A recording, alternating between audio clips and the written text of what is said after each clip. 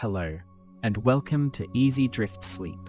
To support our quiet corner of calm, please consider liking this story and subscribing for future peaceful escapes. Welcome, traveler, to a journey through the quiet expanse of time, a gentle exploration of the night sky and the ancient eyes that first sought solace and understanding within its depths. Tonight, we begin our descent into the sleepy history of astronomy, a story whispered across millennia, told in the soft glow of distant stars. Imagine a world before electric light, before the glow of cities reached into the heavens, a world where the night sky was a dominant, awe-inspiring feature of human experience. In that profound darkness, the stars shone with an intensity we seldom witness today, a brilliant, silent tapestry woven across the vastness above. Ancient civilizations, from the earliest moments of human consciousness, gazed at this magnificent canvas, finding comfort and meaning in the seemingly countless points of light. These early astronomers were not driven by scientific instruments as we know them, but by an innate curiosity, a deep human need to comprehend their place within the grand cosmic order. They observed celestial patterns with meticulous patience, noticing their gentle, predictable movements, the slow, deliberate unfolding of the heavens. The stars were often seen as distant, twinkling lights, guiding travelers across trackless deserts and dark oceans, offering a sense of stability in an ever-changing world. The concept of constellations emerged from this ancient gaze, these imaginary patterns connecting stars named after mythical figures, powerful animals, or everyday objects. Many constellations were envisioned as stories etched across the dark canvas of the night, narratives that explained the world, celebrated heroes, or warned of impending seasons. The Big Dipper, for instance, part of the larger constellation Ursa Major, the Great Bear, has been a familiar guide in the northern sky for millennia, its distinctive ladle shape a constant beacon. Different cultures, however, imagined different figures in the same star patterns. What was a plough in some European traditions became a bear to others, a testament to the human imagination's boundless reach. The gentle glow of the Milky Way, our home galaxy, has inspired awe for countless generations.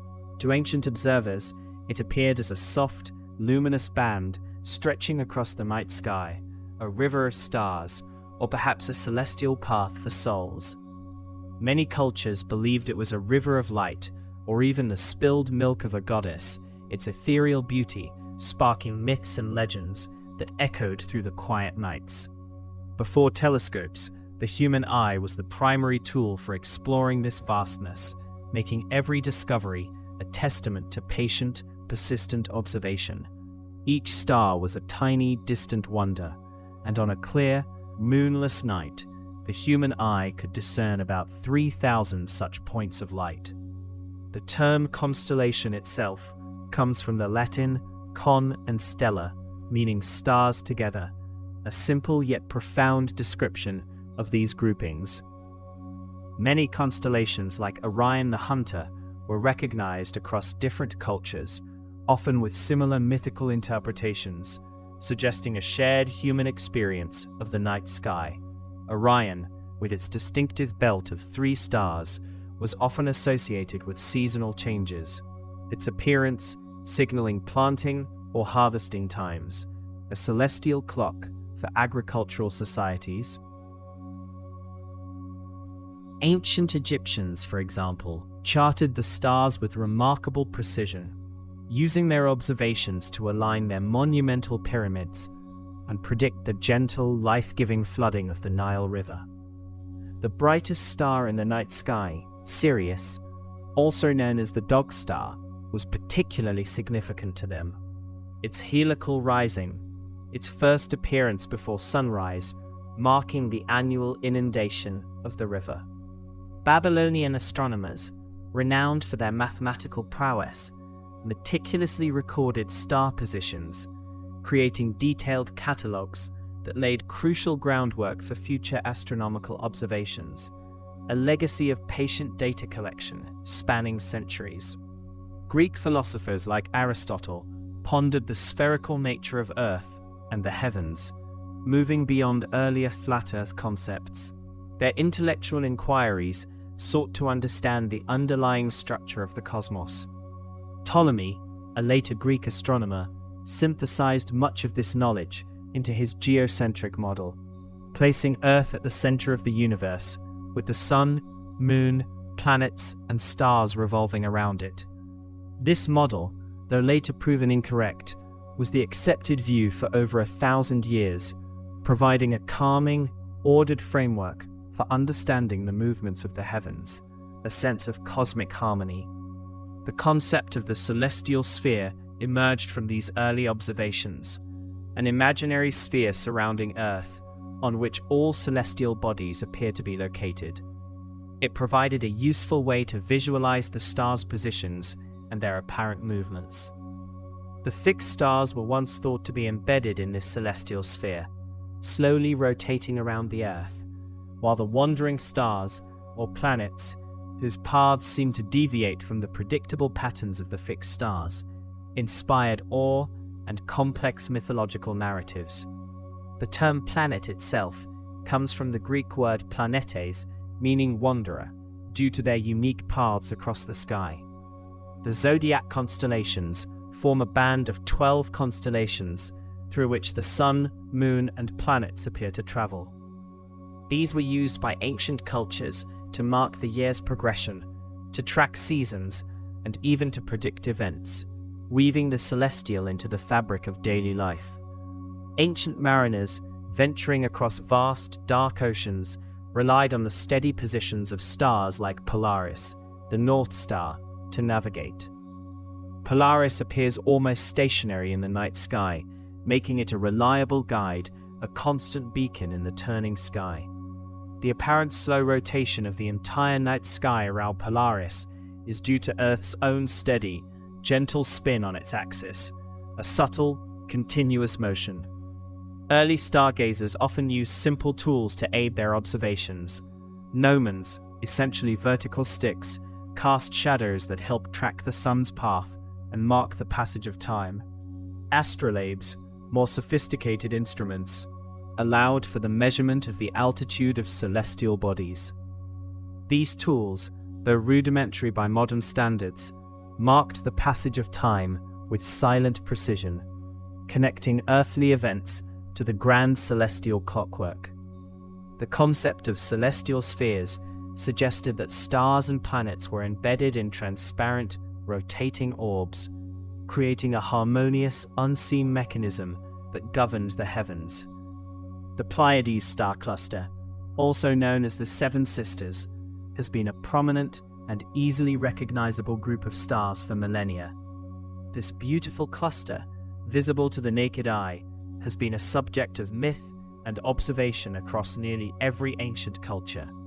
Often associated with harvest times and ancient myths, its gentle sparkle a familiar sight. Some constellations like Krupp's, the Southern Cross, are only visible from specific hemispheres, guiding travelers in different parts of the world, their unique patterns offering distinct navigational cues. Indigenous Australians, for example, have some of the oldest continuous astronomical traditions, observing not only the bright stars, but also dark constellations formed by the dust lanes of the Milky Way. Seeing figures and stories in the absence of light, a profound connection to the cosmos. Ancient Chinese astronomers meticulously recorded guest stars, or supernova, noting their transient brilliance in the heavens, documenting events that would reshape our understanding of stellar life cycles centuries later.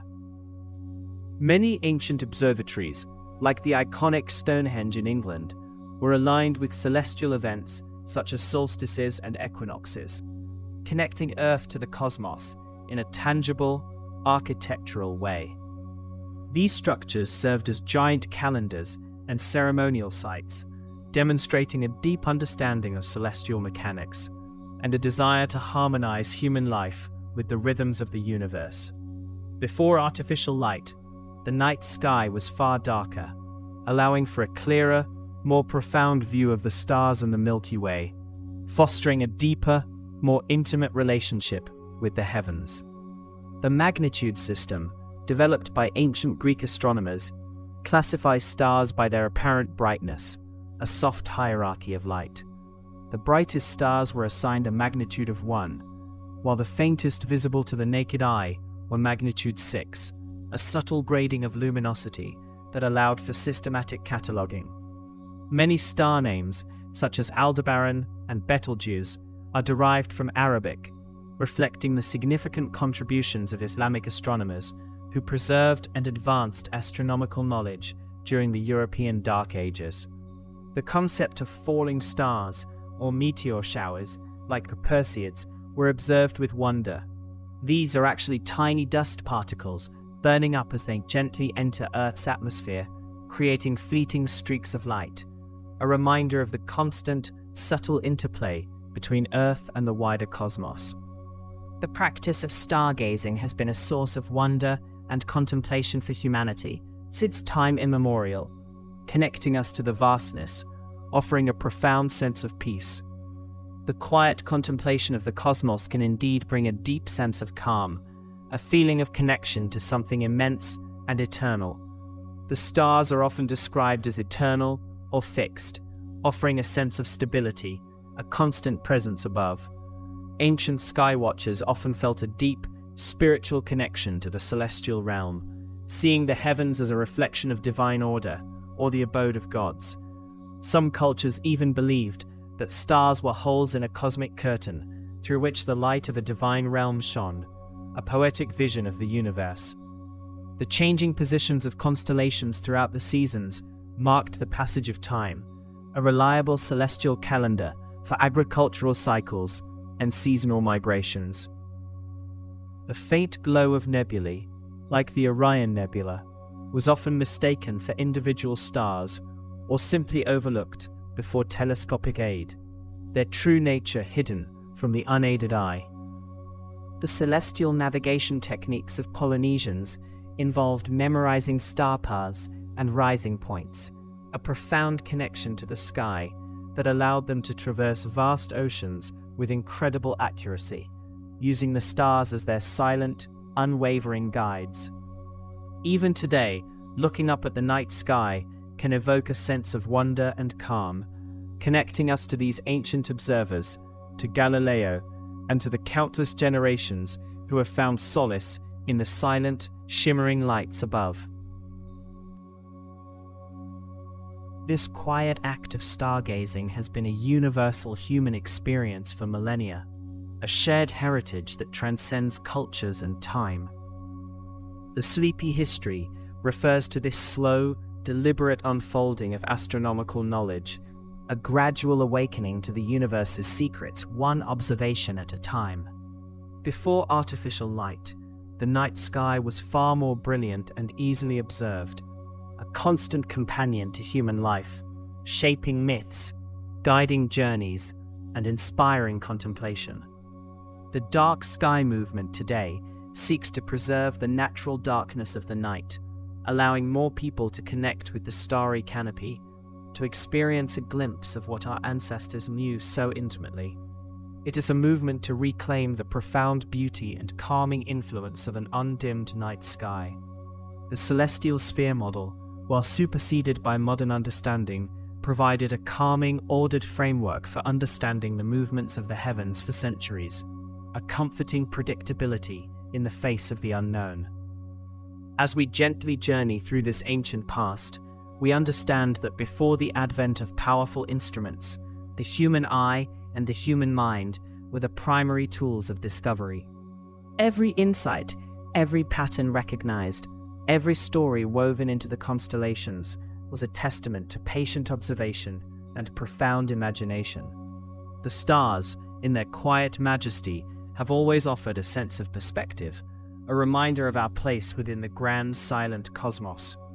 And now, as we drift deeper into the past, we arrive at a pivotal moment, a turning point when a new instrument would allow humanity to see the heavens in an entirely new way, ushering in an age of unprecedented discovery.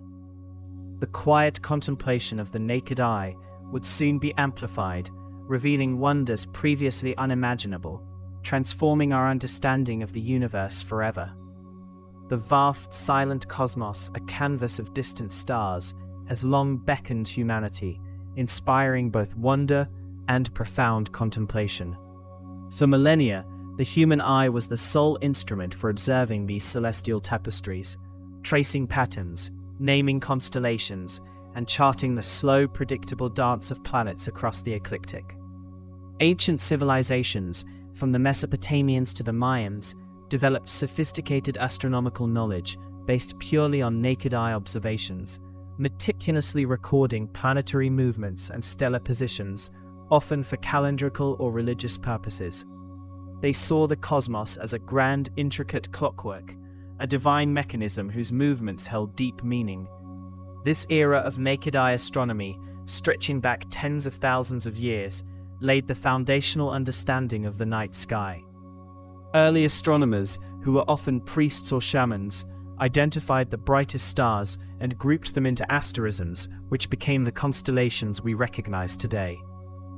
These constellations were not merely arbitrary groupings. They were often imbued with cultural narratives, myths, and legends, reflecting the hopes, fears, and beliefs of the societies that created them. The Great Bear, Ursa Major, for instance, has appeared in various forms across numerous cultures, from a plough to a wagon, its 7 bright stars, a constant fixture in the northern sky. The meticulous tracking of the sun's path allowed for the creation of calendars, essential for agriculture and seasonal rituals. The solstices and equinoxes, moments of cosmic balance, were marked with monumental structures like Stonehenge, aligning precisely with celestial events. These ancient observatories, built with immense effort and ingenuity, stand as enduring testaments to humanity's deep-seated desire to understand and connect with the heavens. They represent a primal form of scientific inquiry, a quest to decipher the cosmic code using only what nature provided, keen eyesight, and a patient, observant mind. The Greeks, building upon earlier Egyptian and Babylonian knowledge, systematized much of this observational astronomy. Philosophers like Thales of Miletus, often considered the first true scientist, predicted solar eclipses, demonstrating an early grasp of celestial mechanics. Hipparchus of Nicaea, in the 2nd century BCE, compiled one of the earliest comprehensive star catalogues, listing the positions and apparent brightness of over 1,000 stars. He also discovered the precession of the equinoxes, a slow wobble in Earth's axis that shifts the apparent positions of stars over centuries, a phenomenon detectable only through long-term, precise observation. His work was a monumental achievement, providing a quantitative framework for understanding the fixed stars. Ptolemy, in the 2nd century CE, synthesized much of this ancient knowledge into his seminal work, the Almagest. This 13-volume treatise became the authoritative text on astronomy for over 14 centuries. In it, Ptolemy presented a geocentric model of the universe, with Earth at its center, orbited by the Moon, Sun, and planets, all encased within a sphere of fixed stars. While ultimately incorrect, his model was remarkably sophisticated, employing epicycles and deference to explain the seemingly erratic movements of the planets, particularly their retrograde motion.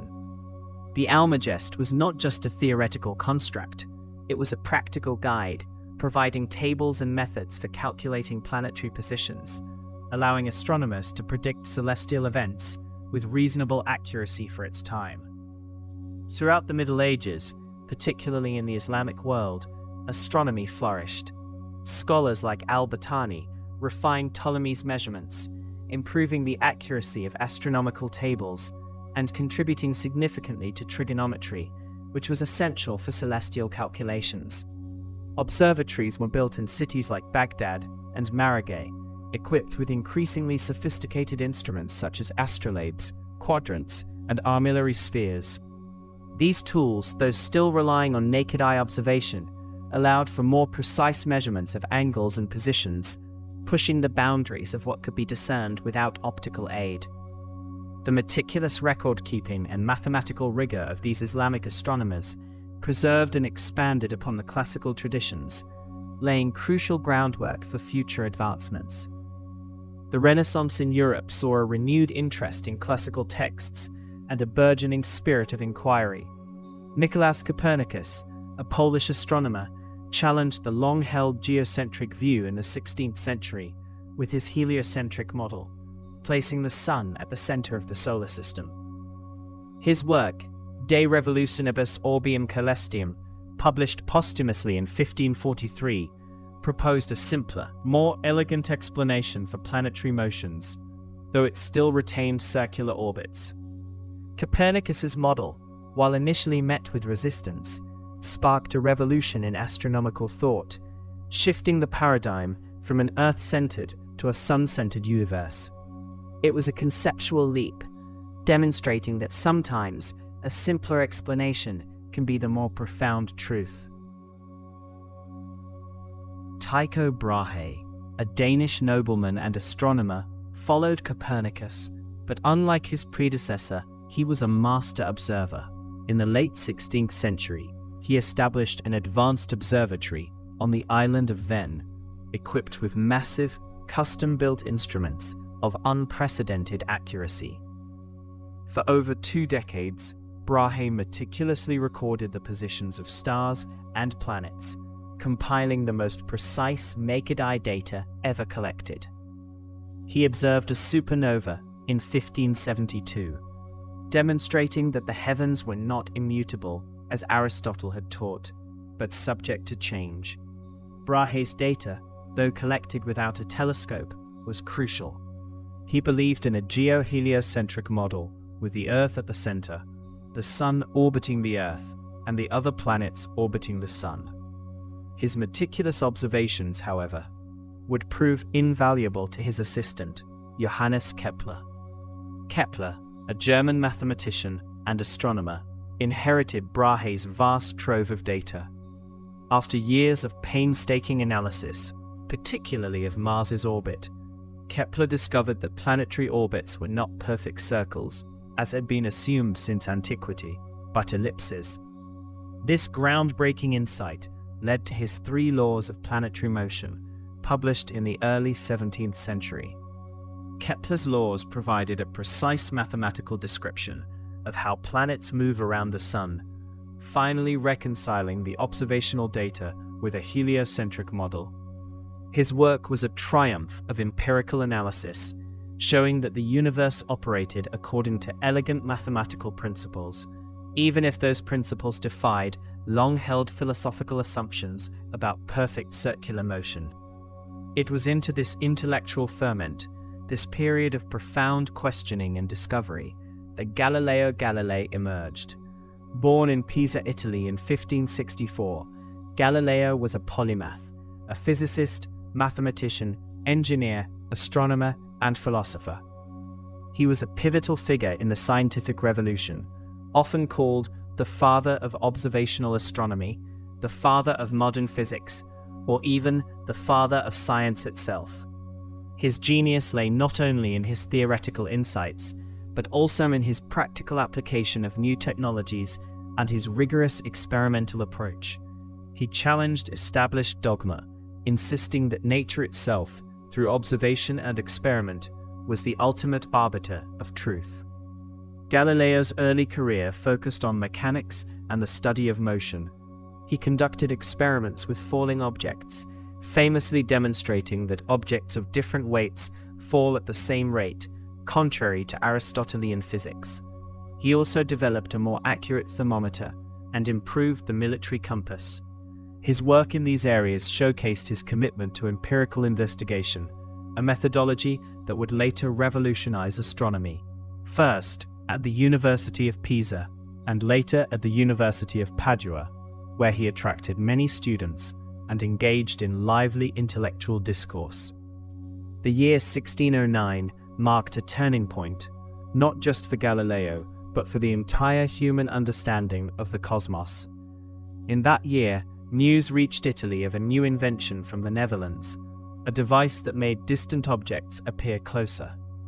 This instrument, initially developed for military or maritime use, was called a Dutch perspective glass, or spyglass. Galileo, with his keen engineering mind, immediately grasped its potential and set about constructing his own. He did not invent the telescope, but he significantly improved upon its design, and crucially, was the first to systematically turn it towards the heavens. His initial telescopes were crude by modern standards, offering magnifications of only 3 to 10 times. Yet, even with these early instruments, Galileo's observations were revolutionary. He ground his own lenses, carefully shaping them to achieve greater clarity and magnification. He mounted these lenses in lead tubes, creating a device that, for the first time, allowed humanity to peer beyond the limits of the naked eye. The act of pointing this new instrument skyward was an act of profound curiosity, a daring leap into the unknown. Galileo's first astronomical observations, made in late 1609 and early 1610, were nothing short of astonishing. He began by observing the moon. Through his telescope, the moon was no longer a perfect, smooth sphere, as Aristotle and Ptolemy had described. Instead, it revealed a rugged, mountainous terrain, complete with craters, valleys, and vast dark plains he called maria, or seas. He saw shadows cast by lunar mountains, allowing him to estimate their heights. This discovery challenged the ancient belief in the celestial perfection of heavenly bodies, suggesting that the moon was a world much like Earth, imperfect and varied. He meticulously sketched what he saw, his drawings providing the first detailed topographical maps of the lunar surface. The sight of these lunar features, so strikingly similar to earthly landscapes, began to erode the rigid distinction between the terrestrial and celestial realms, a distinction that had underpinned centuries of philosophical and theological thought. The moon, once a symbol of ethereal purity, became a tangible, rocky world, a stepping stone to understanding other planets. Next, Galileo turned his telescope to the stars.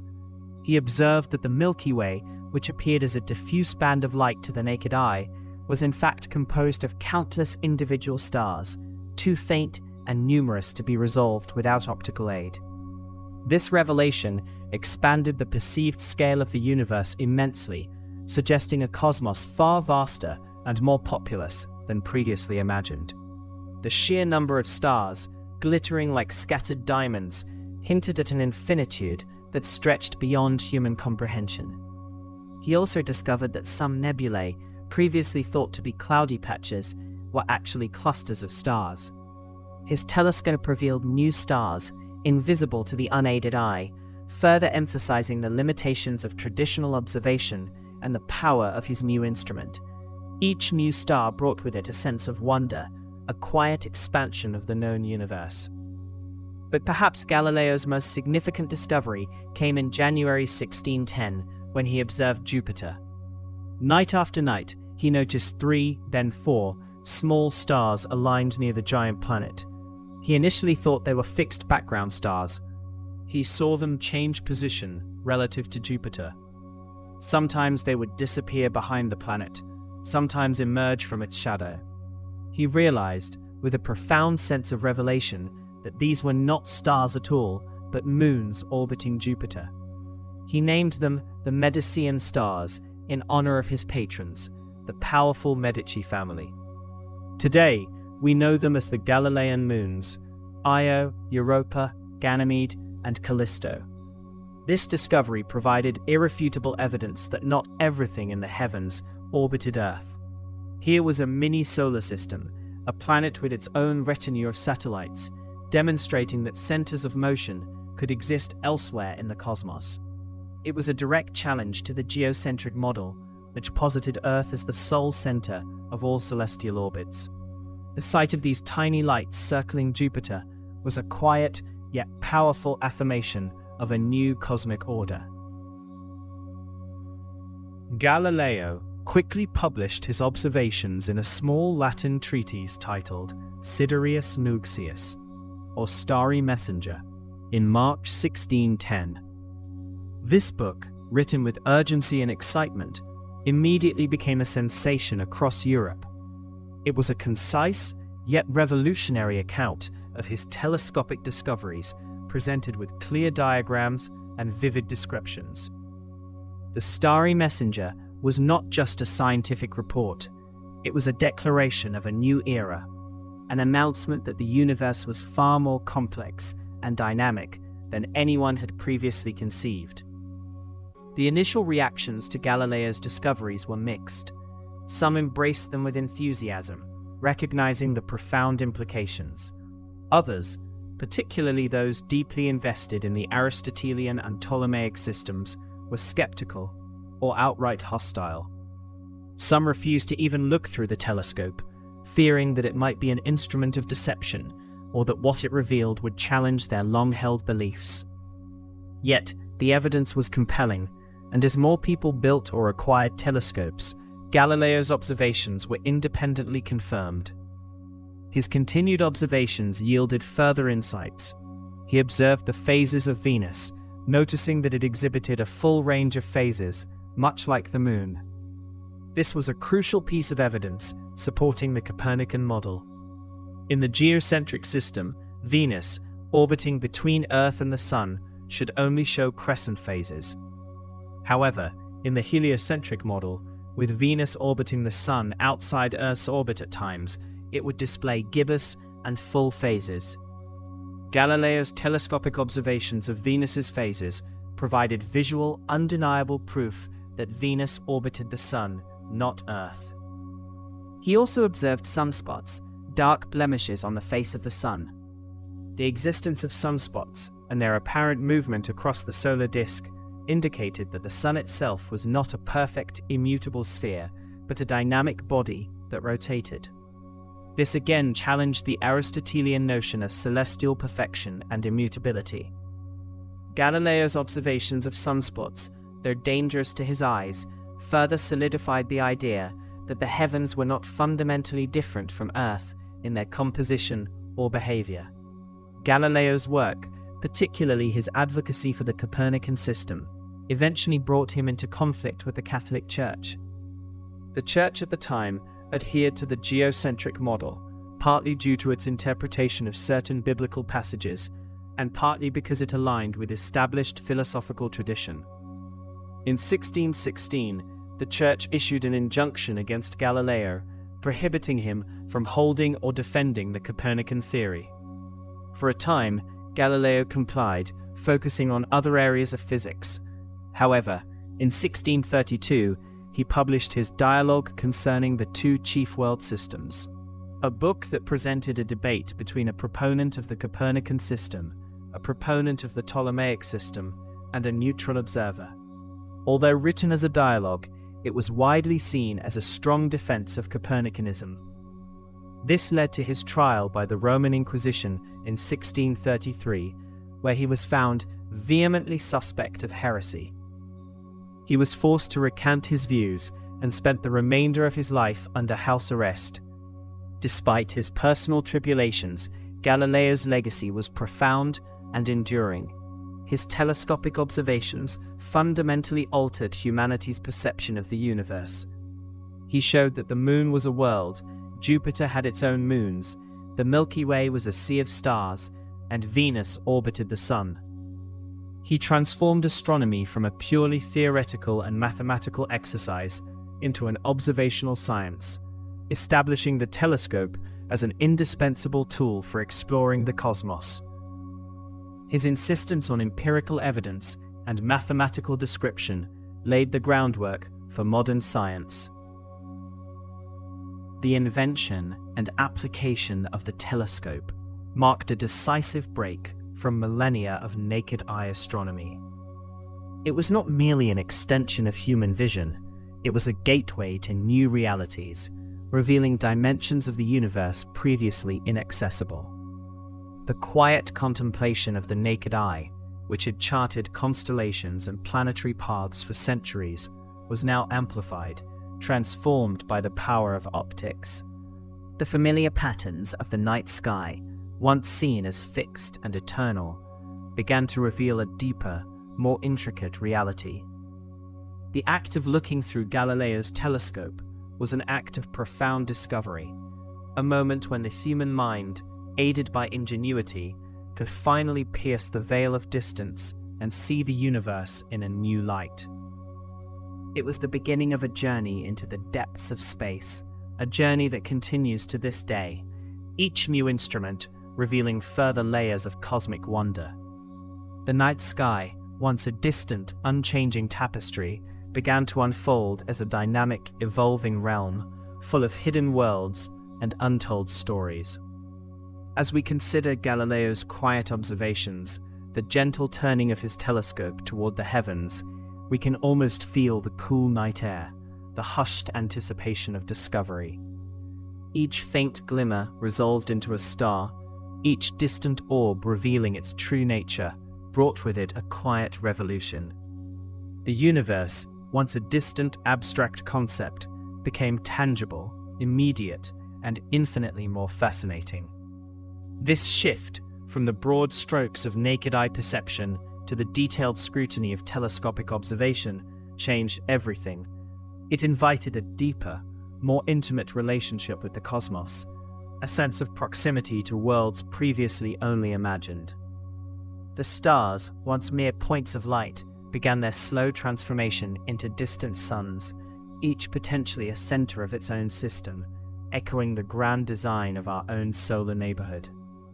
This new vision of the cosmos, initiated by Galileo's simple yet profound act of looking, continues to shape our understanding. It reminds us that the universe is always ready to reveal more of itself, if only we have the curiosity to look, the patience to observe, and the ingenuity to build the tools that extend our senses. The quiet hum of discovery, first sparked by those early telescopic views, resonates through the centuries, inviting us to gaze upward with renewed wonder. And so, as the echoes of Galileo's discoveries settle, a new understanding of the night sky begins to emerge, one that is both more complex and more wondrous than ever before.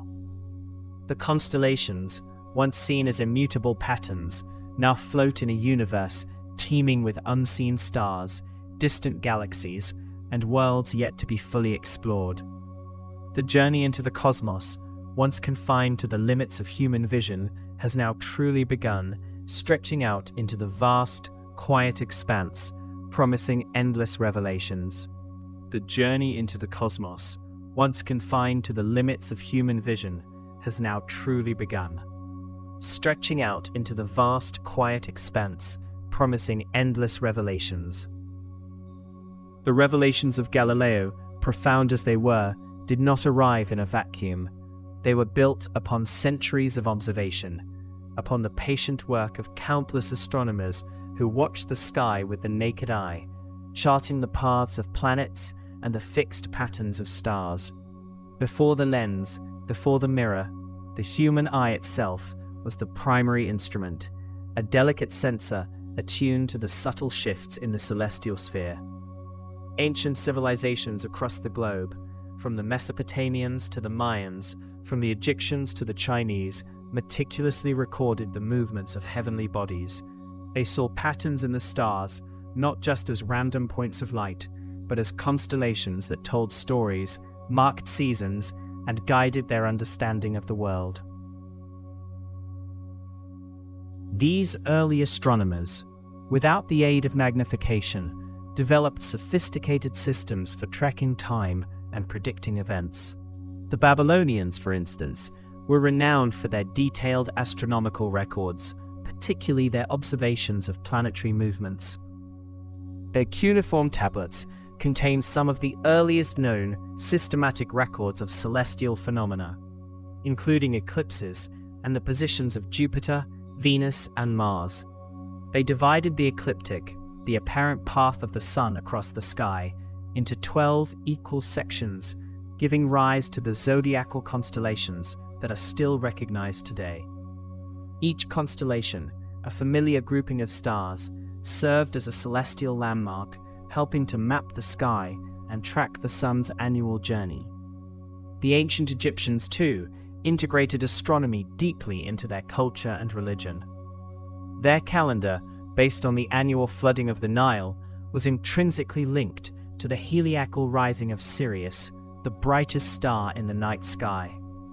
When Sirius, known to them as Sopdet, first appeared above the horizon just before sunrise, it signaled the imminent inundation, a crucial event for their agricultural society. They oriented their temples and pyramids with remarkable precision to celestial events, aligning them with solstices, equinoxes, and the rising of specific stars, demonstrating an advanced understanding of celestial mechanics for their time. The very architecture of their civilization was a testament to their profound connection with the heavens. Across the globe, in Mesoamerica, the Maya civilization developed an incredibly accurate calendar system, far more precise than many European calendars of the same era. Their astronomical observations, recorded in codices and carved into stone monuments, allowed them to predict solar and lunar eclipses with remarkable accuracy. They tracked the complex cycles of Venus, recognizing its phases as both a morning and evening star, and integrated these cycles into their elaborate calendrical and religious systems.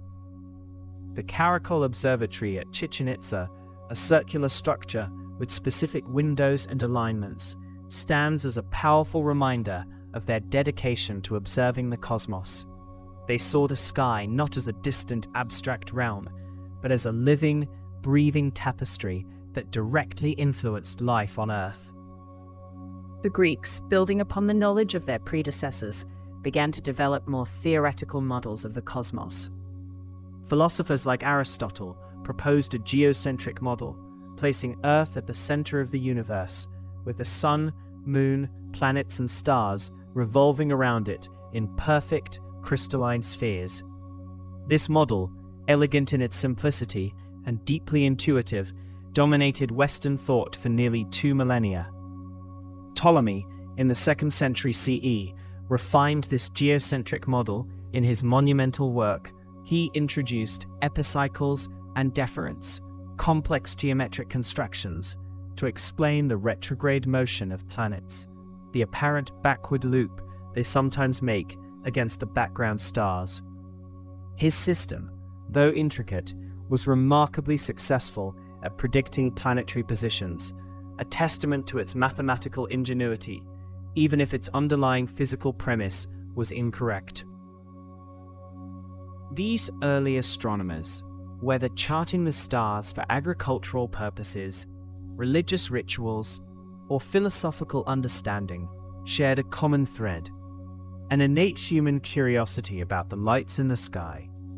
They recognized patterns, gave names to constellations, and wove narratives around them, creating a rich tapestry of celestial lore. The constellations themselves, Orion the Hunter, Ursa Major the Great Bear, Cassiopeia the Queen, were not just random groupings of stars, but became familiar characters in the human story, guiding travelers, marking seasons, and inspiring wonder. Each star, though seemingly fixed, was a tiny beacon in a vast dark ocean, and their collective arrangement provided a sense of order and predictability in an often unpredictable world. The invention of the telescope, therefore, was not merely an incremental improvement, but a fundamental shift in perception. It was as if humanity had suddenly been granted a new sense, an extension of vision that pierced the veil of distance. Galileo's first observations through his rudimentary telescope, a simple arrangement of lenses in a tube, revealed a universe far more complex and dynamic than previously imagined. The moon, once thought to be a perfect, unblemished sphere, was revealed to be a rugged landscape of mountains and craters, strikingly similar to Earth. This observation alone challenged the Aristotelian notion of a perfect, unchanging celestial realm. His discovery of the four largest moons orbiting Jupiter, Io, Europa, Ganymede, and Callisto, provided irrefutable evidence that not everything revolved around the Earth. Here were celestial bodies orbiting another celestial body, a miniature solar system in motion. This observation directly undermined the geocentric model and lent powerful support to the Copernican heliocentric theory, which placed the Sun at the center of the solar system. The sight of these tiny points of light, shifting their positions night after night around the giant planet, was a profound visual argument for a new cosmic order. Galileo's telescope also turned its gaze upon the Milky Way, that faint luminous band stretching across the night sky, which had long been a mystery. To the naked eye, it appeared as a diffuse cloud, a celestial river of light. But through the telescope, Galileo resolved it into countless individual stars, so numerous that their combined light created the milky appearance. This revelation expanded the perceived scale of the universe dramatically, suggesting an immensity far beyond what had been conceived. The universe was not just a few thousand stars scattered across a black dome. It was an uncountable multitude, stretching into depths previously unimaginable. He also observed the phases of Venus, much like the phases of the Moon. This was another crucial piece of evidence supporting the heliocentric model. If Venus orbited the Earth, it should only show crescent phases. However, if it orbited the Sun, interior to Earth's orbit, it would display a full range of phases, from crescent to gibbous to full, depending on its position relative to the Sun and Earth. Galileo's telescopic observations confirmed these full phases, providing yet another powerful argument against the Ptolemaic system. The universe, through the lens, was revealing its true, sun-centered nature. The Sun itself, when viewed cautiously through a darkened glass, revealed sunspots, dark blemishes, on its otherwise brilliant surface.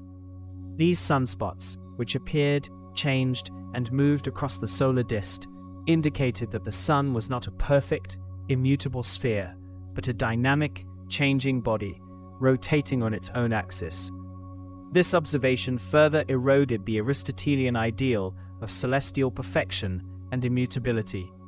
The heavens, once considered flawless and eternal, were now shown to be subject to change and imperfection, just like the Earth.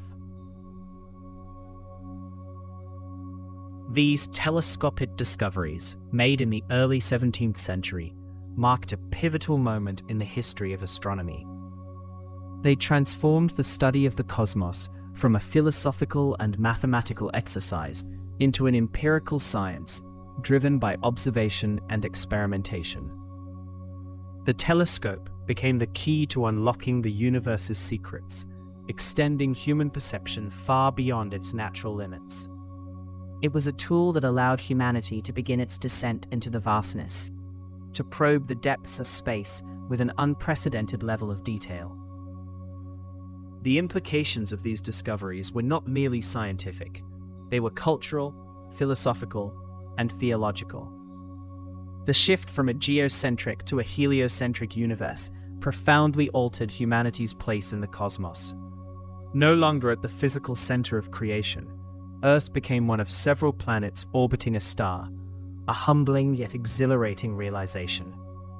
This reorientation sparked intense debate and controversy, particularly with the established religious authorities of the time, who had long integrated the geocentric model into their theological framework. The universe, as revealed by the telescope, was a much larger, more complex, and perhaps more indifferent place than previously imagined. As the telescope improved and spread across Europe, more astronomers turned their gaze skyward, eager to follow in Galileo's footsteps. Johannes Kepler, a contemporary of Galileo, used the meticulous observational data of Tycho Brahe to formulate his 3 laws of planetary motion. These laws, describing elliptical orbits rather than perfect circles and varying planetary speeds, provided a precise mathematical framework for the heliocentric model. Kepler's work, though not directly dependent on telescopic observations for its initial formulation, was crucial in establishing the mathematical elegance and predictive power of the new cosmology. His laws provided the blueprint for understanding how planets truly move through space. The scientific revolution, ignited by figures like Copernicus, Kepler, and Galileo, fundamentally reshaped humanity's understanding of the universe. It moved away from a qualitative, philosophical approach to a quantitative, empirical one, emphasizing observation, measurement, and mathematical description. The night sky, once a canvas for myths and divine pronouncements, became a laboratory for scientific inquiry, a vast expanse waiting to be systematically explored and understood. Each star, each planet, each nebula became an object of study, revealing its own unique properties and contributing to a grander cosmic narrative. The concept of the celestial sphere, an imaginary sphere surrounding Earth onto which all celestial objects appear to be projected, began to lose its literal interpretation. While still useful as a conceptual tool for mapping the sky, the telescope revealed that stars were not fixed points on a distant shell, but individual suns scattered at varying distances throughout an immense three-dimensional space. The constellations, those familiar patterns, were now understood as mere line-of-sight effects, groupings of stars that might be light years apart in reality, appearing close together only from our terrestrial vantage point. The Great Bear, Orion's Belt, the Pleiades, all became beautiful illusions, still guiding and inspiring, but now understood within a far grander cosmic architecture. The quest for deeper understanding led to the development of more powerful telescopes. Christian Huygens, in the mid-17th century, made significant improvements to telescope design, leading to clearer and more powerful instruments. He discovered Saturn's largest moon, Titan, and correctly identified the true nature of Saturn's rings, which Galileo had only seen as indistinct ears or handles due to the limitations of his own telescope. Huygens' observations revealed the rings as a thin, flat disk, tilted relative to Earth, a stunning detail that further showcased the intricate beauty of the solar system. Each new discovery, each clearer image, pulled humanity further into the cosmic depths. The 17th century also saw the rise of professional observatories, dedicated institutions for astronomical research. The Royal Observatory at Greenwich, founded in 1675, and the Paris Observatory, founded in 1667, became centers of celestial observation and mapping.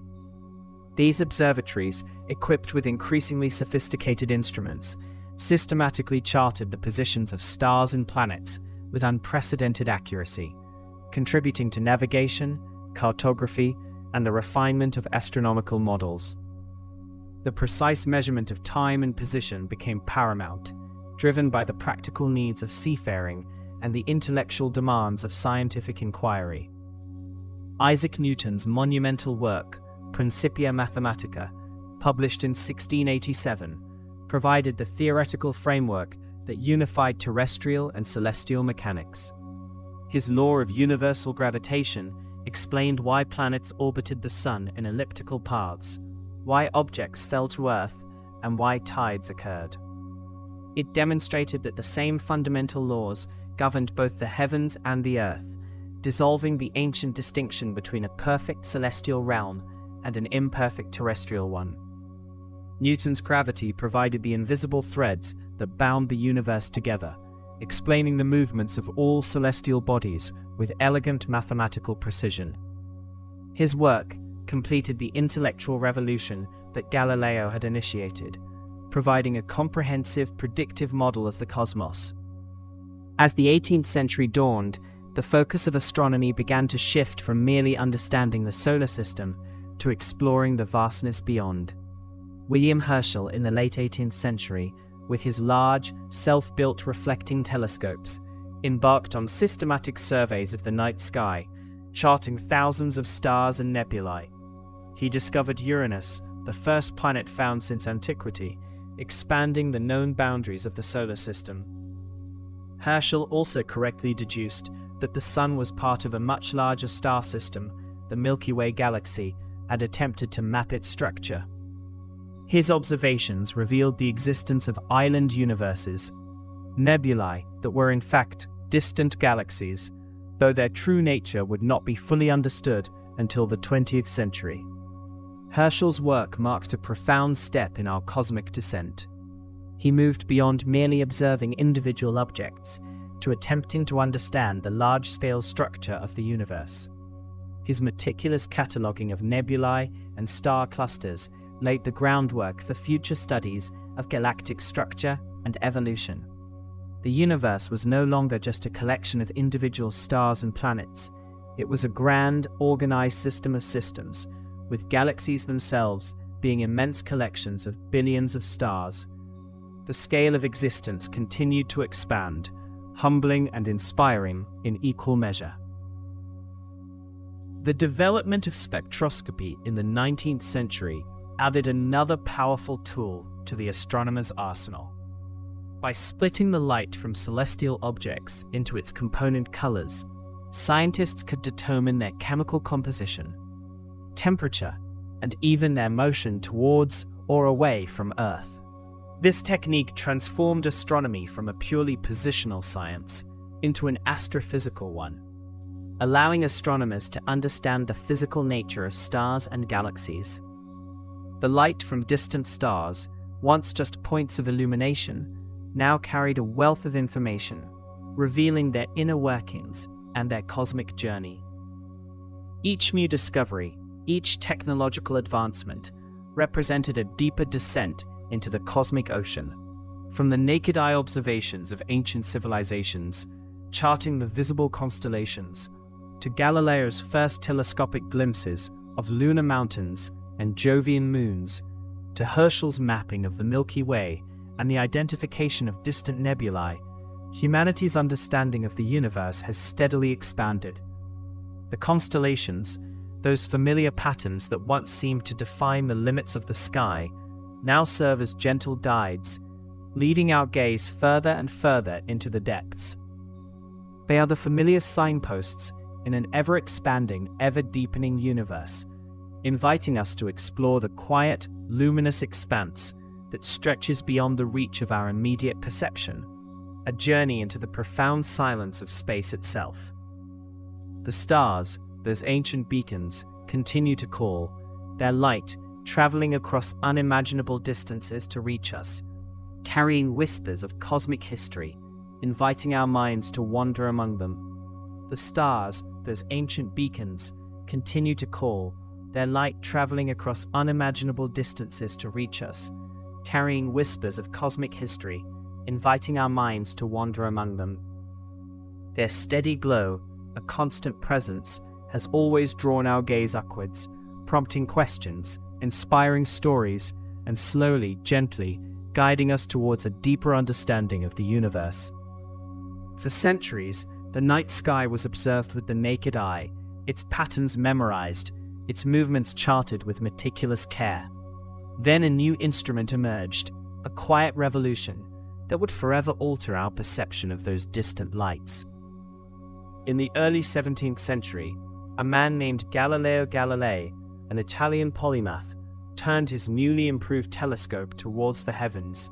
This simple device, a tube with lenses, magnified the distant world, revealing details previously hidden, ushering in an era of profound discovery. Galileo's observations through this instrument marked a pivotal moment in human history, revealing previously unseen celestial wonders and transforming our understanding of our place within the vast cosmos. He was not the inventor of the telescope, but he refined its design, enhancing its power. And crucially, he was among the very first to systematically point it towards the night sky, not just for terrestrial viewing, but for celestial exploration.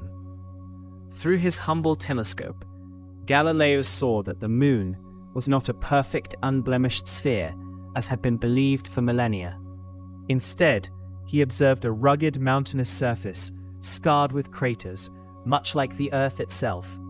He made careful, patient sketches of what he saw, detailing the shadows cast by lunar peaks, the dark plains, and the bright rims of impact basins. These drawings, published in his revolutionary work, Sidereus Nuncius, or Starry Messenger, in 1610, showed a moon that was a world, not a pristine ethereal orb.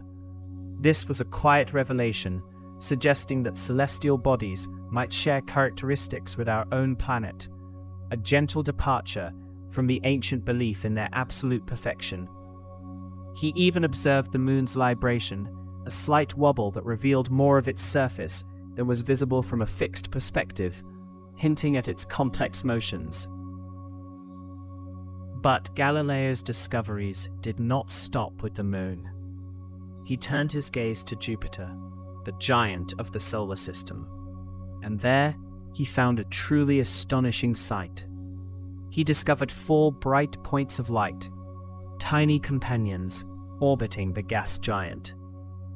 These were Jupiter's largest moons, now famously known as the Galilean moons, Io, Europa, Ganymede, and Callisto.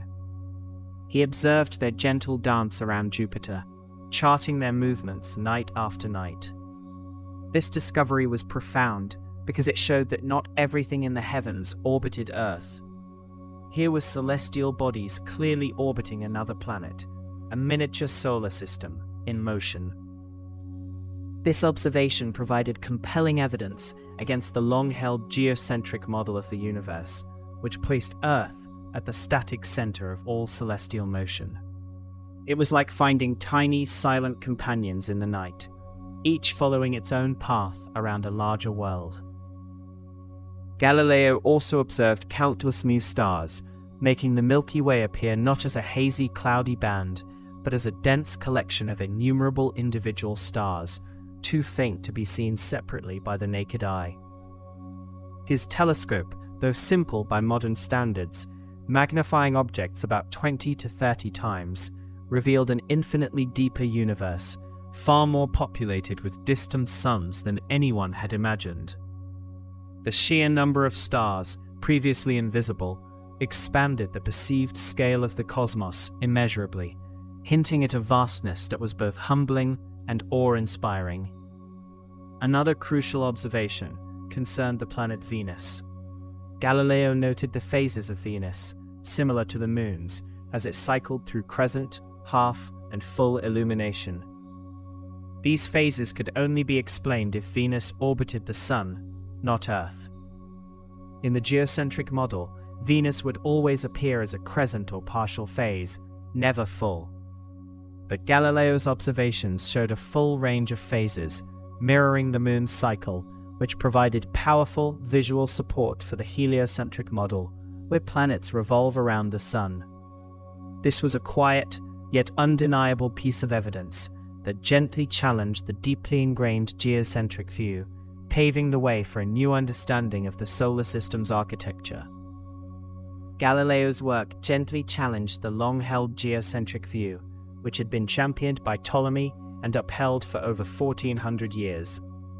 The idea of Earth quietly revolving around the Sun, rather than being the static center of all creation, began to take root in the minds of thinkers and observers. This shift in perspective was not immediate or universally accepted, but Galileo's meticulous observations provided the empirical foundation for a new way of seeing the cosmos. His findings were a testament to the power of careful observation and the use of new tools to extend human perception. He also made observations of sunspots, dark patches on the Sun's surface.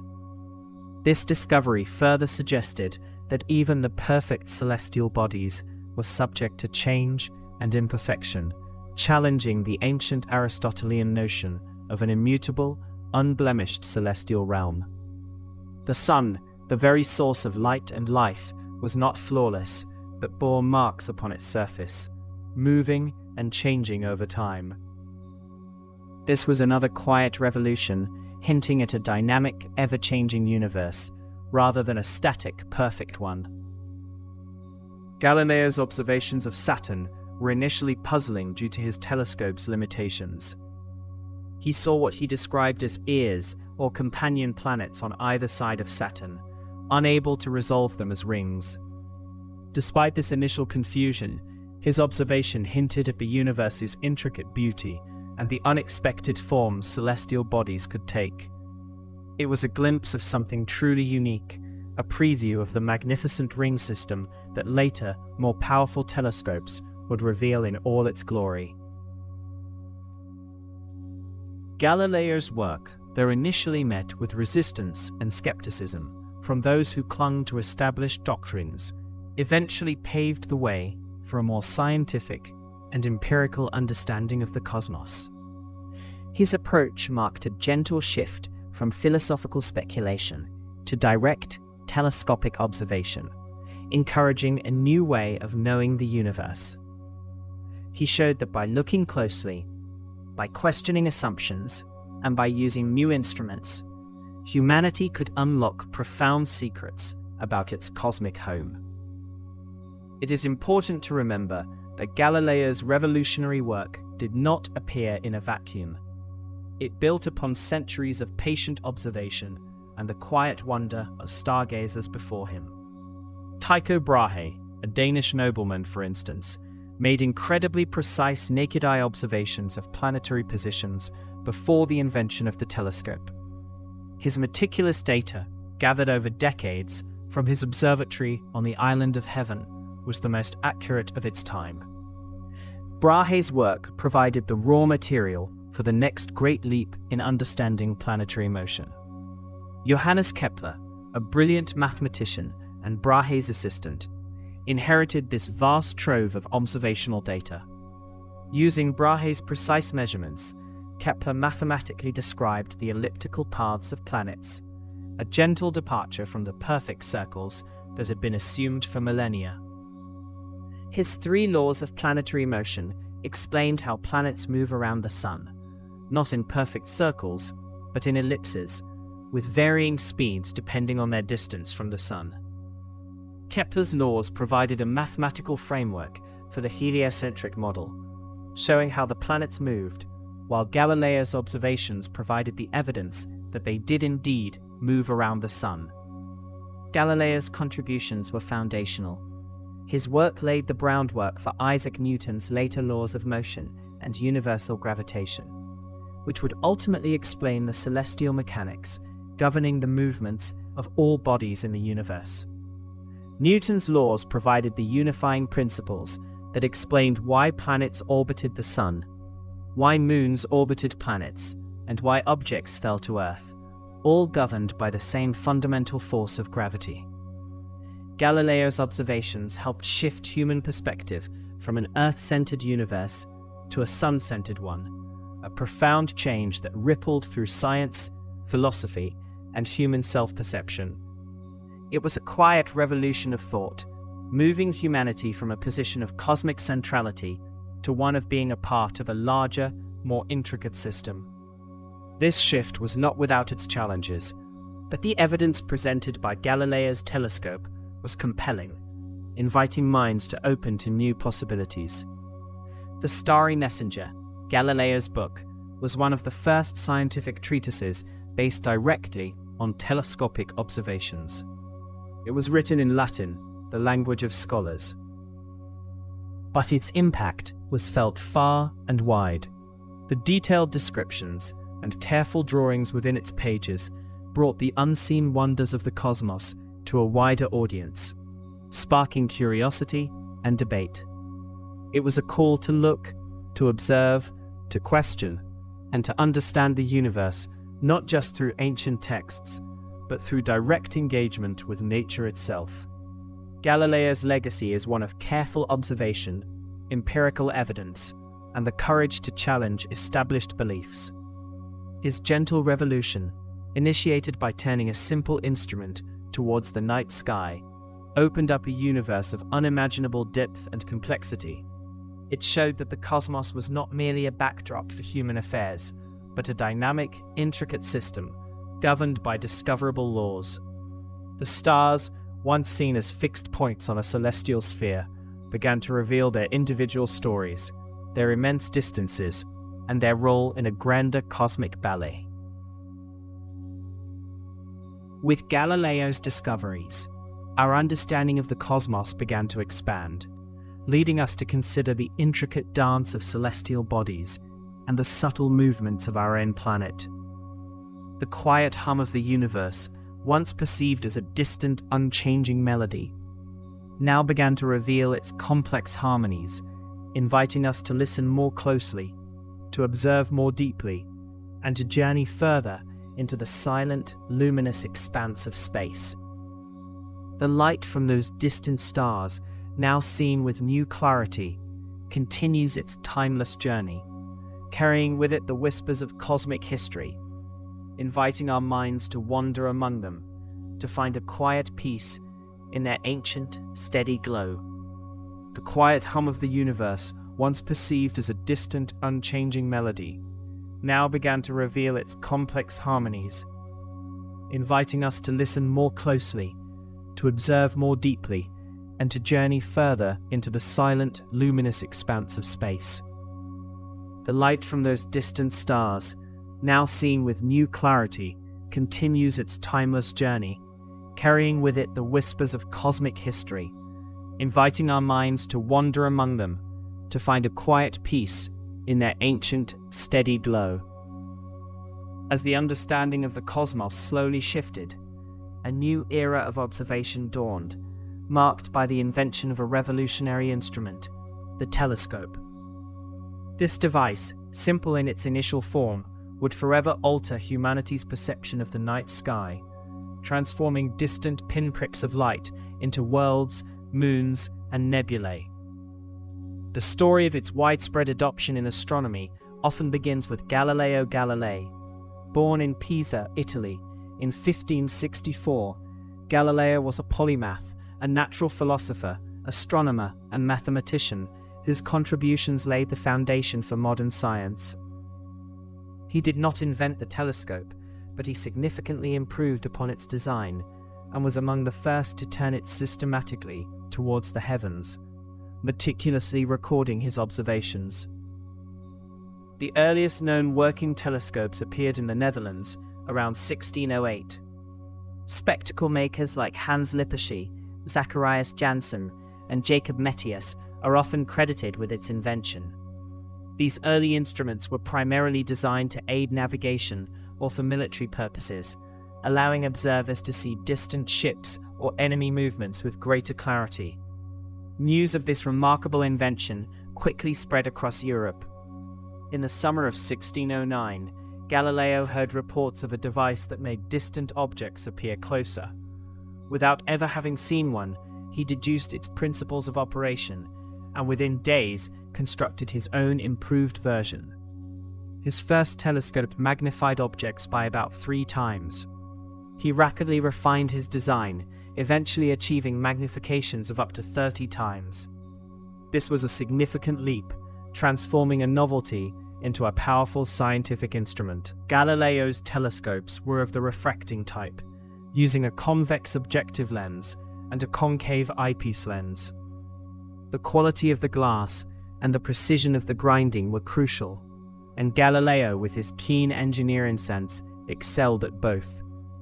He presented one of his early telescopes to the Venetian Senate, demonstrating its utility for maritime and military observation. The Senate, recognizing its strategic value, granted him a lifetime lectureship at the University of Padua and doubled his salary. This financial security allowed him to dedicate more time to his astronomical pursuits. In late 1609, rather than focusing solely on terrestrial applications, Galileo pointed his improved telescope towards the night sky. His initial observations were breathtaking. He saw that the moon, long considered a perfect, unblemished sphere, was in fact a rugged landscape of mountains and craters, casting long shadows that shifted with the lunar day. He sketched these features with remarkable detail, noting their resemblance to terrestrial mountains and valleys.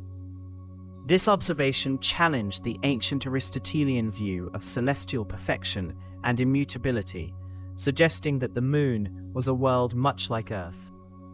His observations of the stars also yielded astonishing results. He discovered that the Milky Way, which appeared as a hazy band of light to the naked eye, was in fact composed of countless individual stars, too faint and numerous to be resolved without magnification. This revelation expanded the perceived scale of the universe immensely, hinting at a vastness previously unimaginable. He also observed that some nebulae, previously thought to be gaseous clouds, were actually clusters of stars. Perhaps Galileo's most revolutionary discovery came in January 1610, when he turned his telescope towards Jupiter. He noticed 3 small star-like objects aligned near the planet. Over successive nights, he observed their positions shifting relative to Jupiter and to each other. Initially, he thought they were fixed stars, but their consistent movement around Jupiter quickly led him to conclude that they were moons orbiting the giant planet. He eventually discovered a 4th moon. He named them the Medicean stars in honor of his patron, Cosimo II de' Medici, Grand Duke of Tuscany. Today, these 4 largest moons of Jupiter are known as the Galilean moons: Io, Europa, Ganymede, and Callisto. This discovery provided compelling evidence that not everything in the heavens orbited Earth, directly supporting the Copernican heliocentric model, which placed the Sun, not Earth, at the center of the solar system. Galileo published his findings in March 1610 in a small treatise titled Sidereus Nuncius, or Starry Messenger. This book caused a sensation across Europe, sparking both immense excitement and fierce controversy. His observations challenged deeply entrenched philosophical and theological doctrines that had held sway for centuries. The idea of an imperfect moon and of celestial bodies orbiting something other than Earth was a direct assault on the Aristotelian Ptolemaic geocentric system, which was supported by the Church. Further observations continued to bolster the heliocentric view. Galileo observed the phases of Venus, noting that it displayed a full range of phases, much like the Moon. According to the Ptolemaic model, Venus would only show crescent phases. In the Copernican model, where Venus orbits the Sun inside Earth's orbit, it would exhibit all phases, from new to full, as observed by Galileo. This was another powerful piece of evidence against the geocentric system. He also observed sunspots, dark blemishes on the face of the Sun, and noted their movement, indicating that the Sun itself rotated. This again challenged the notion of perfect, unblemished celestial bodies. Galileo's work marked a pivotal moment in the history of astronomy. He transitioned astronomy from a descriptive science focused on predicting planetary positions to an observational and experimental one, grounded in empirical evidence. His meticulous records and systematic application of the telescope set a new standard for scientific inquiry. Despite the resistance and eventual condemnation he faced from the Inquisition for his advocacy of Copernicanism, his discoveries irrevocably changed humanity's understanding of its place in the cosmos. The universe was no longer a small Earth-centered realm, but a vast dynamic system with many centers of motion. While Galileo was making his groundbreaking observations, the mapping of the night sky continued to evolve, drawing on centuries of human fascination with the stars. Constellations, those imagined patterns in the stars, served as celestial landmarks, storytelling devices, and practical calendars for ancient civilizations. The concept of constellations is far older than the telescope, stretching back to prehistoric times. Early humans looked up at the night sky and connected the dots, seeing figures of animals, heroes, and mythical creatures. These patterns helped them track the seasons, navigate, and pass down cultural narratives. Different cultures developed their own unique sets of constellations. The ancient Egyptians, for example, had constellations like the hippopotamus and the leg of an ox. The Chinese developed an elaborate system of asterisms and palaces, dividing the sky into 28 mansions. The most familiar constellations in the Western world, however, largely derive from ancient Greek and Babylonian traditions. The Babylonian star catalogues, dating back to the 2nd millennium BCE, are some of the earliest systematic records of celestial objects. They identified many of the stars and constellations that would later be adopted by the Greeks. The Greek poet Aratus, in his 3rd century BCE poem Phenomena, described 44 constellations, largely based on earlier works by Eudoxus of Cnidus. This poem became a widely read text and helped popularize the Greek constellation system. Ptolemy, the great Alexandrian astronomer of the 2nd century CE, formalized 48 constellations in his monumental work, the Almagest. These 48 Ptolemaic constellations formed the bedrock of Western astronomy for over 1,400 years. They included familiar figures like Ursa Major, the Great Bear, Orion, the Hunter, Leo, the Lion, and the 12 constellations of the zodiac. The zodiacal constellations are particularly significant. They lie along the ecliptic, the apparent path of the Sun, across the celestial sphere over the course of a year. As the Earth orbits the Sun appears to pass through different constellations each month. These constellations, Aries, Taurus, Gemini, Cancer, Leo, Virgo, Libra, Scorpius, Sagittarius, Capricornus, Aquarius, and Pisces, were used to mark the passage of time and were central to ancient astrology. Their names often reflected the seasonal changes or agricultural activities associated with those times of the year. For example, Cancer, the crab, was associated with the summer solstice, when the sun crawled backward in its apparent motion. With the age of exploration in the 15th and 16th centuries, European navigators ventured into the southern hemisphere, encountering a vast expanse of stars previously unseen from northern latitudes. This necessitated the creation of new constellations to fill the gaps in the Ptolemaic system. Dutch navigators and astronomers played a crucial role in this process. Peter Dirkzoon Keyser and Frederick de Houtman, during their voyages to the East Indies in the late 16th century, mapped many southern stars and proposed new constellations. These were later popularized by the German astronomer Johann Bayer in his star atlas, Uranometria, published in 1603. Bayer's atlas introduced 12 new southern constellations, often named after exotic animals encountered during these voyages, such as Apis, the bird of paradise, Chameleon, Dorado, the swordfish, and Tucana. Later, in the 17th and 18th centuries, other astronomers, including Johannes Hevelius and Nicolas Louis de Lacaille, added more constellations. Hevelius, a Polish astronomer, introduced constellations like Sextans, the sextant, and Scutum, the shield. Lacaille, a French astronomer who spent several years observing from the Cape of Good Hope, charted nearly 10,000 southern stars and created 14 new constellations, many named after scientific instruments, such as fornax, the furnace, horologium, the clock, and telescopium, the telescope. These new additions reflected the scientific spirit of the Enlightenment. By the 19th century, the night sky had become a patchwork of constellations, some ancient, some newly invented, and often with overlapping or ill-defined boundaries.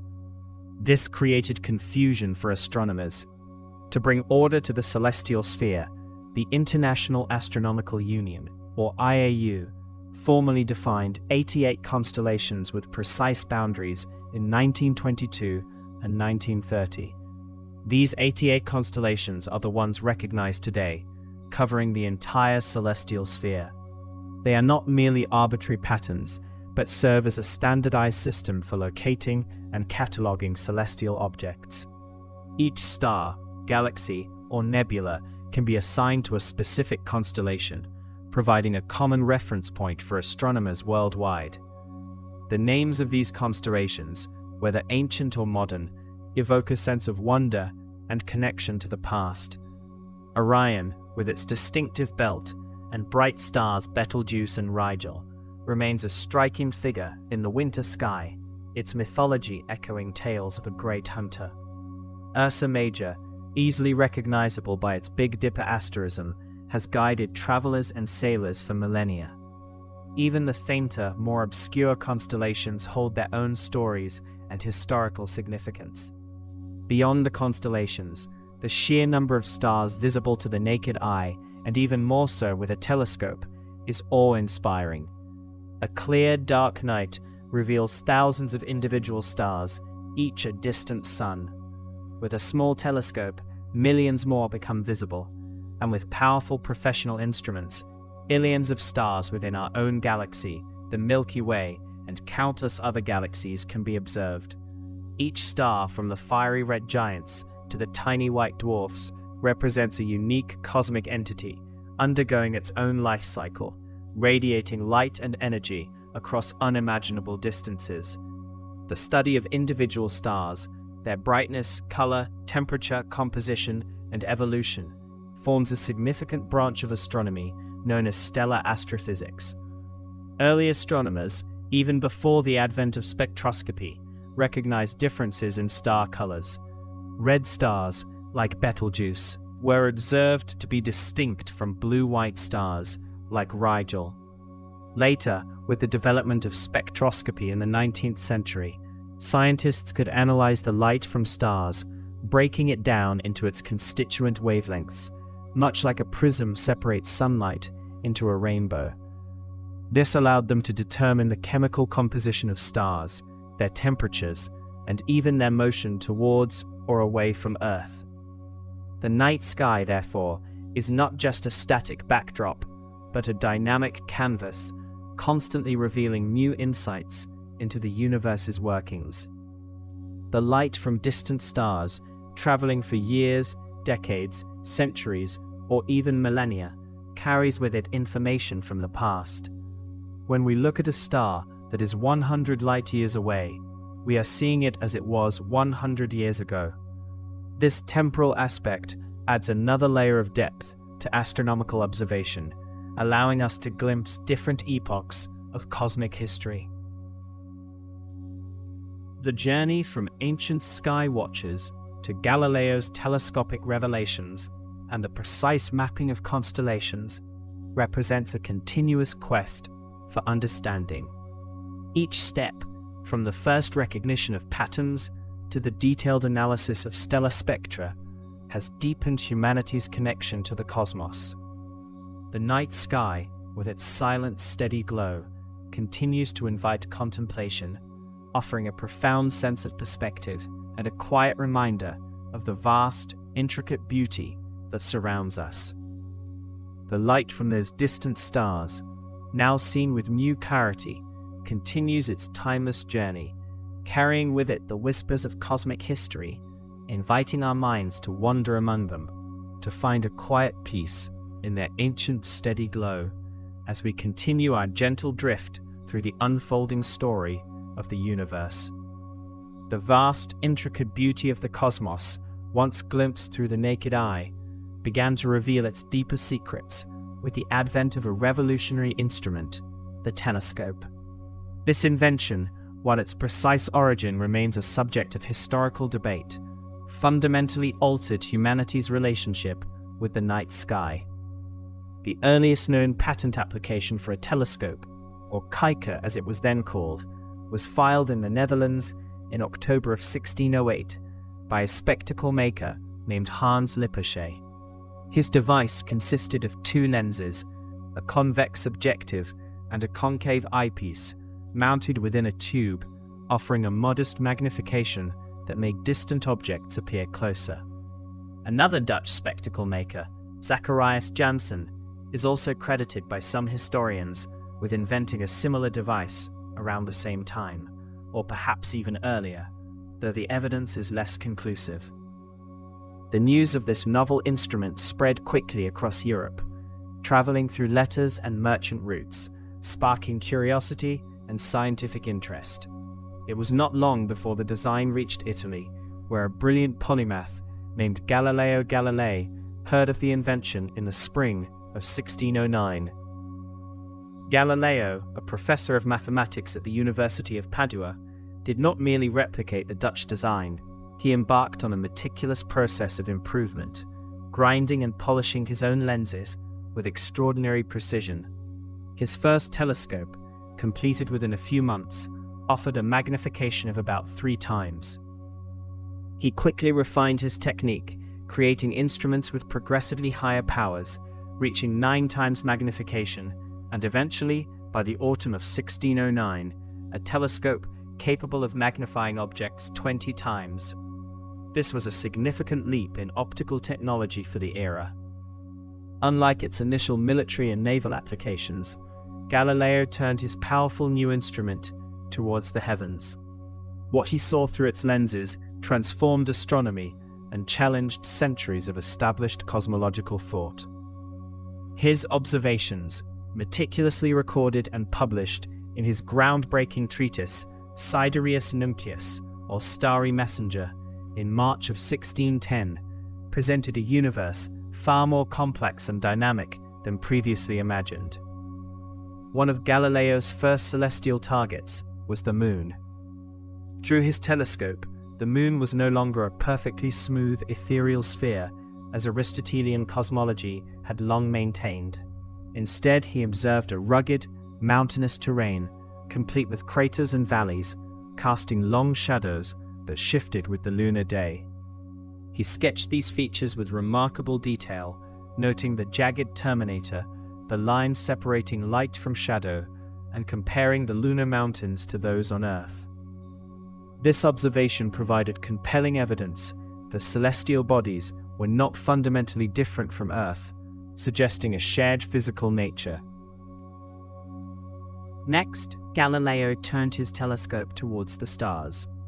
He discovered that the Milky Way, which appeared as a hazy band of light to the naked eye, was in fact composed of countless individual stars, densely packed together. This revelation expanded the perceived scale of the universe immensely, hinting at an unimaginable number of celestial bodies beyond human perception. He also observed that some nebulae, previously thought to be gas clouds, resolved into clusters of stars, further illustrating the vastness and complexity of the cosmos. Perhaps Galileo's most revolutionary discovery concerned the planet Jupiter.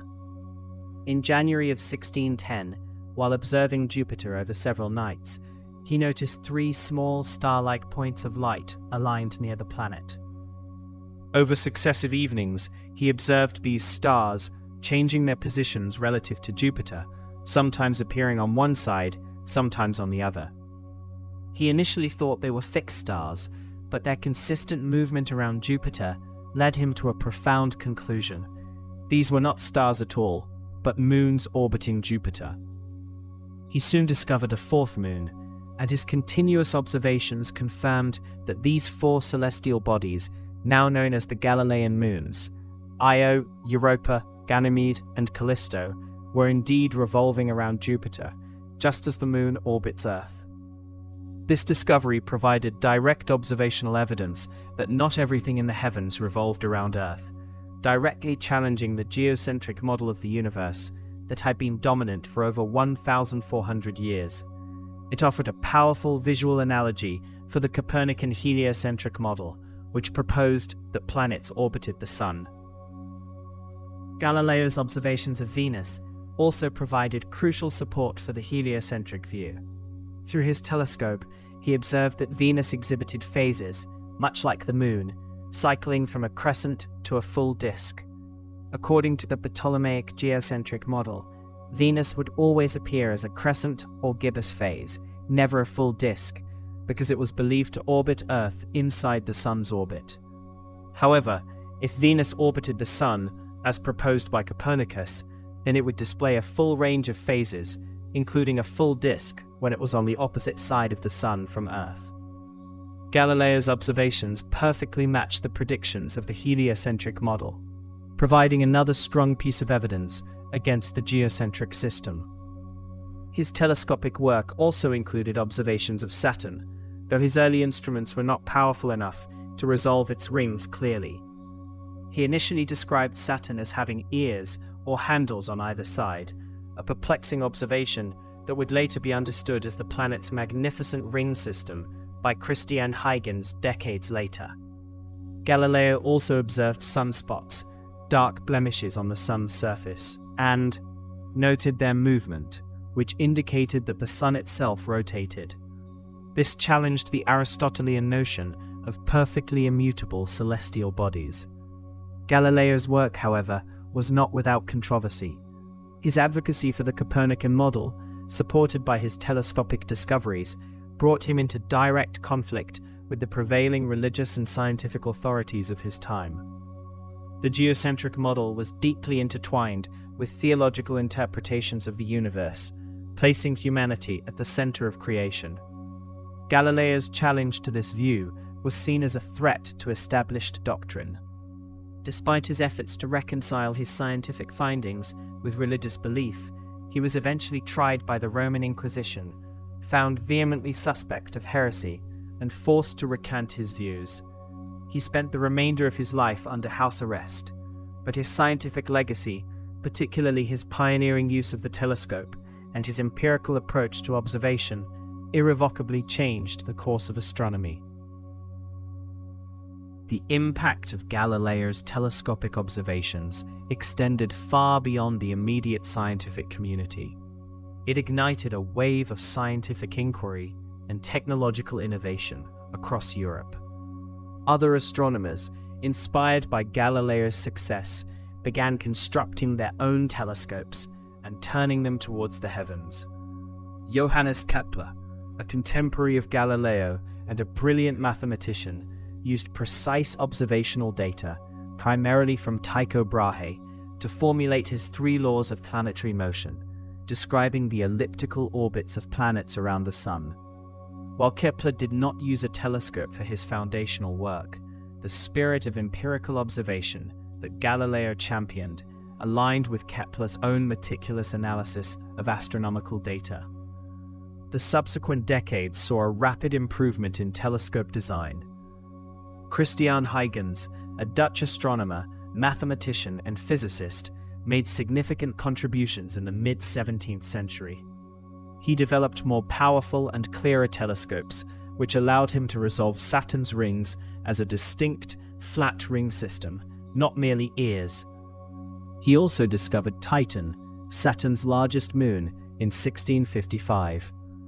Huygens was also a pioneer in developing the wave theory of light, a concept that would later be crucial for understanding the nature of light itself. The development of the reflecting telescope marked another significant advancement. While Galileo's telescopes were refractors, using lenses to bend light, Isaac Newton, in the late 17th century, designed and built the first successful reflecting telescope. Newton's design used mirrors to gather and focus light, which eliminated chromatic aberration, a color distortion inherent in early refracting telescopes, caused by different wavelengths of light bending at different angles when passing through a lens. Newton's reflector, though small, demonstrated the viability of this new design, paving the way for larger, more powerful telescopes that could gather more light and provide clearer images. The 18th and 19th centuries witnessed a continuous refinement of both refracting and reflecting telescopes. William Herschel, a German-born British astronomer, became one of the most prolific observers of the late 18th century. With his sister Caroline Herschel, he built increasingly larger reflecting telescopes, including a massive 40-foot focal-length instrument with a 49-inch mirror. Using these powerful instruments, William Herschel systematically surveyed the night sky, discovering the planet Uranus in 1781, the first planet discovered since antiquity. He also catalogued thousands of nebulae and star clusters, meticulously mapping the structure of the Milky Way galaxy and proposing that it was a flattened disk of stars. His work greatly expanded the known boundaries of the universe and laid the groundwork for modern stellar astronomy. The 19th century brought further innovations in lens and mirror grinding, as well as the introduction of photography to astronomy. Astrophotography allowed astronomers to capture faint objects over long exposure times, revealing details that were invisible to the human eye, even through the most powerful telescopes. It also provided a permanent record of observations, enabling more precise measurements and comparisons over time. As telescopes grew in size and sophistication, so did our understanding of the cosmos. The discovery of new planets, moons, asteroids, and comets continued to populate our solar system. Beyond our solar system, the study of stars began to reveal their life cycles, their compositions, and their distances. Spectroscopy, the analysis of light into its constituent colors, became a powerful tool, allowing astronomers to determine the chemical makeup, temperature, and even the motion of distant celestial objects. The 20th century ushered in the era of giant observatories, with telescopes featuring mirrors several meters in diameter, situated on remote mountain tops to minimize atmospheric interference. The Mount Wilson Observatory, with its 100-inch Hooker telescope, and later the Palomar Observatory, with its 200-inch Hale telescope, became iconic centers of astronomical discovery. Edwin Hubble, using these powerful instruments, made groundbreaking observations that confirmed the existence of other galaxies beyond the Milky Way and demonstrated that the universe is expanding.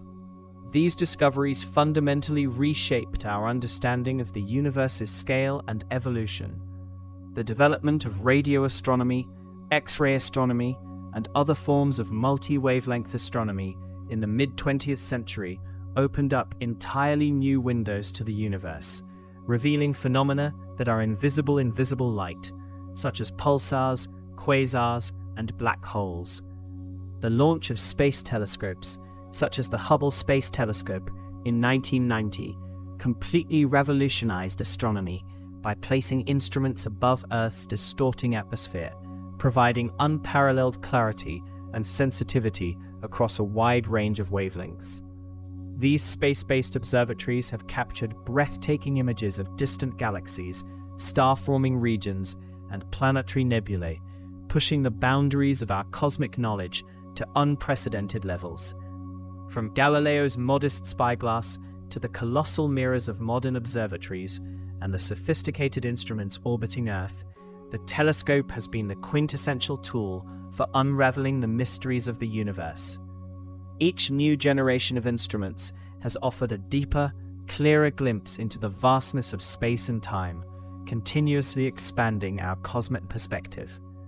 The journey of light, traveling from millions or billions of years from distant galaxies, finally reaches our instruments, carrying with it the ancient stories of stars and the echoes of the universe's birth. The quiet pursuit of understanding the cosmos, initiated by those early observers, continues today with an ever-increasing array of sophisticated tools. Each observation, each new discovery, adds another layer to our understanding, revealing the intricate dance of celestial mechanics and the profound forces that shape the universe. The stars, once seen as fixed points of light, are now understood as distant suns, many with their own planetary systems, their lives unfolding over eons. The nebulae, once amorphous clouds, are now known as stellar nurseries, where new stars are born from vast clouds of gas and dust. This continuous exploration, driven by an innate human curiosity, connects us to the grand narrative of the universe. It is a story of light, gravity, and time unfolding across unimaginable distances, weaving together the fabric of our cosmic journey and carrying us into the realm of dreams, inviting contemplation and wonder. The quiet hum of scientific discovery, the patient gathering of data, and the careful interpretation of cosmic signals all contribute to this ongoing narrative, a story that began with a simple glance upwards and continues with the most advanced instruments of our time. The gentle glow of distant galaxies, the steady pulse of remote stars, all contribute to this quiet unfolding story. A story that continues to reveal the quiet majesty of the universe, inviting our minds to rest in its vast, steady expanse. The light from those ancient stars, now seen with such clarity, continues its timeless journey, carrying with it the whispers of cosmic history, inviting our minds to wander among them, to find a quiet peace in their ancient steady glow, as we continue our gentle drift through the unfolding story of the universe, a story that deepens with each passing moment, each new observation, each quiet reflection on the boundless expanse above. The boundless expanse above, a quiet tapestry woven with light and shadow, invites a gentle contemplation. We have journeyed through the early whispers of cosmic understanding, observing the patterns that first captivated ancient eyes. Now, we turn our gaze to the subtle movements, the grand illusion of the celestial sphere, and the quiet dance of our own planet within it. The gentle twinkling of stars, a familiar sight on a clear night, is not an inherent property of the star itself. Instead, it is a cosmic dance of light, an interplay with Earth's atmosphere. As starlight travels millions or even billions of miles across the vacuum of space, it finally encounters our planet's protective envelope. This atmosphere, a swirling ocean of air, contains layers of varying temperatures and densities. As the pinpoint beam of starlight passes through these turbulent layers, it is gently bent and refracted, much like light passing through water. Each tiny shift in the atmosphere causes the star's apparent position and brightness to flicker ever so slightly. This continuous bending and rebending of light creates the beautiful, rhythmic twinkling we observe. Planets being much closer to Earth and appearing as tiny disks rather than pinpoints of light do not typically twinkle in the same way.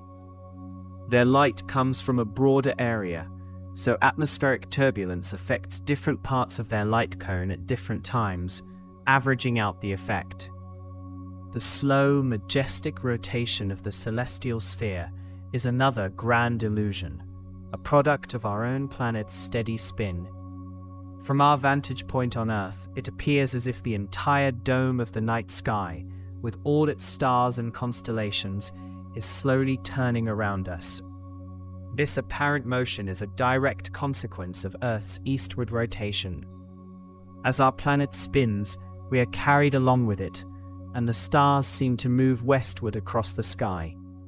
Over the course of a night, stars rise in the east, arc across the southern sky in the northern hemisphere, or northern sky in the southern hemisphere, and then set in the west. This continuous, predictable movement allowed ancient civilizations to track time and seasons, using the stars as a grand cosmic clock. The consistency of this celestial rotation provided a sense of order and rhythm to the world, a quiet reassurance in the vastness of the night. The zodiac constellations, a familiar band of 12 star patterns, mark the path the sun appears to take through the sky over the course of a year. This apparent path is known as the ecliptic. It is not the sun itself that moves through these constellations, but rather Earth's orbital journey around the sun that creates this perspective. As Earth travels in its orbit, our line of sight to the sun changes, causing the sun to appear in front of different background constellations throughout the year. These are the zodiac constellations, each associated with a particular period. The ecliptic plane is the imaginary flat surface containing Earth's orbit around the sun, a fundamental reference for understanding planetary motion. The soft light of distant galaxies travels the millions, even billions of years to reach our eyes. Imagine the incredible journey of these photons, particles of light, originating from countless stars within a galaxy far, far away.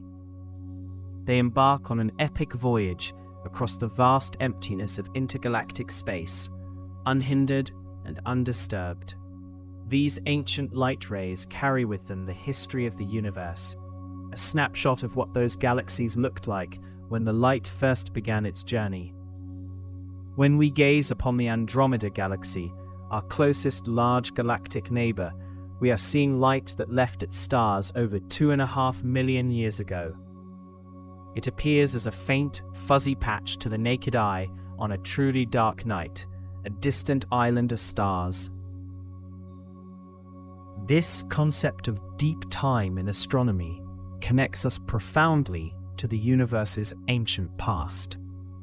It reminds us that the light we see tonight is a messenger from eons ago, a quiet echo of cosmic events that unfolded long before human existence. This vastness of time and space can evoke a sense of quiet wonder, a gentle perspective on our place in the cosmos. The gentle rhythm of day turning to night is a universal invitation to look up and reflect. As the sun dips below the horizon, painting the sky with hues of orange and purple, the stars begin to emerge, one by one. This transition from the bright, active day to the quiet, reflective night has always drawn humanity's gaze upward. It is a time for contemplation, for dreaming, for connecting with something larger than ourselves. Astronomy often begins with simply lying down and gazing at the vastness above, allowing the mind to wander among the stars. There is a quiet peace in this simple act, a fundamental human connection to the cosmos. The gentle hum of the universe, though unheard by our ears, is a constant presence. It is the cosmic microwave background radiation, a faint glow of energy left over from the Big Bang, filling all of space. This ancient radiation, detected by sensitive instruments, is a testament to the universe's beginning, a subtle, pervasive whisper of creation. Early astronomers observed that the moon always showed the same face to Earth, a phenomenon now known as synchronous rotation. This is not a coincidence, but a result of gravitational forces. Earth's gravity has tidally locked the moon, meaning its rotation period matches its orbital period around Earth. This constant presentation of one lunar face has been a source of fascination for millennia, inspiring countless myths and stories. The familiar features of the man in the moon, or the rabbit in the moon, have been a steady, comforting presence in our night sky, a constant companion on Earth's journey. The concept of celestial spheres was an early attempt to understand the predictable movements of the stars and planets. Ancient thinkers imagined the stars and planets attached to transparent, rotating shells, each nested within the other, centered on Earth. While scientifically superseded, this model provided a framework for understanding and predicting celestial events for centuries. These imaginary spheres, though incorrect in their physical nature, represented a profound human desire to bring order and predictability to the seemingly chaotic movements of the heavens. They were a testament to the early human intellect's capacity for complex model building and observation. The slow precession of the equinoxes means that the pole star gradually changes over thousands of years. Earth's axis, like a gently wobbling top, slowly traces a circle in space over a period of about 26,000 years. This wall, called precession, causes the celestial poles to shift their positions against the background stars. Currently, Polaris is very close to the celestial North Pole, making it appear as if all the northern stars revolve around this single steady point. However, in about 12,000 years, the star Vega will be the pole star. This slow, majestic shift highlights the dynamic nature of our planet's orientation in space, a subtle long-term dance. The celestial equator is an imaginary projection of Earth's equator onto the celestial sphere, a gentle dividing line for celestial bodies. It is a great circle on the celestial sphere, equidistant from the celestial poles. This imaginary line helps astronomers define celestial coordinates, much like the equator on Earth. The ecliptic is the apparent path of the sun across the celestial sphere over the course of a year, a gentle curve through the constellations of the zodiac. It is tilted at an angle of approximately 23.5 degrees relative to the celestial equator, an angle known as the obliquity of the ecliptic. This tilt is responsible for Earth's seasons. The faint glow of the zodiacal light, caused by sunlight scattering off dust in the inner solar system, is a rare treat for observers under truly dark skies. It appears as a faint, cone-shaped glow extending upwards from the horizon along the ecliptic, best seen shortly after twilight or before dawn. This subtle phenomenon is a reminder of the interplanetary dust that permeates our solar system, a quiet, diffuse presence. The dark adaptation of human eyes, taking about 30 minutes, allows us to see fainter stars under truly dark skies. When we move from a brightly lit environment to darkness, the pupils of our eyes dilate and the light-sensitive cells in our retinas become more active. This process allows us to perceive increasingly dim light, revealing more stars and celestial objects. This gentle adjustment of our vision is a natural process, enhancing our ability to appreciate the full splendor of the night sky. Patience is rewarded with the emergence of countless stars that were previously invisible, a quiet unfolding of cosmic beauty. The celestial North Pole is the point in the sky directly above Earth's North Pole, currently near Polaris. This point serves as the apparent pivot around which all the stars in the northern hemisphere appear to rotate. It is a quiet, unchanging center for our observations of the northern sky. Similarly, the celestial South Pole is the point in the sky directly above Earth's South Pole. Unlike the North, there is no bright star near the celestial South Pole, making southern sky navigation by a pole star more challenging. Instead, observers in the southern hemisphere often use constellations like the Southern Cross to locate the approximate position of the celestial South Pole. The magnitude system, still used today, classifies stars by their apparent brightness, with lower numbers indicating brighter stars. This system originated with ancient Greek astronomers like Hipparchus, who categorized stars into 6 magnitudes, with first magnitude being the brightest and sixth magnitude being the faintest visible to the naked eye. This simple yet effective system allowed early astronomers to systematically describe and catalog the stars, providing a foundational framework for stellar observation. It is a testament to the enduring power of careful observation and categorization. The celestial coordinate system, similar to latitude and longitude, helps astronomers pinpoint objects in the night sky. This system uses right ascension and declination to locate celestial objects. Right ascension is analogous to longitude, measured eastward along the celestial equator, while declination is analogous to latitude, measured north or south from the celestial equator. This precise system allows astronomers worldwide to communicate the exact positions of stars, planets, and other celestial bodies, facilitating shared observation and discovery. It brings order and precision to the vastness of the heavens. The zenith is the point directly overhead an observer on the celestial sphere, a quiet peak unique to each location. The nadir is the point directly below, opposite the zenith, a hidden celestial anchor. These points define the local vertical for any observer, providing a fundamental reference for celestial measurements. The horizon is the line where the Earth meets the sky, a peaceful boundary for our observations. It is the apparent boundary between Earth and the celestial sphere, constantly shifting with our location and perspective. The celestial horizon is the great circle on the celestial sphere where it appears to meet the Earth, a gentle dividing line. The sidereal day is the time it takes for Earth to complete one rotation relative to the distant stars, a true measure of cosmic spin. It is slightly shorter than a solar day, which is the time it takes for the Sun to return to the same position in the sky. This difference arises because Earth is also orbiting the Sun, so it needs to rotate a little extra to bring the sun back to the same apparent position. This subtle distinction highlights the precision required in astronomical measurements and the intricate dance between Earth's rotation and its orbital motion. It is a gentle daily variation in our perception of time.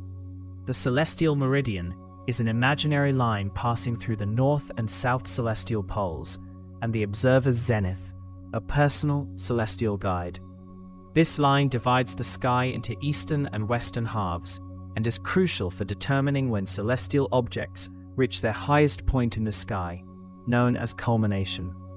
Ancient astronomers often used star clocks, or decans, groups of stars that rose sequentially, to tell time at night. By observing which stars were rising above the eastern horizon at different times, they could estimate the passage of hours.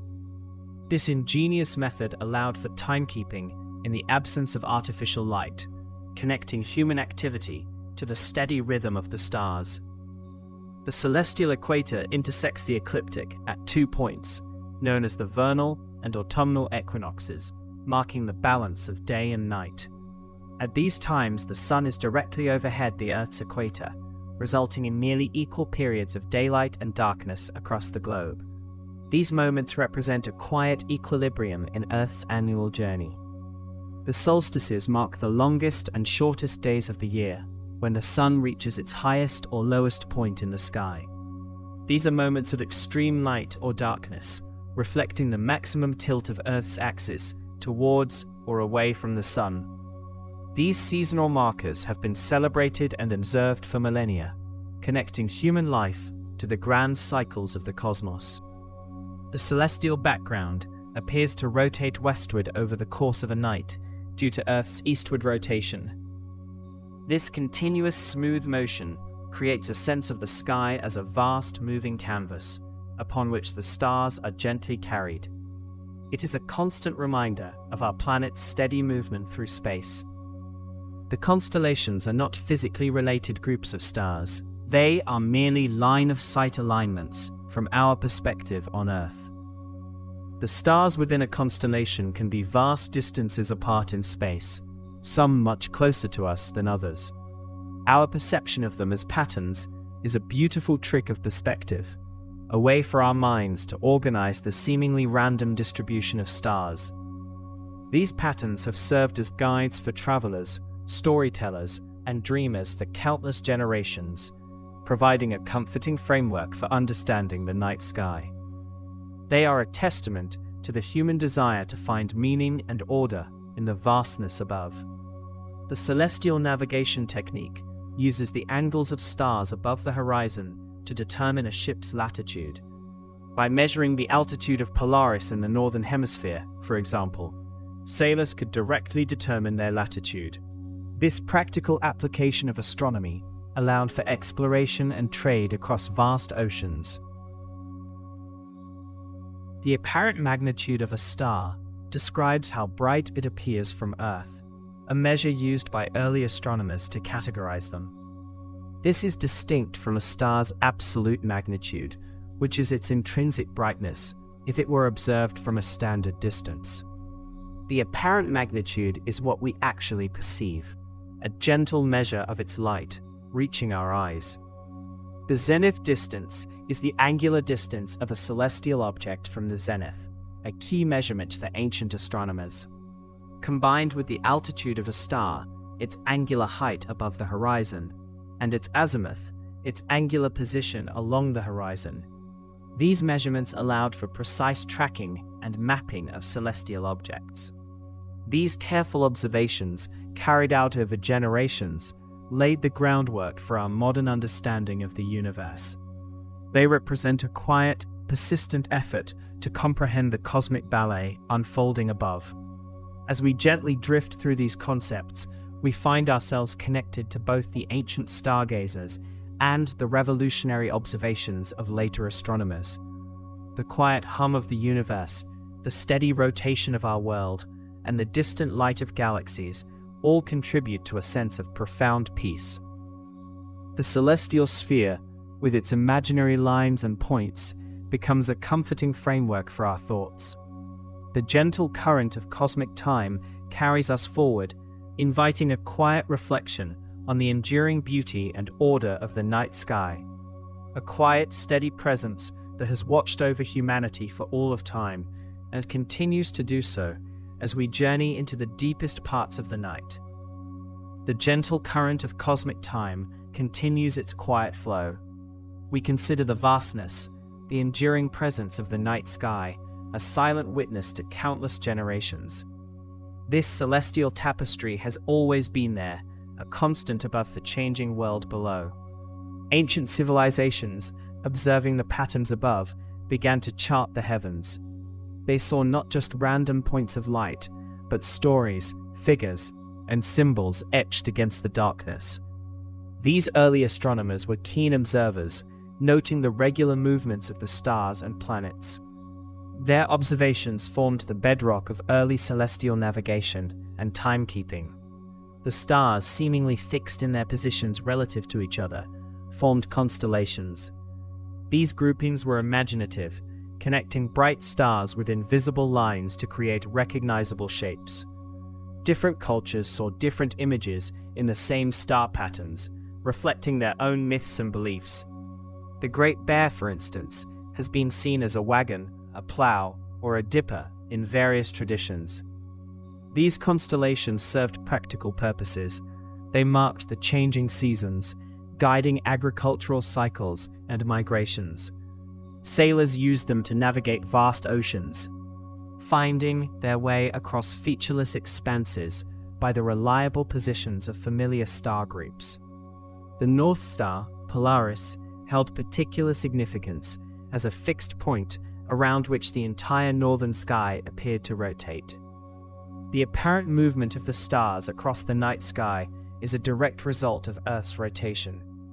As our planet spins on its axis, the stars appear to rise in the east and set in the west, just like the sun.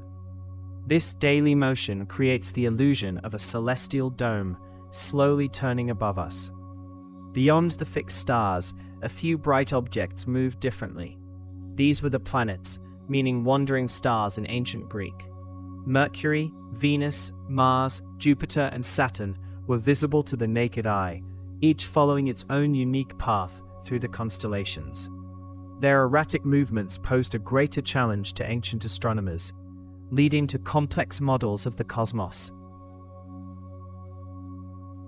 The geocentric model, which placed Earth at the center of the universe, was the prevailing view for centuries. This model, championed by thinkers like Ptolemy, explained the observed motions of the planets by incorporating epicycles, small circles on which planets moved, while the centers of these circles orbited Earth.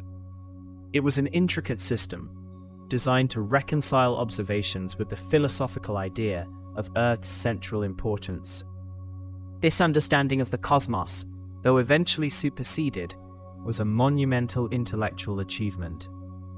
It allowed for predictions of planetary positions and eclipses, demonstrating a deep engagement with the celestial mechanics of the time. The careful observations and mathematical frameworks developed during this era laid foundational groundwork for future astronomical inquiry. The concept of the celestial sphere itself is a powerful visualization.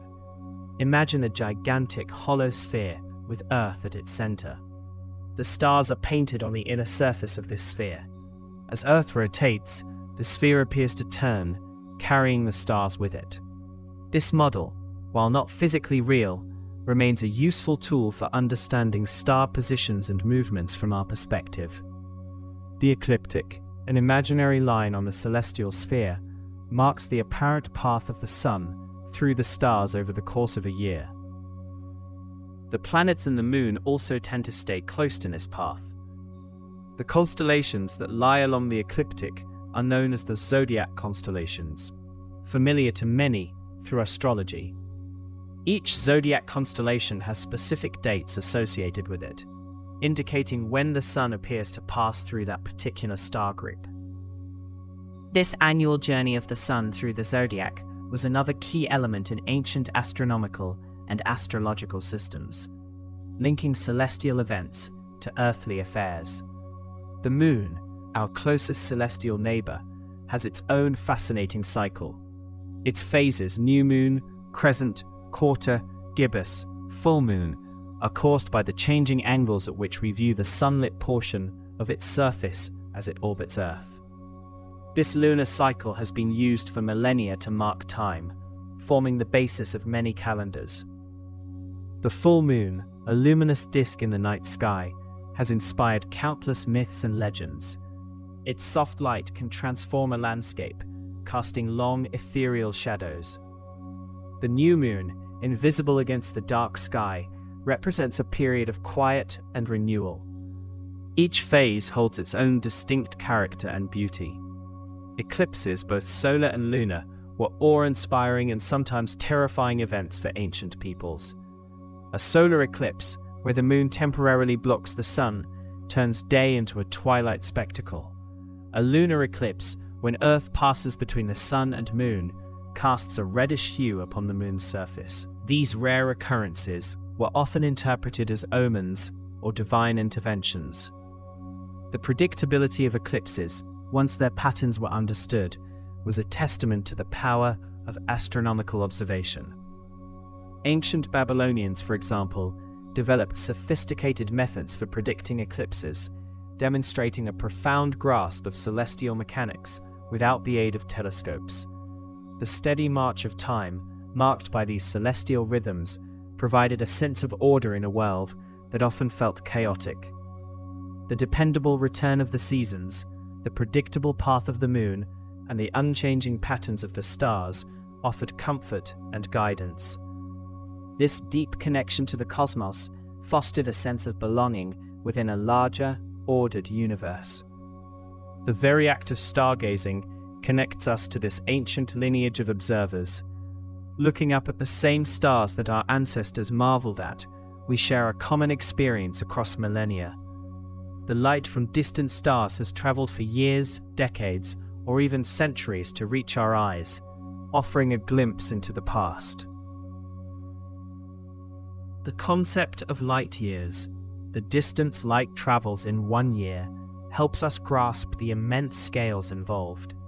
The nearest star system, Alpha Centauri, is over 4 light years away. This means the light we see from it tonight left that star system over 4 years ago. We are looking back in time with every glance at the night sky. The Milky Way, our home galaxy, appears as a faint, hazy band of light stretching across the night sky, especially visible from dark locations. This band is the collective light of billions of stars, so numerous and distant that they blur into a milky glow. Our solar system resides within one of its spiral arms. The Milky Way is a barred spiral galaxy, a vast collection of stars, gas, and dust, bound together by gravity. It is estimated to contain between 100 and 400 billion stars, along with an enormous amount of dark matter. Our Sun is just one average star among this multitude, orbiting the galactic center. The galactic center itself is a region of intense activity, housing a supermassive black hole known as Sagittarius A. While invisible to the naked eye, its immense gravitational pull influences the motion of stars throughout the galaxy. The rotation of our galaxy is a slow, majestic dance, taking hundreds of millions of years for the Sun to complete one orbit. Beyond our galaxy, the universe stretches out into an unimaginable expanse, filled with countless other galaxies. These island universes, each containing billions of stars, are scattered across the cosmos, separated by vast stretches of empty space. The universe is not static, it is expanding, with galaxies moving away from each other. This expansion is one of the most profound discoveries of modern astronomy. It suggests that the universe had a beginning, a point from which everything originated. The cosmic microwave background radiation, a faint glow detectable across the entire sky, is considered a remnant of this early universe, a whisper from the very beginning of time. The study of cosmology, the origin and evolution of the universe, delves into these grand questions, It seeks to understand the fundamental forces that govern the cosmos, the formation of galaxies and stars, and ultimately, our place within this vast and ancient tapestry. The gentle current of cosmic time continues to carry us through the quiet moments of the night. The enduring presence of the stars, the slow turning of our Earth, and the distant light of galaxies all contribute to a sense of profound peace. The celestial sphere, with its imaginary lines and points, remains a comforting framework for our thoughts. The quiet reflection on the enduring beauty and order of the night sky, a steady presence that has watched over humanity for all of time and continues to do so as we journey into the deepest parts of the night, allows us to consider the quiet wonder of our place in the universe. The vastness above invites a deep sense of calm, a gentle release into the quietude of the cosmos. The subtle shifts in the night sky, the slow, imperceptible movement of the stars, become a lullaby for the waking mind. The distant light, traveling for eons, whispers tales of time and space, inviting a peaceful rest. The night sky has always been a canvas for human imagination. Ancient cultures saw patterns in the stars. They connected these patterns to their myths and legends. These groupings became known as constellations. The word constellation comes from Latin.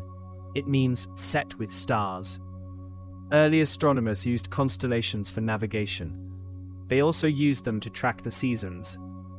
Different civilizations recognized different figures. The Greeks, for instance, saw heroes and gods. Orion the Hunter is a prominent winter constellation. His belt is formed by 3 bright stars. Sirius, the brightest star in the night sky, follows him. It is part of the constellation Canis Major, the Great Dog. Ursa Major, the Great Bear, is another well-known constellation. Its 7 brightest stars form the Big Dipper. The Big Dipper is an asterism, a recognizable pattern within a constellation.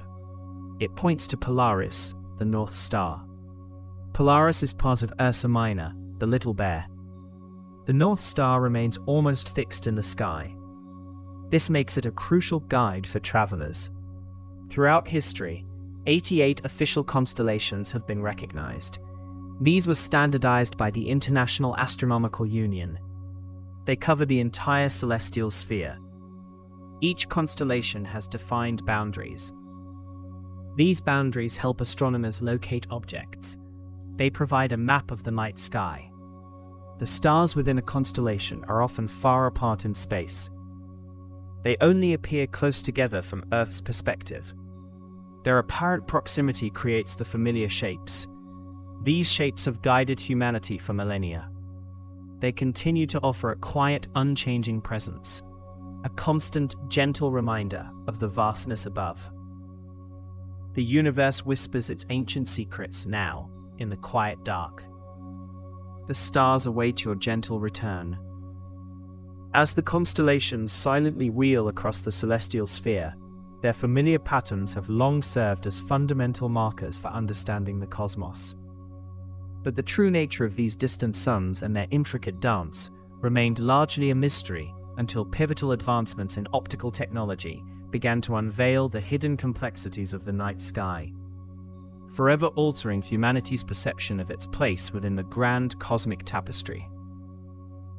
Long before telescopes, ancient civilizations meticulously observed the movements of the brightest stars and planets, developing sophisticated calendrical systems and predictive models based on these celestial rhythms, which were essential for agriculture, navigation, and religious ceremonies, embedding astronomical observation deeply into the fabric of daily life and cultural identity across diverse societies.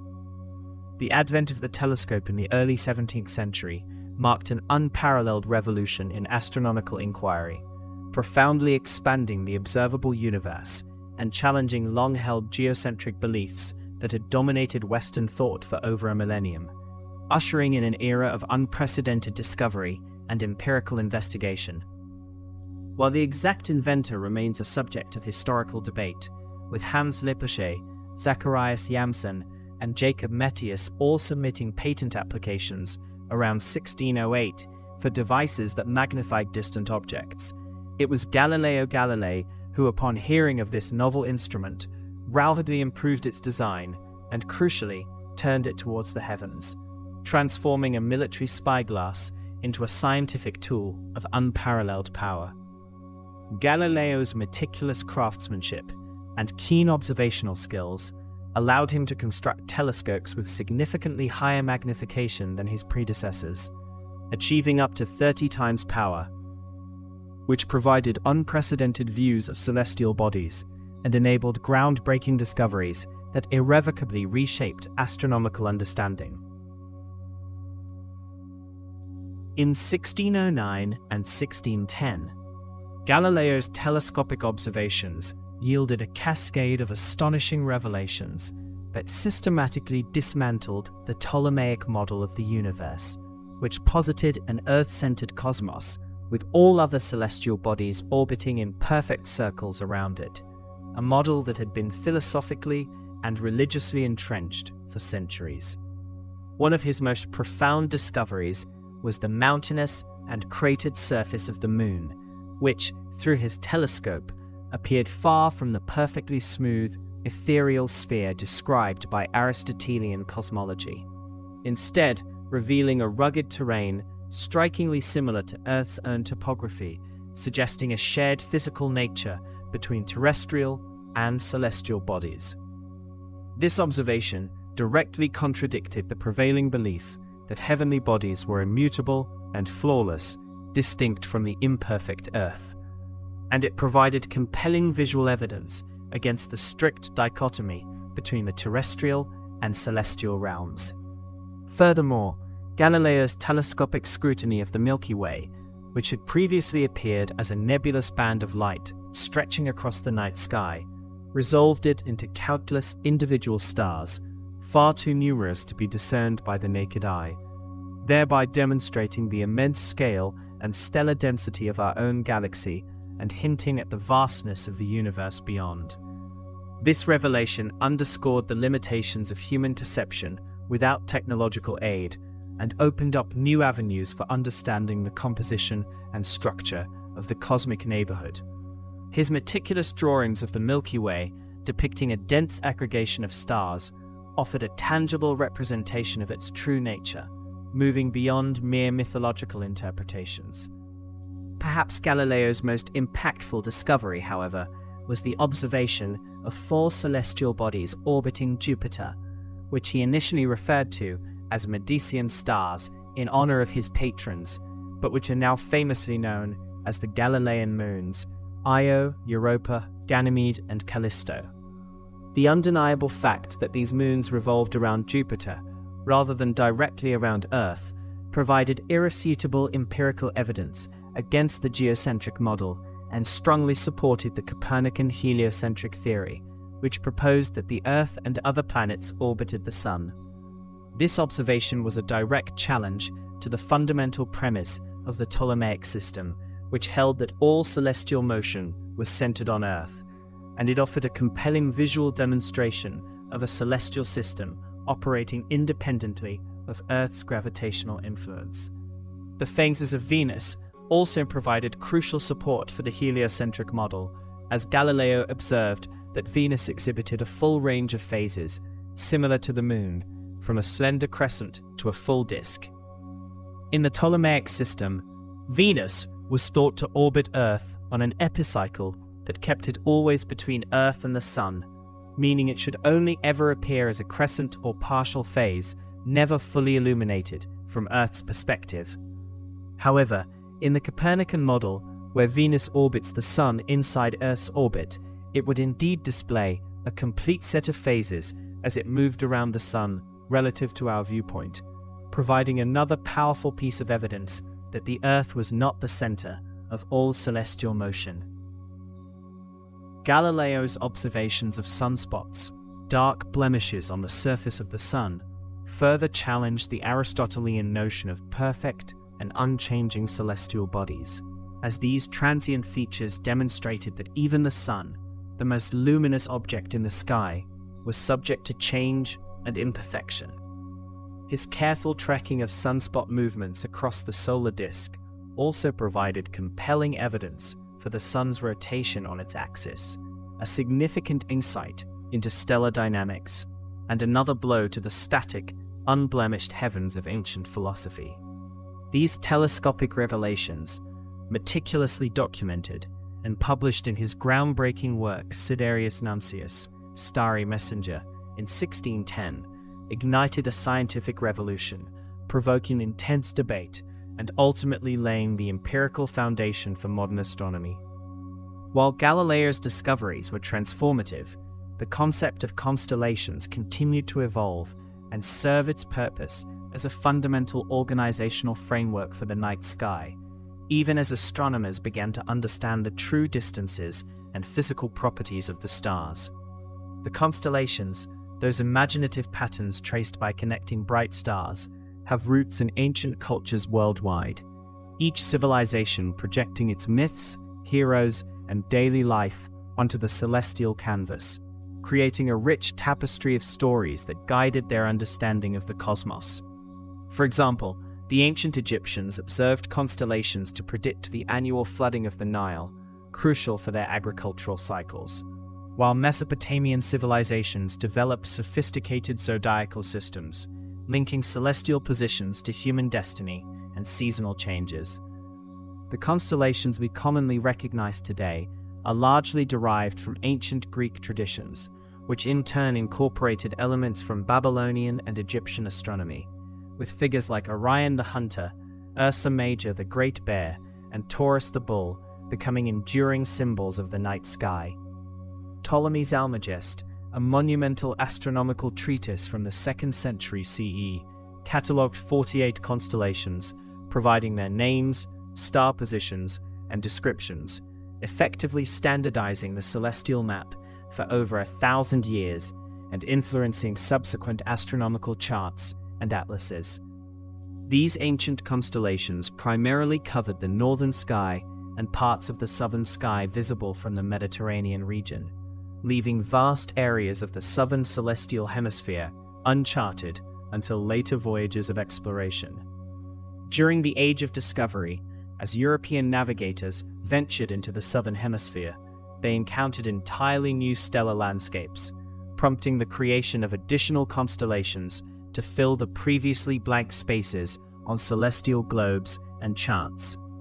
Explorers and astronomers like Peter Dirksen Kayser, Frederick de Houtman, and Nicolas Louis de Lacaille meticulously charted these southern stars, introducing new constellations often named after exotic animals, scientific instruments, or maritime themes, such as Tucana the toucan, Microscopium the microscope, and Carina the keel of a ship. These additions expanded the total number of recognized constellations, completing the celestial sphere and providing a comprehensive framework for locating stars across the entire sky.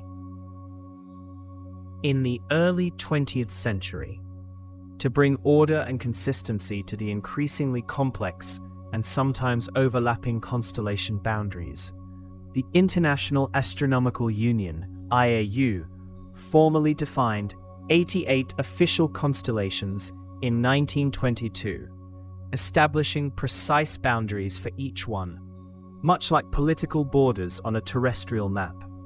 These IAU-defined boundaries ensure that every point in the celestial sphere belongs to exactly one constellation, providing a standardized system for astronomers and stargazers alike to unambiguously identify and categorize regions of the sky. This standardization was crucial for modern astronomy, as it facilitated communication and collaboration among scientists across the globe, ensuring that everyone was referring to the same celestial regions when discussing observations or discoveries. Beyond their historical and cultural significance, constellations serve a practical purpose as celestial signposts, helping observers navigate the night sky and locate specific stars, nebulae, and galaxies that might otherwise be difficult to find. For instance, the easily recognizable Big Dipper asterism, part of Ursa Major, acts as a pointer to Polaris, the North Star, which remains relatively fixed in the sky due to its proximity to the celestial North Pole, making it an invaluable aid for navigation in the Northern Hemisphere.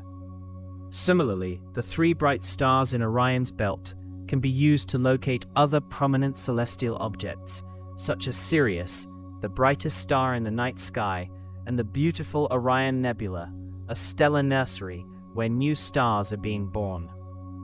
The concept of asterisms, which are recognizable patterns of stars that are not officially recognized as constellations but are widely known, further enriches the experience of stargazing, offering additional informal guides to the night sky.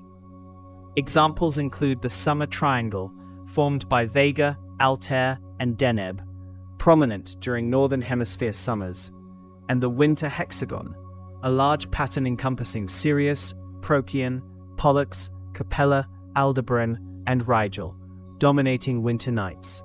These asterisms provide accessible entry points for amateur astronomers, allowing them to quickly orient themselves and appreciate the beauty and structure of the stellar landscape without needing to memorize all 88 official constellations.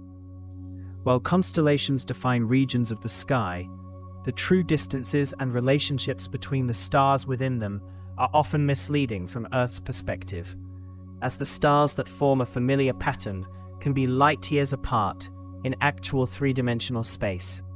For example, the stars in the Big Dipper range in distance from about 80 light-years to over 200 light-years from Earth, meaning their apparent proximity is merely a line-of-sight effect, a two-dimensional projection of a three-dimensional arrangement. This understanding of stellar distances, which began to emerge with parallax measurements in the 19th century, highlights the difference between our perceived sky and the actual spatial distribution of stars, adding another layer of complexity and wonder to astronomical study. The development of stellar parallax, the apparent shift in the position of a star when viewed from different points in Earth's orbit around the Sun, provided the first direct method for measuring the distances to stars, offering concrete evidence that stars were not simply fixed points on a celestial sphere, but were immensely distant suns. Friedrich Bessel made the first successful parallax measurement in 1838 for the star 61 Cygni, demonstrating its distance to be approximately 10.4 light-years, a monumental achievement that finally provided a tangible scale for the vastness of interstellar space and confirmed the heliocentric model beyond doubt. This breakthrough opened the door to understanding the true scale of the universe and the physical properties of individual stars, moving beyond mere positional astronomy. As astronomical instruments continued to improve, particularly with the advent of spectroscopy in the mid-19th century, scientists gained the ability to analyze the light from stars, revealing their chemical composition, temperature, and even their motion towards or away from Earth.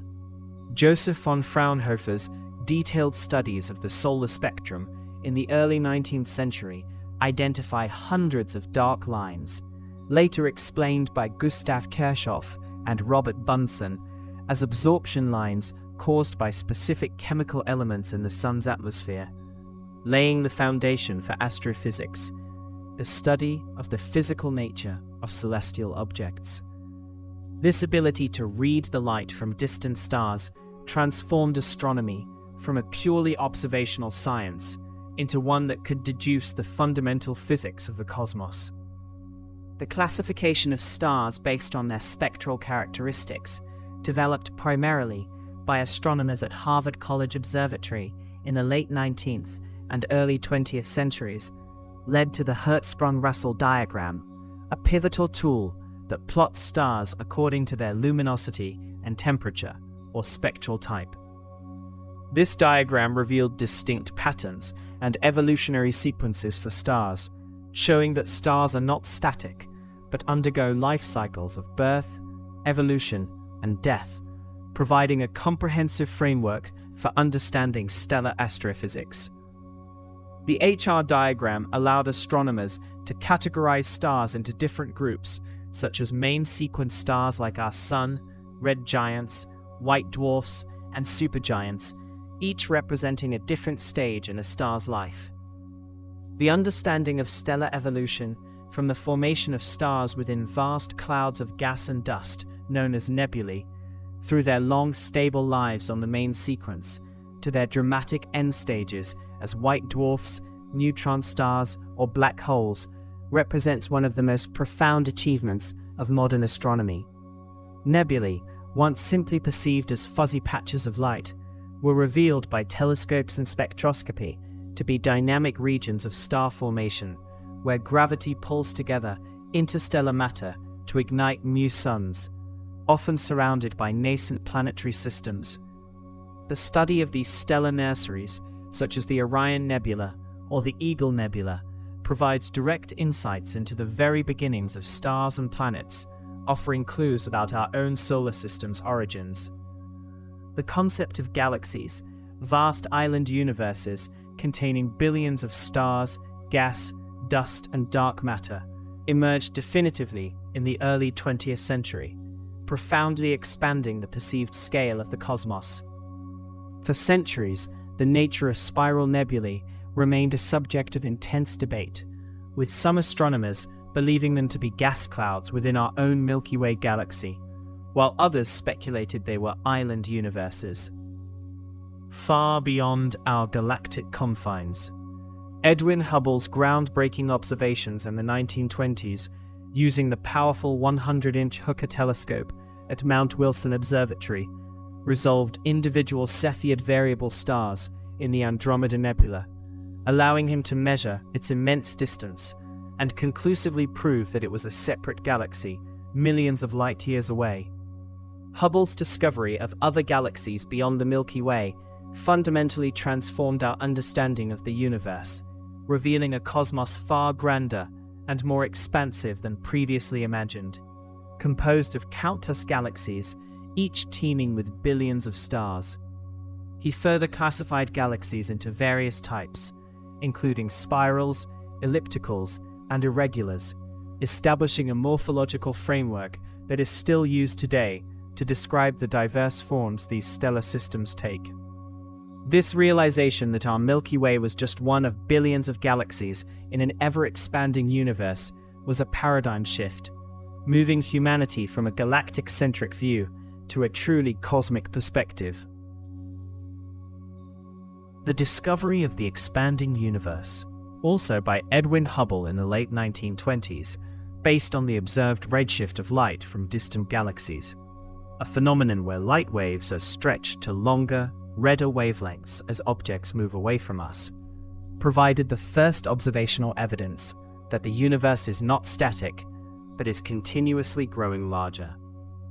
This groundbreaking finding, known as Hubble's law, established a direct relationship between a galaxy's distance and its recession velocity, providing a method to estimate distances to the most remote parts of the cosmos, and laying the empirical foundation for the Big Bang Theory, the prevailing cosmological model for the universe's origin and evolution. The implications of an expanding universe were profound, suggesting a finite beginning and a dynamic, evolving cosmos.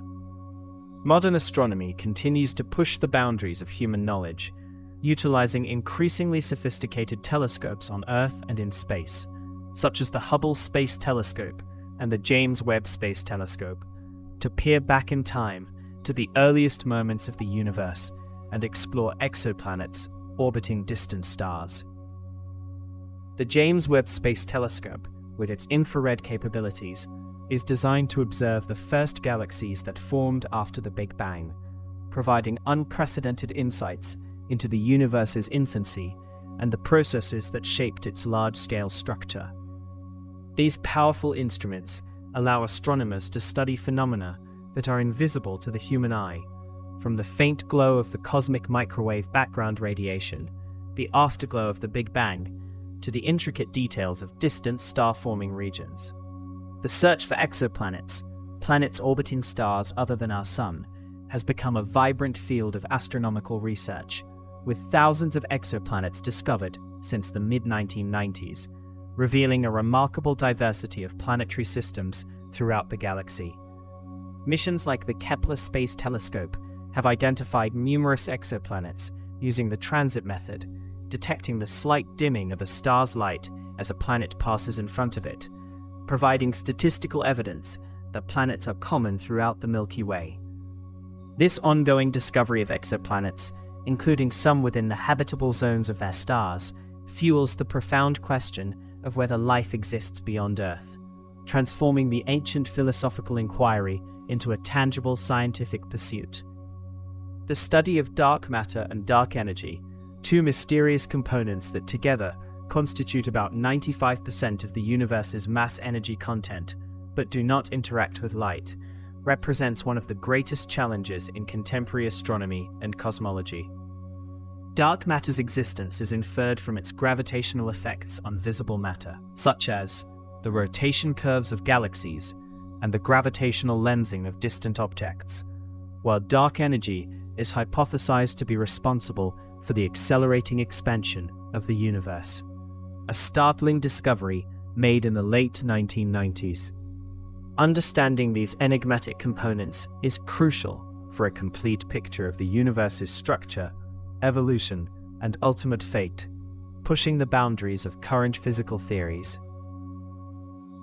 From Galileo's first telescopic glances at the moon's rugged surface to the sophisticated analysis of exoplanet atmospheres and the pursuit of dark matter, the history of astronomy is a continuous narrative of expanding horizons, fueled by human curiosity and ingenuity.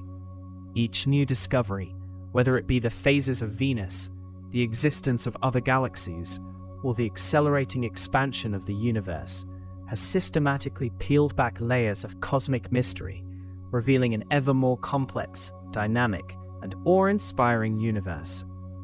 The night sky, with its ancient constellations and countless stars, continues to be a profound source of wonder, inviting us to contemplate our place within its vast and intricate design, a silent testament to the enduring power of observation and scientific inquiry. The quiet darkness holds these stories, woven into the fabric of space and time. The stars continue their silent journey, awaiting your gentle return. The quiet darkness holds these stories, woven into the fabric of space and time. The stars continue their silent journey, awaiting your gentle return. As the celestial tapestry unfurls above, we can journey back to a time before Galileo, when the meticulous observations of Tycho Brahe, a Danish nobleman and astronomer, provided the foundational data that would eventually challenge the prevailing geocentric model of the universe. Brahe, unlike many of his contemporaries, understood the critical importance of precise and continuous astronomical measurements, meticulously charting the positions of stars and planets for decades from his sophisticated observatory, Uraniborg, on the island of Heaven. His instruments, though lacking lenses, were marvels of engineering for their time, including giant quadrants and armillary spheres, which he used to achieve unprecedented accuracy in measuring celestial angles, often to within 1 arc-minute, a remarkable feat for naked-eye astronomy. Brahe's most significant contribution was his comprehensive catalogue of over 1,000 stars, far more detailed and accurate than any previous compilation, which served as an indispensable reference for future astronomers seeking to understand the motions of the heavens. He also famously observed a new star in 1572, a supernova in the constellation Cassiopeia, which definitively demonstrated that the celestial sphere was not immutable and perfect, as Aristotelian cosmology had long asserted, but rather subject to change and new phenomena. This groundbreaking observation directly contradicted the ancient belief in an unchanging celestial realm, thus opening intellectual pathways for a more dynamic understanding of the cosmos, a profound shift in human perception of the universe's fundamental nature. Brahe's extensive and precise data became the invaluable inheritance of his assistant, Johannes Kepler, a brilliant mathematician whose profound insights would revolutionize astronomy by describing planetary motion with unprecedented mathematical rigor. Kepler, driven by a deep conviction in the underlying mathematical harmony of the universe, spent years poring over Brahe's meticulous observations of Mars, struggling to reconcile them with the traditional circular orbits proposed by both Ptolemy and Copernicus. His arduous calculations eventually led him to the revolutionary realization that planetary orbits were not perfect circles, but rather ellipses, with the Sun situated at one of the two foci. A monumental discovery, now known as Kepler's first law of planetary motion. This audacious departure from millennia of astronomical thought, which had held the circle as the most perfect and divine shape for celestial paths, fundamentally altered the geometric framework of the cosmos. Kepler further elucidated the dynamics of planetary motion with his second law, which states that a line segment joining a planet and the Sun sweeps out equal areas during equal intervals of time, implying that planets move faster when they are closer to the Sun and slower when they are farther away. His third law, often called the law of harmonies, established a mathematical relationship between the orbital period of a planet and the semi-major axis of its elliptical orbit, stating that the square of the orbital period is proportional to the cube of the semi-major axis, providing a universal mathematical framework for understanding the relative scales and timings of planetary systems. These three laws, derived purely from empirical data and mathematical reasoning, provided a powerful, predictive model of the solar system that superseded all previous attempts, laying the essential groundwork for Isaac Newton's later theory of universal gravitation. While Kepler was meticulously charting the mathematical dance of the planets, across Europe, Galileo Galilei was turning his newly improved telescope towards the heavens, unveiling a universe far more complex and dynamic than anyone had previously imagined, profoundly impacting our understanding of the night sky. Galileo's telescopic observations, beginning in 1609, provided direct empirical evidence that dramatically challenged the entrenched Aristotelian Ptolemaic worldview, which had dominated Western thought for nearly 2 millennia. His initial observations of the Moon revealed a rugged mountainous surface, complete with craters and valleys, directly contradicting the ancient belief that celestial bodies were perfectly smooth, unblemished spheres, thereby stripping the Moon of its supposed ethereal perfection. The discovery of 4 large moons orbiting Jupiter, which he named the Medicean stars, provided a miniature solar system in motion, demonstrating unequivocally that not all celestial bodies orbited the Earth, thus offering compelling observational support for the Copernican heliocentric model. Observing Venus, Galileo noted that it exhibited phases similar to those of the Moon, a phenomenon that could only be explained if Venus orbited the Sun and not the Earth, as the Ptolemaic system predicted a different sequence of phases. He also turned his telescope to the Milky Way, resolving its diffuse glow into countless individual stars, revealing the immense scale and stellar richness of our own galaxy, a breathtaking vista previously hidden from human sight. Furthermore, Galileo observed sunspots, dark blemishes on the Sun's surface, and noted their movement, indicating that the Sun itself rotated, further challenging the notion of an unchanging and perfect celestial realm. These revolutionary discoveries, meticulously documented in his groundbreaking treatise Sidereus Nuncius, Starry Messenger, published in 1610, ignited a scientific revolution, transforming astronomy from a descriptive art into an empirical science grounded in observation and mathematical analysis. The concept of constellations, those imagined patterns among the stars, predates written history, serving as fundamental tools for navigation, timekeeping, and storytelling across diverse cultures. Ancient civilizations, from the Mesopotamians and Egyptians to the Greeks and Chinese, looked to the night sky and connected the brightest stars with lines, imbuing these celestial figures with mythological significance and practical utility.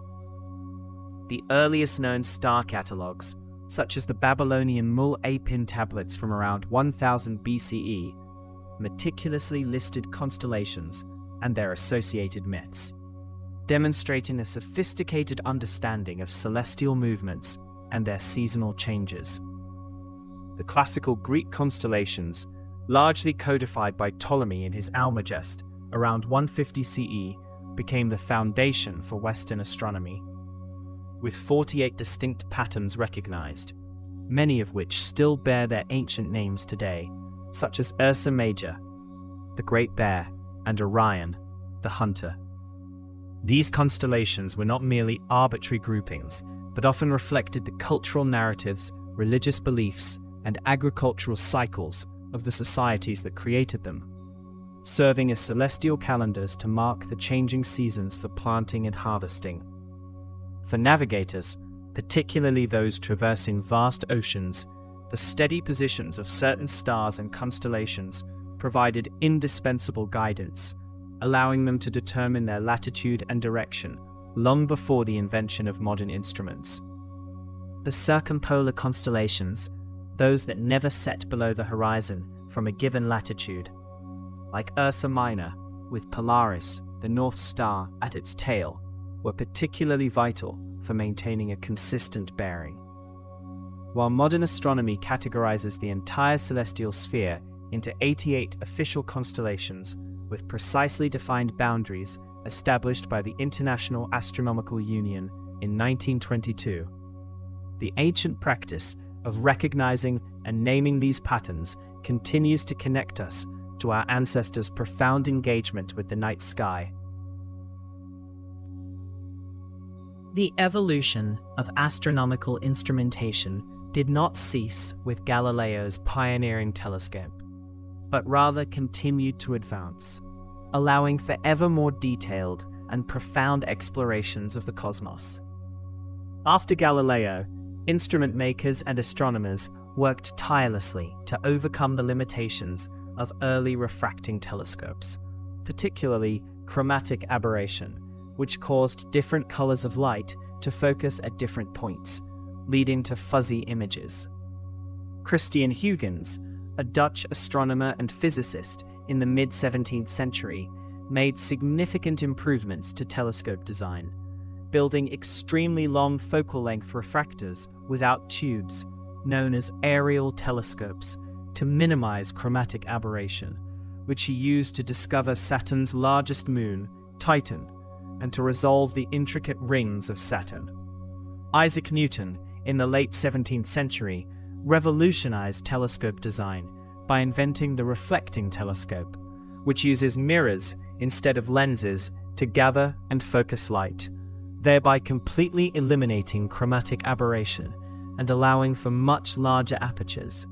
Newton's design, using a primary concave mirror and a smaller flat secondary mirror to direct the light to an eyepiece at the side of the tube, became the progenitor of most large research telescopes used today. The 18th century saw the development of achromatic lenses, which combined different types of glass to correct for chromatic aberration in refractors, making them more practical for general use. William Herschel, a German-born British astronomer in the late 18th and early 19th centuries, built increasingly larger reflecting telescopes, including a 49-inch diameter instrument, which he used to systematically survey the entire night sky, discovering Uranus, 2 of Saturn's moons, and hundreds of nebula and star clusters, dramatically expanding the known universe. His sister, Caroline Herschel, was also a pioneering astronomer, making significant contributions to his work and discovering several comets and nebula in her own right. These continuous technological advancements in telescope design, from improved optics to increasingly larger apertures, steadily pushed the boundaries of human vision, revealing fainter, more distant, and more intricate celestial objects, thus deepening our understanding of the universe's vastness and complexity.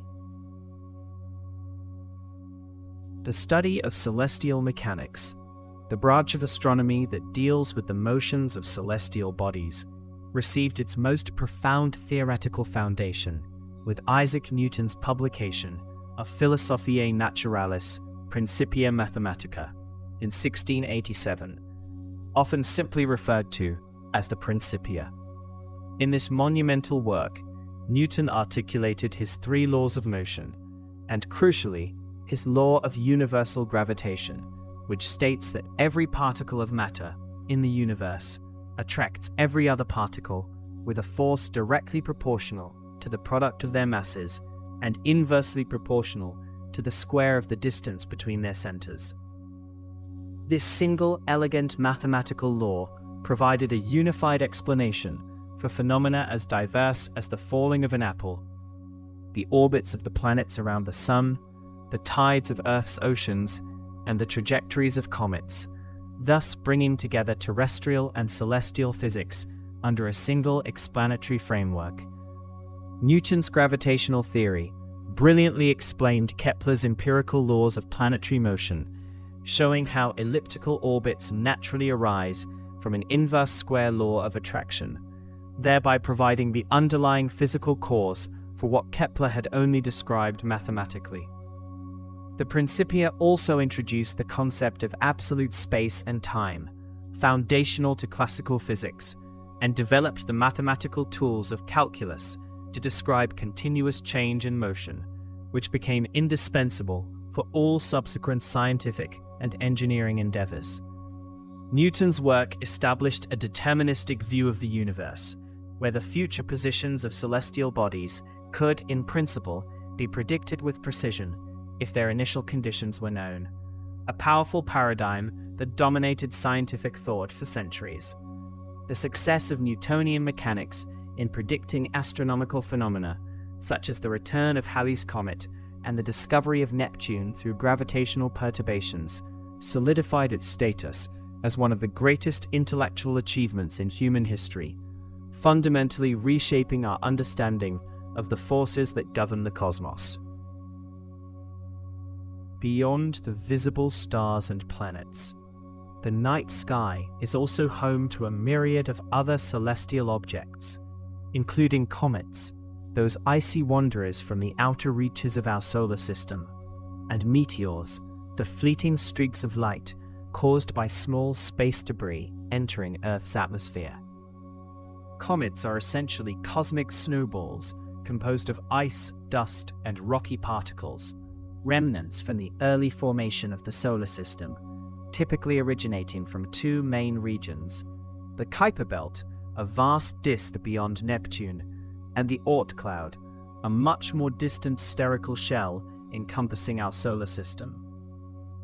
As a comet approaches the Sun, the solar radiation causes its volatile materials to sublimate, forming a glowing coma, a vast envelope of gas and dust around its nucleus, and often two distinct tails: a dust tail, which is broad and curved, pushed away by solar radiation pressure, and an ion tail, which is straight and narrow, pushed directly away from the Sun by the solar wind. These spectacular celestial visitors, like the famous Halley's Comet, which returns approximately every 76 years, have historically been viewed with both awe and apprehension, sometimes interpreted as omens or harbingers of change. Meteors, often called shooting stars, occur when small pieces of interplanetary dust and rock, ranging from grains of sand to small pebbles, enter Earth's atmosphere at high speeds, typically tens of kilometers per second. The immense friction generated by their rapid passage through the air heats them to incandescence, creating a brief, luminous streak of light as they vaporize, usually at altitudes between 80 and 120 kilometers. If a meteoroid survives its fiery descent and impacts the Earth's surface, it is then called a meteorite, providing scientists with direct samples of extraterrestrial material for study, offering invaluable clues about the composition and history of our solar system. Meteor showers, such as the Perseids in August or the Leonids in November, occur annually when Earth passes through the debris trail left by a comet, leading to dozens or even hundreds of meteors visible per hour. A truly mesmerizing display of cosmic dust interacting with our planet's atmosphere. The development of spectroscopy in the 19th century revolutionized astronomy, transforming it from a science primarily focused on measuring positions and motions into one capable of analyzing the physical properties and chemical composition of distant celestial objects. Joseph von Fraunhofer, a German physicist, in the early 19th century meticulously observed dark lines in the sun's spectrum, now known as Fraunhofer lines, but he did not fully understand their origin. It was Gustav Kirchhoff and Robert Bunsen in the mid-19th century who established the fundamental principles of spectroscopy, demonstrating that each chemical element, when heated to incandescence, emits light at specific, unique wavelengths, producing characteristic emission spectrum, and conversely, when light passes through a cooler gas, that gas absorbs light at those same specific wavelengths, creating a characteristic absorption spectrum. This groundbreaking discovery provided astronomers with an unprecedented tool to fingerprint the chemical composition of stars, nebulae, and galaxies by analyzing the dark absorption lines or bright emission lines in their light. William Huggins, a British astronomer, was among the first to apply spectroscopy to celestial objects beyond the Sun, revealing in 1864 that some nebulae, previously thought to be unresolved star clusters, were in fact vast clouds of glowing gas, while others were indeed collections of stars. He also used spectroscopy to determine the radial velocity of stars, measuring their motion towards or away from Earth by observing the Doppler shift of their spectral lines, a crucial step in understanding galactic dynamics. Spectroscopy allowed astronomers to determine not only the chemical elements present in stars, but also their temperatures, densities, magnetic fields, and even their rotational speeds, providing a wealth of information about the physical conditions in distant cosmic environments. This powerful analytical technique fundamentally transformed astrophysics, enabling scientists to decipher the intricate physical processes occurring across the universe, revealing the shared elemental composition of the cosmos and our deep connection to the stars. The concept of stellar evolution, the life cycle of stars from their birth in nebulae to their eventual demise as white dwarfs, neutron stars, or black holes, emerged as a central theme in 20th century astronomy, painting a dynamic picture of the universe. Stars are born within vast, cold, and dense clouds of interstellar gas and dust, known as molecular clouds or nebulae, where gravitational forces cause regions within these clouds to collapse, forming protostars. As a protostar contracts, its core heats up until the temperature and pressure become sufficient to initiate nuclear fusion, primarily the conversion of hydrogen into helium, releasing immense amounts of energy and marking the birth of a main sequence star like our Sun. The lifetime of a main sequence star is determined primarily by its mass.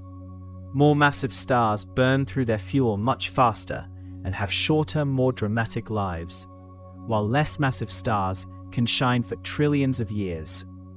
When a star exhausts the hydrogen fuel in its core, it begins to evolve off the main sequence, expanding into a red giant as its outer layers cool and swell, while its core contracts and heats, initiating helium fusion. The subsequent stages of stellar evolution depend critically on the star's initial mass. For stars similar to our Sun, the red giant will eventually shed its outer layers, forming a beautiful planetary nebula, a glowing shell of gas, leaving behind a dense, hot core called a white dwarf, which slowly cools and fades over billions of years.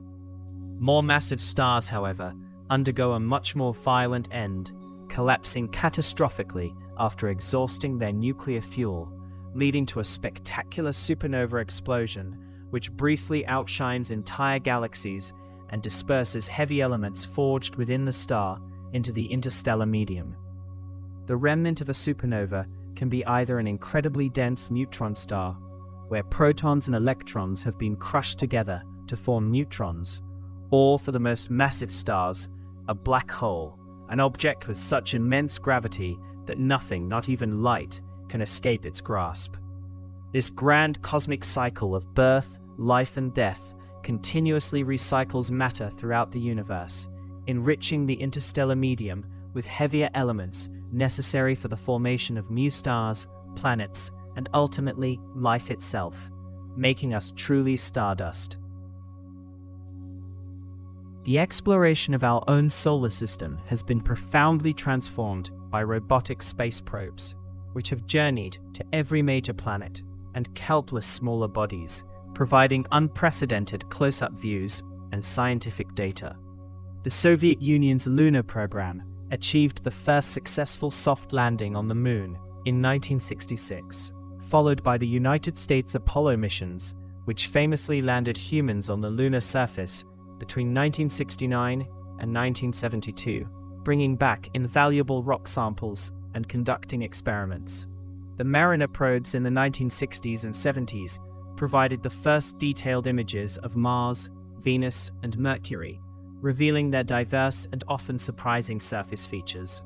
The Voyager 1 and Voyager 2 spacecraft, launched in 1977, embarked on a grand tour of the outer solar system, providing the first close-up images and data from Jupiter, Saturn, Uranus, and Neptune, revealing their complex atmospheres, ring systems, and numerous moons, before continuing their journey into interstellar space, carrying a golden record of Earth sounds and images.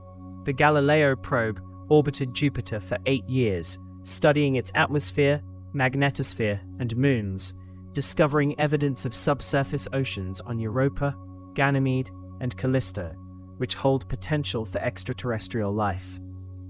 The Cassini-Huygens mission, a joint NASA-ESA-ASI endeavor, orbited Saturn for 13 years, providing breathtaking images and data of the ringed planet, its mesmerizing rings, and its diverse moons, including the discovery of geysers on Enceladus and methane lakes on Titan.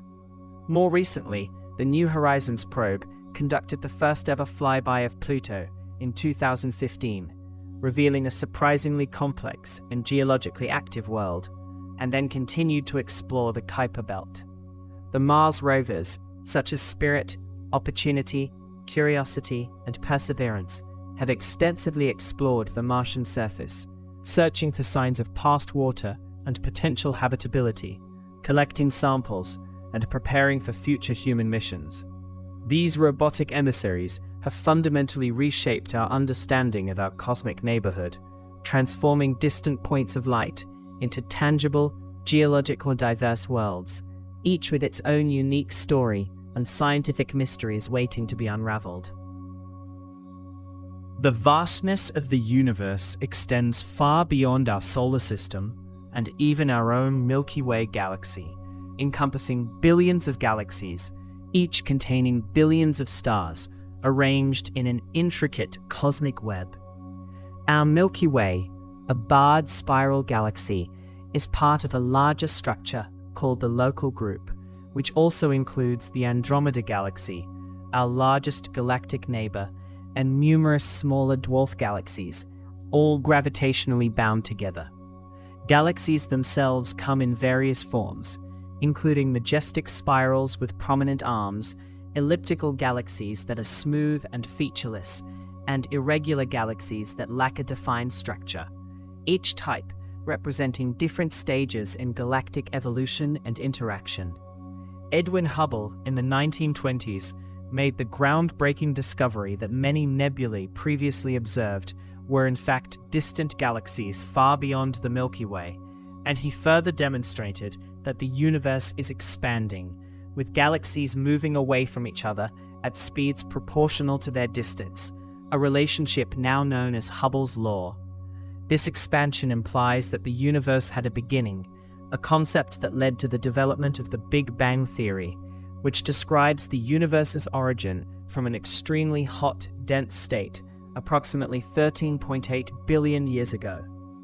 Observations of distant galaxies also reveal phenomena like quasars, extremely luminous active galactic nuclei powered by supermassive black holes at their centers, and gamma-ray bursts, the most powerful explosions in the universe, marking the collapse of massive stars or the merger of neutron stars.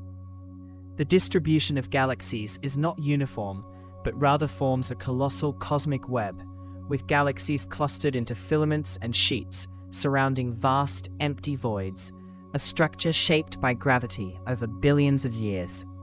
Studying these distant galaxies allows astronomers to look back in time, as the light from these objects has traveled for billions of years to reach us, providing a direct glimpse into the early universe and the processes that led to the formation of the first stars and galaxies.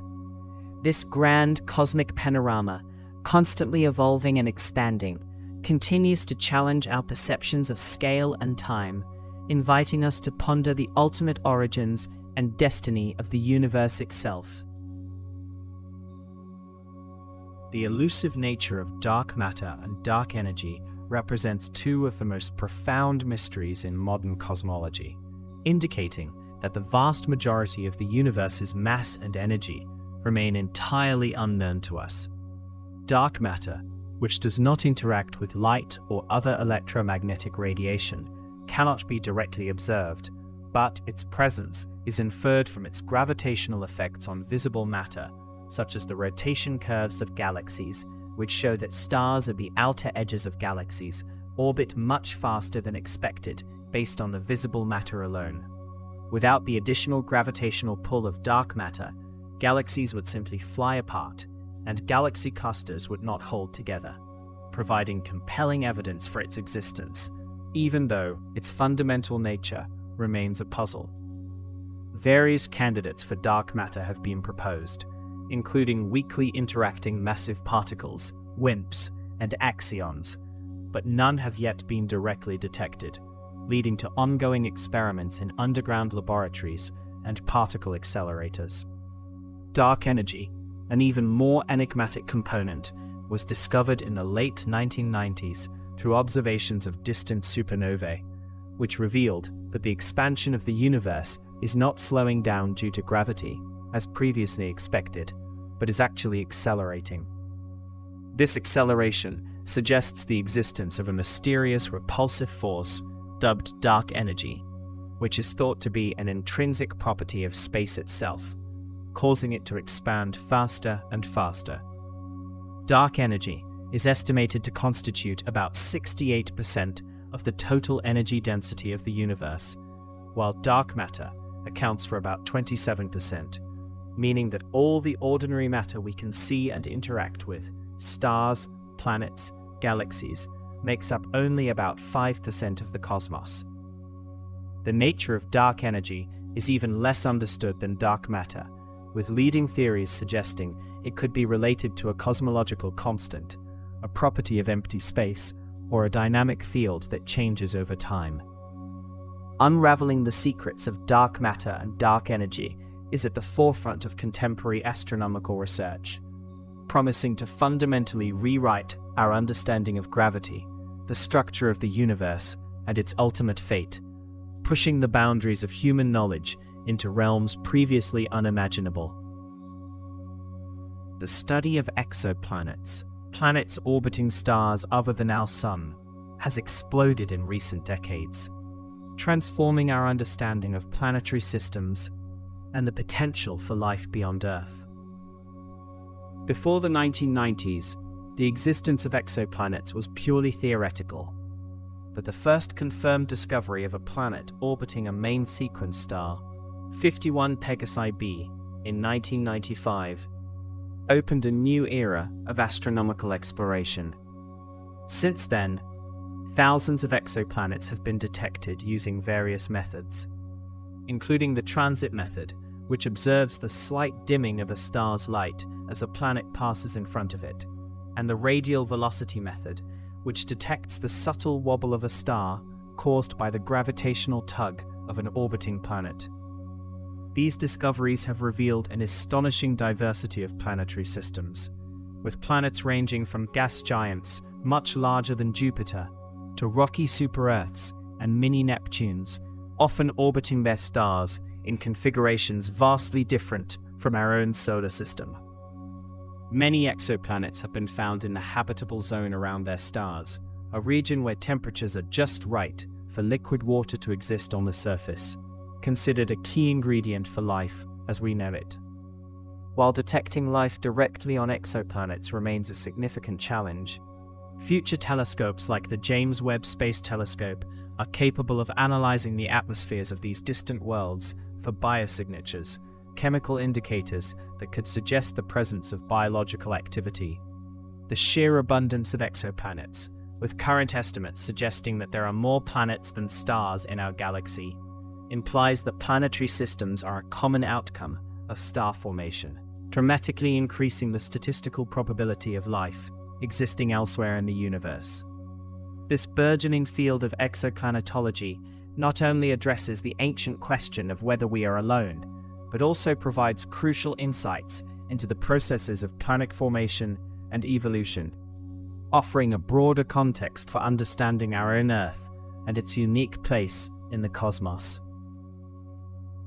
The continuous quest to understand the universe has led to the development of observatories across the electromagnetic spectrum, moving beyond visible light to explore the cosmos in radio waves, infrared, ultraviolet, X-rays, and gamma rays.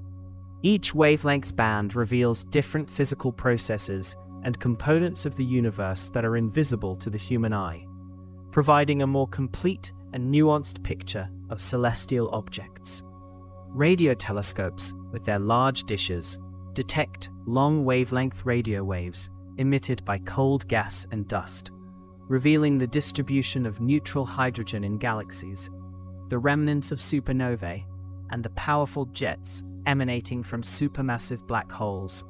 Infrared telescopes, often placed in space or at high dry altitudes to avoid atmospheric absorption, penetrate through dust clouds, allowing astronomers to peer into star-forming regions, study the birth of planets, and observe the earliest, most distant galaxies whose light has been redshifted into the infrared by the expansion of the universe. Ultraviolet astronomy, requiring space-based telescopes like the Hubble Space Telescope, investigates hot, energetic phenomena such as young massive stars, active galactic nuclei, and the hot gas in galaxy clusters, which emit intensely in the UV. X-ray telescopes, also space-based, detect the extremely high-energy radiation from superheated gas in galaxy clusters, material falling into black holes, and the incredibly hot remnants of supernova explosions, revealing the most violent and energetic processes in the cosmos. Gamma-ray observatories, observing the highest energy photons, probe phenomena like gamma-ray bursts, the most powerful explosions in the universe, and the interactions of cosmic rays with interstellar matter, providing insights into extreme astrophysical environments. This multi-wavelength approach to astronomy has unveiled a universe far more complex, dynamic, and energetic than could ever be perceived through visible light alone, allowing scientists to piece together the intricate puzzle of cosmic evolution from the Big Bang to the present day, a truly comprehensive view of the universe's grand design.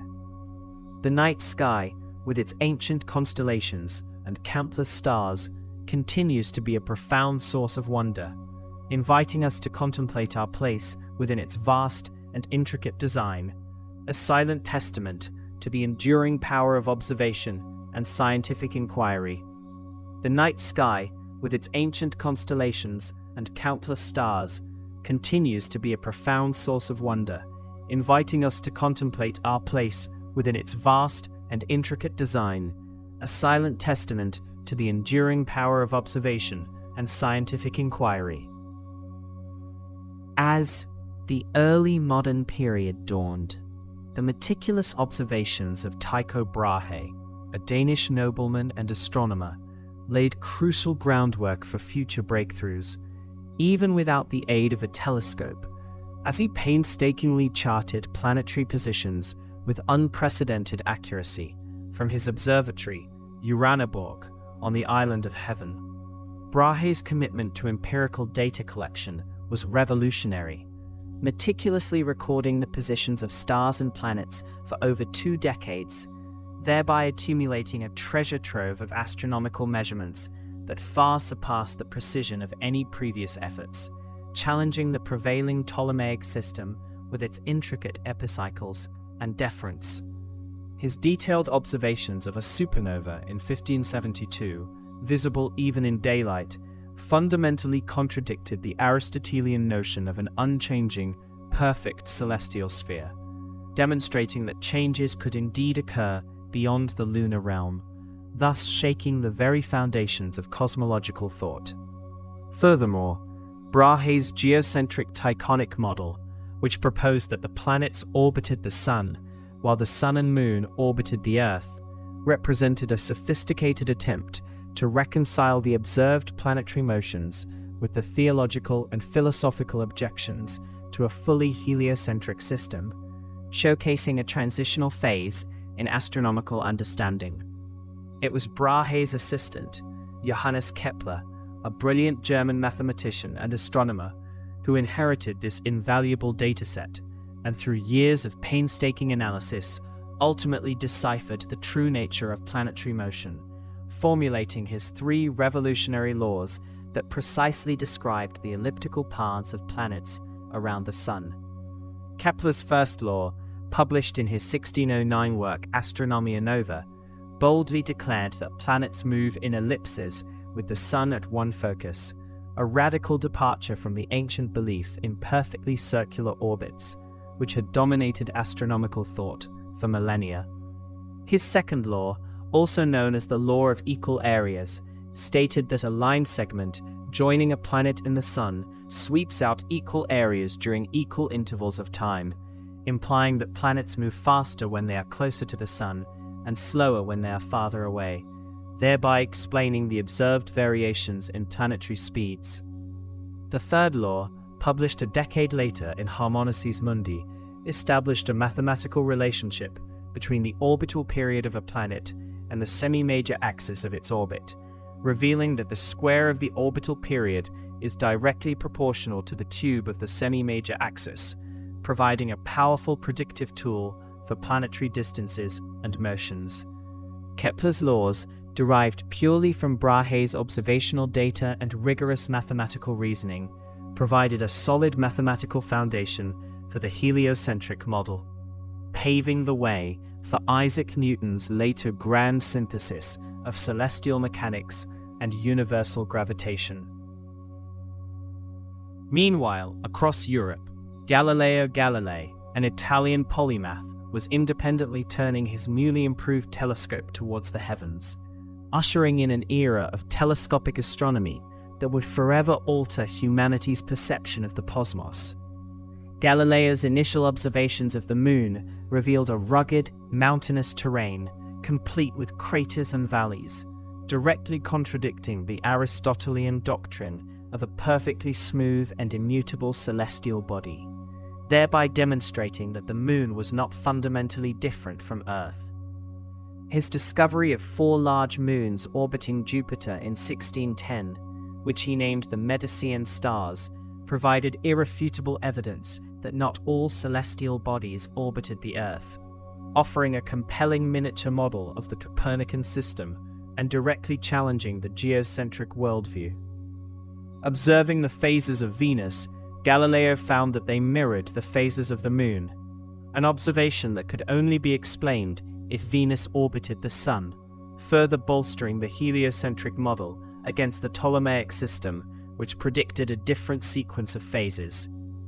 Furthermore, Galileo's telescopic observations of sunspots indicated that the Sun itself was not a perfect, unblemished sphere, and that it rotated on its axis, adding another layer of complexity and dynamism to the celestial realm, previously thought to be static and flawless. His groundbreaking work, documented in Sidereus Nuncius, Starry Messenger, disseminated these revolutionary findings widely, igniting intense debate and ultimately contributing to his infamous conflict with the Inquisition, highlighting the profound societal and religious implications of these scientific discoveries. The 17th century also witnessed the meticulous cataloguing of stars and the development of more precise celestial maps, with astronomers like Johannes Hevelius, a Polish astronomer, producing highly accurate star charts and lunar maps, further refining our understanding of the celestial sphere. Hevelius's Prodromus Astronomy, published posthumously, contained a catalogue of 1,564 stars and a detailed atlas of constellations, including several new ones he introduced, which contributed significantly to the standardization of celestial nomenclature. The invention of the pendulum clock by Christian Huygens in 1656 dramatically improved the accuracy of timekeeping, a crucial factor for precise astronomical observations, allowing for more accurate measurements of stellar and planetary positions over time. Huygens, a Dutch mathematician, physicist, and astronomer, also made significant contributions to planetary science, most notably discovering Titan, Saturn's largest moon, in 1655, and correctly identifying the true nature of Saturn's rings as a thin, flat disk surrounding the planet, rather than solid appendages or companion planets as previously speculated by Galileo. His work on the wave theory of light, though initially overshadowed by Newton's corpuscular theory, laid foundational principles for understanding the nature of light, which would later prove indispensable for astrophysical studies. The culmination of these early modern advancements arrived with Sir Isaac Newton, an English physicist and mathematician. His monumental work Philosophiae Naturalis Principia Mathematica, published in 1687, presented a unified theory of universal gravitation and the laws of motion, explaining both terrestrial and celestial mechanics with unprecedented mathematical rigor. Newton's law of universal gravitation stated that every particle of matter in the universe attracts every other particle with a force directly proportional to the product of their masses and inversely proportional to the square of the distance between their centers, providing a single, elegant explanation for phenomena ranging from the fall of an apple to the orbits of planets. He demonstrated that Kepler's empirical laws of planetary motion could be mathematically derived from his law of gravitation, thus providing a theoretical underpinning for the observed celestial mechanics and solidifying the heliocentric model on a firm physical basis. Newton also developed calculus, a powerful mathematical tool essential for describing continuous change and motion, which became indispensable for solving complex problems in physics and astronomy, fundamentally transforming the scientific landscape. His work established a deterministic, mechanistic view of the universe, where celestial bodies moved according to predictable physical laws, profoundly influencing scientific thought for centuries and setting the stage for the Enlightenment. As the 18th century unfolded, astronomers began to focus on refining measurements and understanding the scale of the solar system, with Edmund Halley, an English astronomer and contemporary of Newton, making significant contributions, most notably by predicting the return of the comet that now bears his name. Halley's meticulous study of historical comet observations led him to conclude that the comets seen in 1531, 1607, and 1682 were in fact the same object, orbiting the Sun with a period of approximately 76 years. A bold prediction that was spectacularly confirmed in 1758, providing compelling evidence for Newton's laws of motion and gravitation beyond the planetary realm. He also proposed a method for determining the distance to the Sun using transits of Venus, events where Venus passes directly between the Earth and the Sun, which spurred international expeditions in the mid-18th century to various parts of the globe to observe these rare celestial alignments. Although the transit observations of 1761 and 1769 were fraught with difficulties and yielded somewhat imprecise results, they represented an ambitious collaborative scientific endeavor and significantly improved estimates of the astronomical unit. The fundamental unit of distance within our solar system. Halley also made early attempts to estimate the size and distance of stars by analyzing their proper motions, the apparent shift of stars across the celestial sphere over time, recognizing that stars were not fixed but possessed their own individual movements. The 18th century also saw the rise of systematic sky surveys and the creation of comprehensive star catalogues, with Charles Messier, a French astronomer, compiling his famous catalogue of nebulae and star clusters, initially intended as a list of objects to avoid confusing with comets. Messier's catalogue, published in its final form in 1781, listed 110 deep sky objects, including galaxies, open clusters, globular clusters, and nebulae, many of which are still referred to by their M numbers today, providing an invaluable resource to amateur and professional astronomers alike. These objects, initially described as nebulae or cloudy patches, represented a diverse collection of celestial phenomena that would only be fully understood with the advent of more powerful telescopes and spectroscopic analysis in later centuries.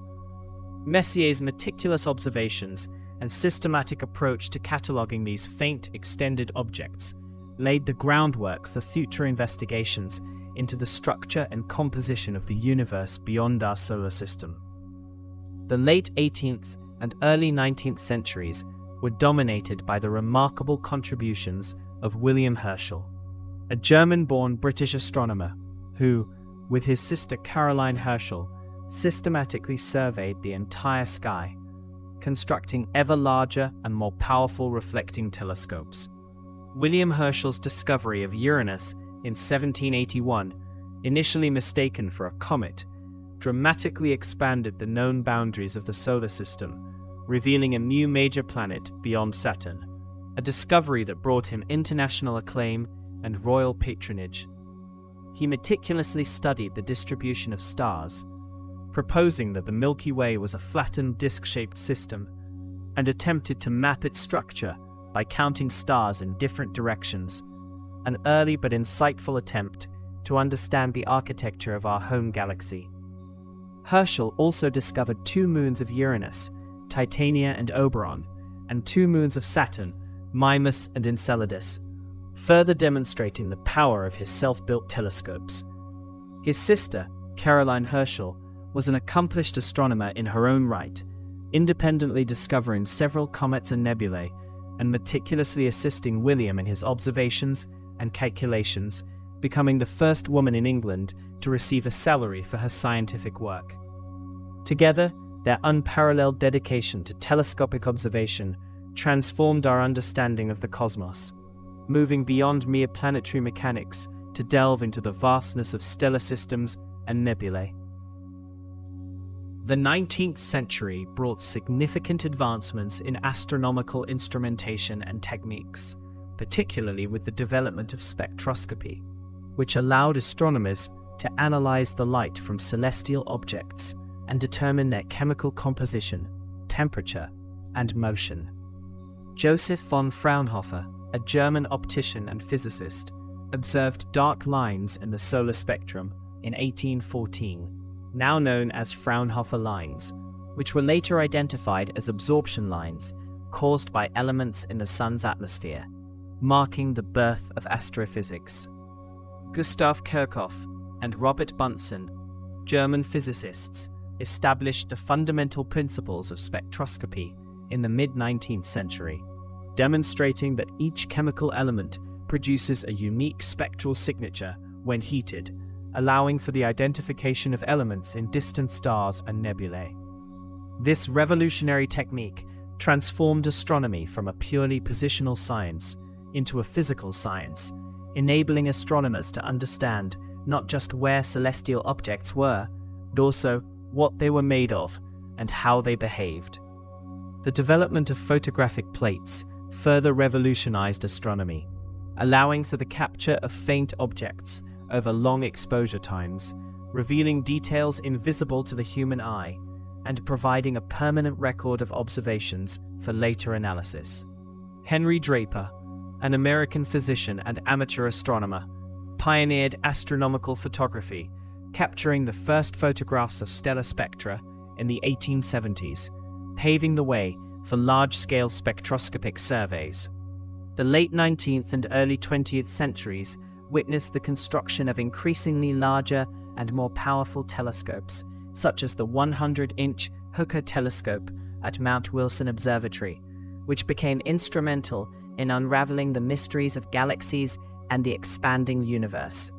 Henrietta Swan Leavitt, an American astronomer working at Harvard College Observatory, discovered a crucial relationship between the luminosity and pulsation period of Cepheid variable stars in the early 1900s, providing a reliable standard candle for measuring cosmic distances.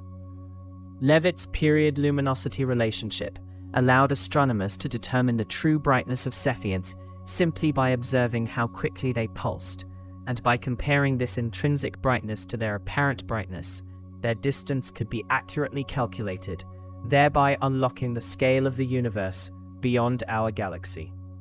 This groundbreaking discovery, made by a woman working at a computer, analyzing photographic plates, provided the essential tool for Edwin Hubble's later monumental work on extragalactic astronomy. Edwin Hubble, an American astronomer, utilized the 100-inch Hooker telescope and Leavitt's Cepheid variables to prove in the 1920s that many of the nebulae observed by Messier and Herschel were in fact independent galaxies, vast island universes far beyond the Milky Way. Hubble's observations of Cepheid variables in the Andromeda Nebula definitively established that it was a separate galaxy, millions of light years away, fundamentally expanding humanity's conception of the universe from a single galaxy to an immense cosmos filled with countless galaxies. Furthermore, Hubble, working with Milton Humason, observed that the spectral lines from distant galaxies were systematically shifted towards the red end of the spectrum, a phenomenon known as redshift, which indicated that these galaxies were moving away from us. In 1929, Hubble formulated his eponymous law, stating that the recessional velocity of a galaxy is directly proportional to its distance from Earth, providing observational evidence for an expanding universe, a concept previously theorized by George Lemaitre. Hubble's law and the discovery of the expanding universe provided the foundational observational evidence for the Big Bang theory, profoundly reshaping our understanding of cosmic origins and evolution. The mid-20th century saw the birth of radio astronomy, a new window into the universe, as Carl Jansky, an American engineer, accidentally discovered cosmic radio waves in 1933 while investigating sources of static for Bell Telephone Laboratories. Jansky's detection of radio signals emanating from the center of the Milky Way marked the beginning of a new era, allowing astronomers to observe celestial phenomena that do not emit visible light, such as cold gas clouds, pulsars, and quasars. Grote Reber, an American radio engineer, built the first parabolic radio telescope in his backyard in the late 1930s, systematically mapping the radio sky and confirming Jansky's findings, thereby establishing radio astronomy as a legitimate field of astronomical research. The development of radio interferometry in the post-World War II era, which combined signals from multiple radio telescopes to achieve much higher angular resolution, further revolutionized the field, allowing for detailed imaging of distant radio sources. The space age, beginning with the launch of Sputnik in 1957, opened up entirely new possibilities for astronomical observation, allowing telescopes to be placed above Earth's atmosphere, which absorbs or distorts much of the electromagnetic spectrum, including X-rays, gamma rays, and most ultraviolet and infrared radiation. Satellites and space probes began to explore our solar system directly, providing unprecedented close-up views of planets, moons, and other celestial bodies, transforming planetary science from a largely observational field into one of direct exploration. The launch of the Uhuru satellite in 1970 marked the beginning of X-ray astronomy from space, revealing a universe teeming with high-energy phenomena like black holes, neutron stars, and active galactic nuclei, which are invisible in visible light. The infrared astronomical satellite IRAS in 1983 provided the first comprehensive survey of the sky in infrared light, discovering thousands of new infrared sources, including star-forming regions hidden behind dust clouds and faint, cool objects that emit little visible light. The late 20th and early 21st centuries have been characterized by an explosion of data from a multitude of ground-based and space-based observatories covering the entire electromagnetic spectrum, from gamma rays to radio waves. The Hubble Space Telescope, launched in 1990, has provided breathtaking images of distant galaxies, nebulae, and star clusters with unparalleled clarity, revolutionizing our understanding of cosmic evolution, stellar life cycles, and the universe's large-scale structure. Its deep field images have revealed thousands of galaxies in seemingly empty patches of sky, pushing the boundaries of the observable universe and providing insights into galaxy formation in the early universe.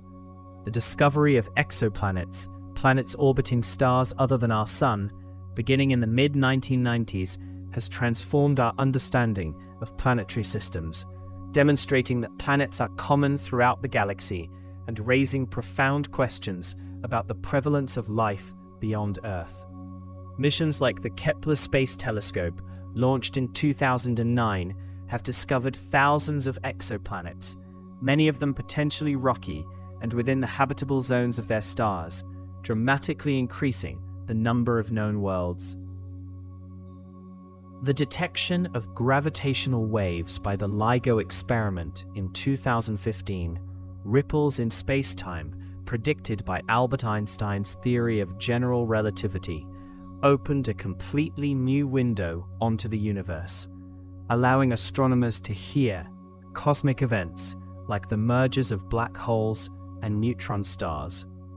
This groundbreaking discovery marked the birth of gravitational wave astronomy, providing a complementary way to observe the universe, particularly extreme phenomena that are difficult or impossible to detect with electromagnetic radiation. The Event Horizon Telescope, an international collaboration of radio observatories, achieved the first ever image of a black hole's event horizon in 2019, specifically the supermassive black hole at the center of the galaxy M87, providing direct visual evidence of these enigmatic cosmic objects.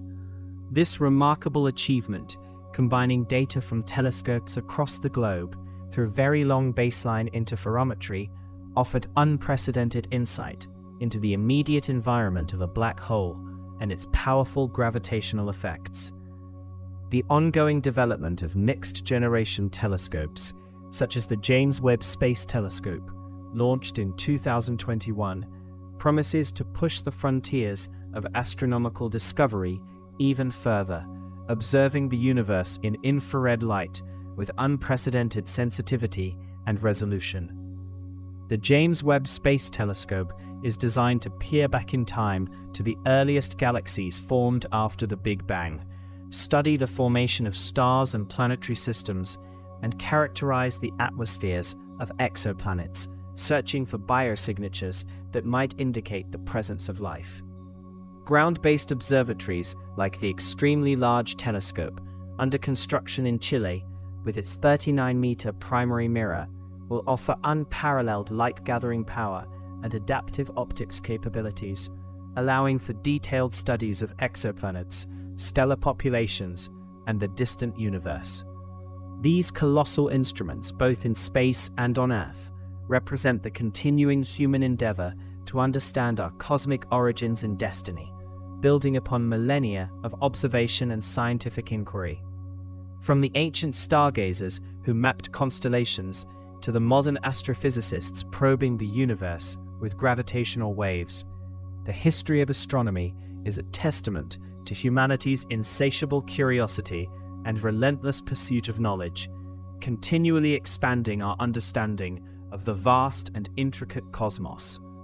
The night sky remains an eternal canvas, constantly revealing new wonders and challenging our perceptions, inviting each generation to look up and ponder the profound mysteries that lie beyond our terrestrial home, fostering a deep connection to the grand cosmic narrative. Every star, every galaxy, every whisper of gravitational wave contributes to this ever-unfolding story, reminding us of the universe's immense scale and the enduring human spirit of exploration and discovery. The night sky remains an eternal canvas, constantly revealing new wonders and challenging our perceptions, inviting each generation to look up and ponder the profound mysteries that lie beyond our terrestrial home, fostering a deep connection to the grand cosmic narrative. Every star, every galaxy, every whisper of gravitational wave contributes to this ever-unfolding story, reminding us of the universe's immense scale and the enduring human spirit of exploration and discovery. As the gentle currents of time carried humanity forward, the understanding of these celestial tapestries continued its slow, deliberate evolution, moving beyond the foundational insights of early observers and the revolutionary telescopic discoveries of Galileo, toward an era marked by increasingly precise measurements and theoretical breakthroughs that would redefine our place in the cosmos.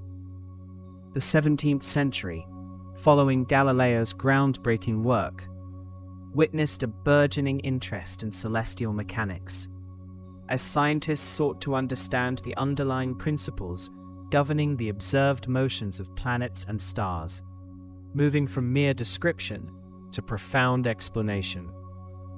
One of the most pivotal figures in this intellectual shift was Johannes Kepler, a German astronomer and mathematician whose meticulous analysis of Tycho Brahe's extensive and accurate planetary observations led to the formulation of 3 fundamental laws of planetary motion, forever altering the geocentric worldview that had dominated Western thought for millennia.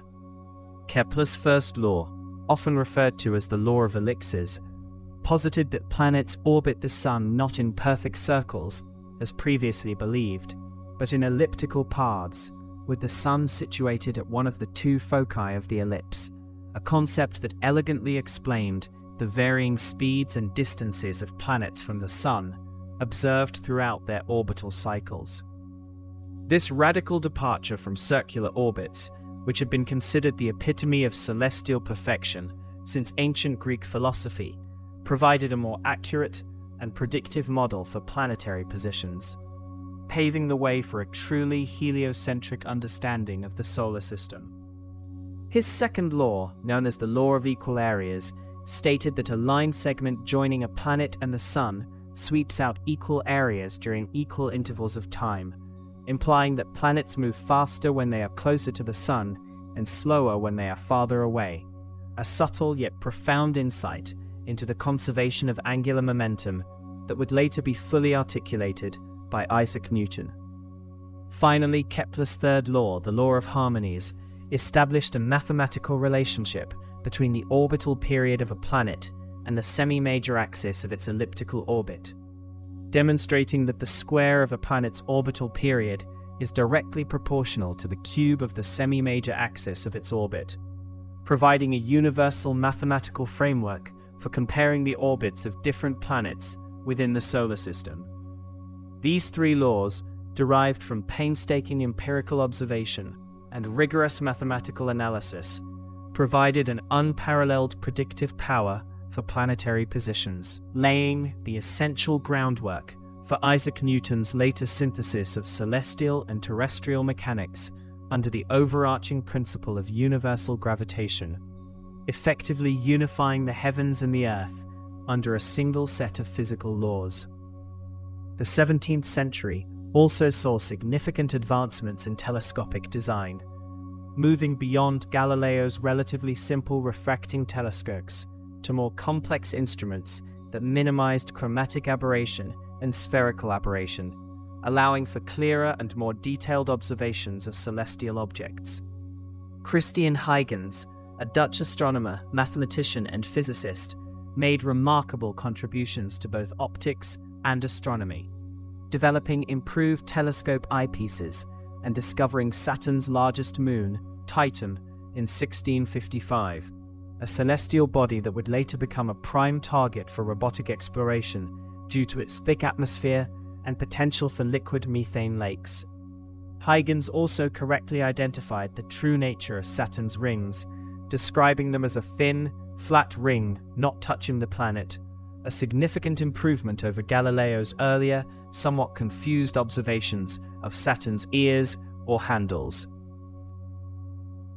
Sir Isaac Newton, perhaps the most towering figure of the scientific revolution, synthesized the work of Galileo, Kepler, and others into a comprehensive theory of universal gravitation, published in his monumental work Philosophiae Naturalis Principia Mathematica in 1687, which forever changed the course of physics and astronomy. Newton's law of universal gravitation stated that every particle of matter in the universe attracts every other particle with a force directly proportional to the product of their masses and inversely proportional to the square of the distance between their centers, providing a single, elegant explanation for the falling of an apple on Earth and the orbiting of planets around the Sun. This universal law not only explained Kepler's empirical laws of planetary motion, but also predicted the existence of tides, the precession of the equinoxes, and the paths of comets, demonstrating the profound predictive power of a truly universal physical principle. Newton also invented the reflecting telescope, a revolutionary design that used mirrors instead of lenses to gather and focus light, thereby eliminating chromatic aberration, a significant optical defect in refracting telescopes that caused colors to separate and produce fuzzy images. His reflecting telescope, first constructed in 1668, opened new possibilities for astronomical observation, allowing for clearer and brighter views of distant celestial objects, and paving the way for larger and more powerful telescopes in subsequent centuries. The Newtonian reflector design, with its compact form and superior image quality, became a cornerstone of astronomical instrumentation, and continues to be widely used in various forms today, from amateur backyard telescopes to professional observatories. As the 18th century dawned, the focus of astronomical inquiry broadened to include more systematic surveys of the night sky, cataloguing stars, nebulae, and other celestial phenomena with increasing precision and detail. Edmund Halley, an English astronomer and contemporary of Newton, applied Newton's gravitational laws to the study of comets, famously predicting the return of the comet now bearing his name, Halley's Comet, in 1758, a remarkable triumph of Newtonian mechanics that solidified the predictive power of the new physics. Halley's work on comets, which had previously been viewed as unpredictable omens, transformed them into understandable, gravitationally bound members of the solar system, following predictable elliptical orbits. The 18th century also saw the development of more accurate timekeeping devices, particularly the marine chronometer, which was crucial for determining longitude at sea and had significant implications for astronomical observations by allowing for more precise timing of celestial events. John Harrison, an English clockmaker, dedicated his life to solving the longitude problem, eventually developing a series of highly accurate chronometers that could maintain precise time even on a rolling ship, a technological marvel that revolutionized navigation and indirectly supported more accurate astronomical measurements. William Herschel, a German-born British astronomer and musician, along with his sister, Caroline Herschel, embarked on an ambitious program of systematic sky surveys in the late 18th and early 19th centuries, using large, self-built reflecting telescopes of unprecedented size and quality. Herschel's meticulous observations led to a multitude of discoveries, including the planet Uranus in 1781, the first planet discovered since antiquity, which significantly expanded the known boundaries of our solar system. He also discovered two of Uranus's moons, Titania and Oberon, and two of Saturn's moons, Mimas and Enceladus, further enriching our understanding of planetary systems.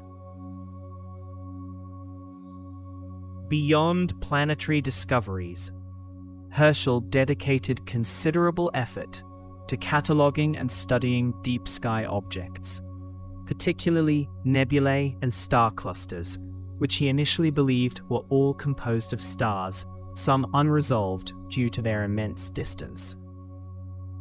His systematic surveys led to the compilation of extensive catalogues, including the General Catalogue of Nebulae and Clusters, which laid the foundation for later comprehensive catalogues like the New General Catalogue, NGC, and the Index Catalogue, IC, still widely used by astronomers today. Herschel's observations also led him to propose that our solar system was part of a much larger, disc-shaped collection of stars, which he called a grindstone or Milky Way, and he even attempted to map its structure by star counting, a pioneering effort in galactic astronomy. Caroline Herschel, an astronomer in her own right, was a tireless assistant to her brother, making significant contributions to astronomy by discovering several comets and nebulae, and meticulously cataloguing her brother's observations, ensuring their accuracy and accessibility. She was the first woman to be paid for her scientific work, and the first woman in England to hold a government position, breaking significant barriers in the male-dominated scientific community of her time. Her dedication and precision were instrumental in the success of the Herschel astronomical endeavors, highlighting the collaborative nature of scientific discovery. As the 19th century progressed, astronomy began to embrace new technologies and methodologies, particularly the application of spectroscopy and photography, which revolutionized the study of stellar composition and the mapping of the heavens.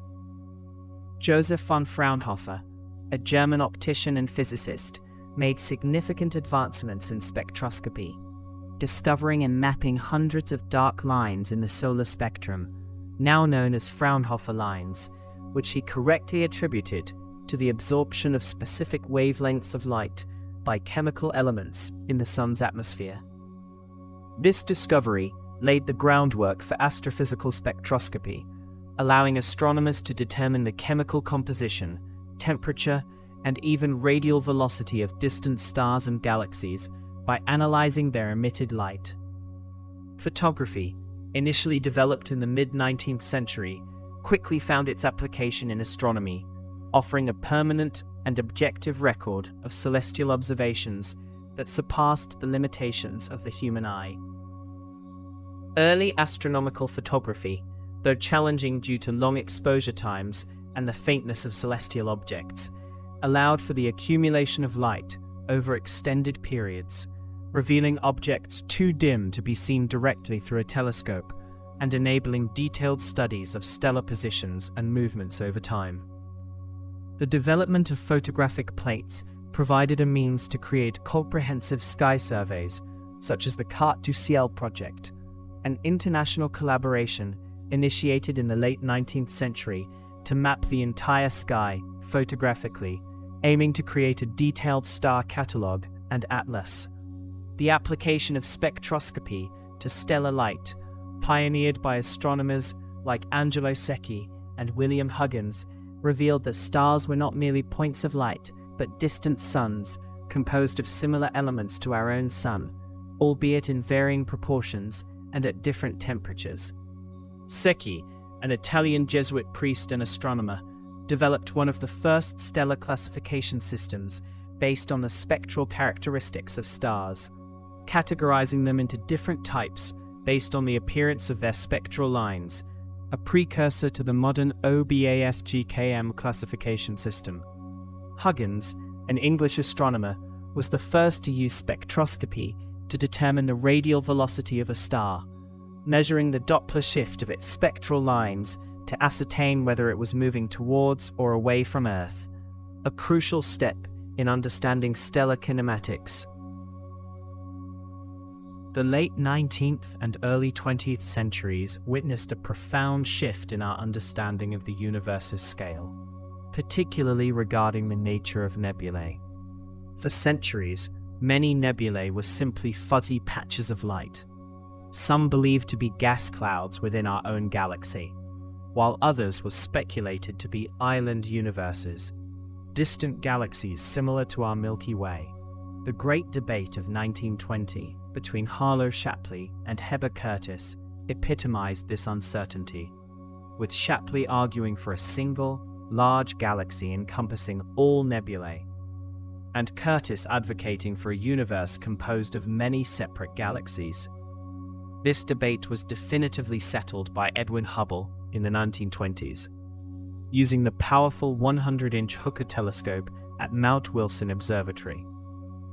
Hubble's meticulous observations of Cepheid variable stars in the Andromeda Nebula allowed him to measure their distances using Henrietta Leavitt's period luminosity relationship, a crucial tool for cosmic distance measurement.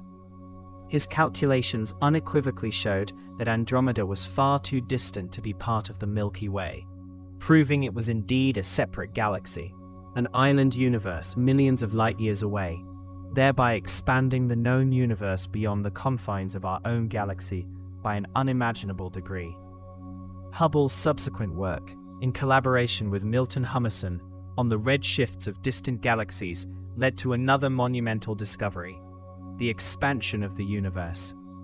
By observing that the light from most galaxies was shifted towards the red end of the spectrum, indicating they were moving away from us, and that more distant galaxies exhibited greater red shifts, Hubble formulated what is now known as Hubble's law, which states that the recessional velocity of a galaxy is directly proportional to its distance from us.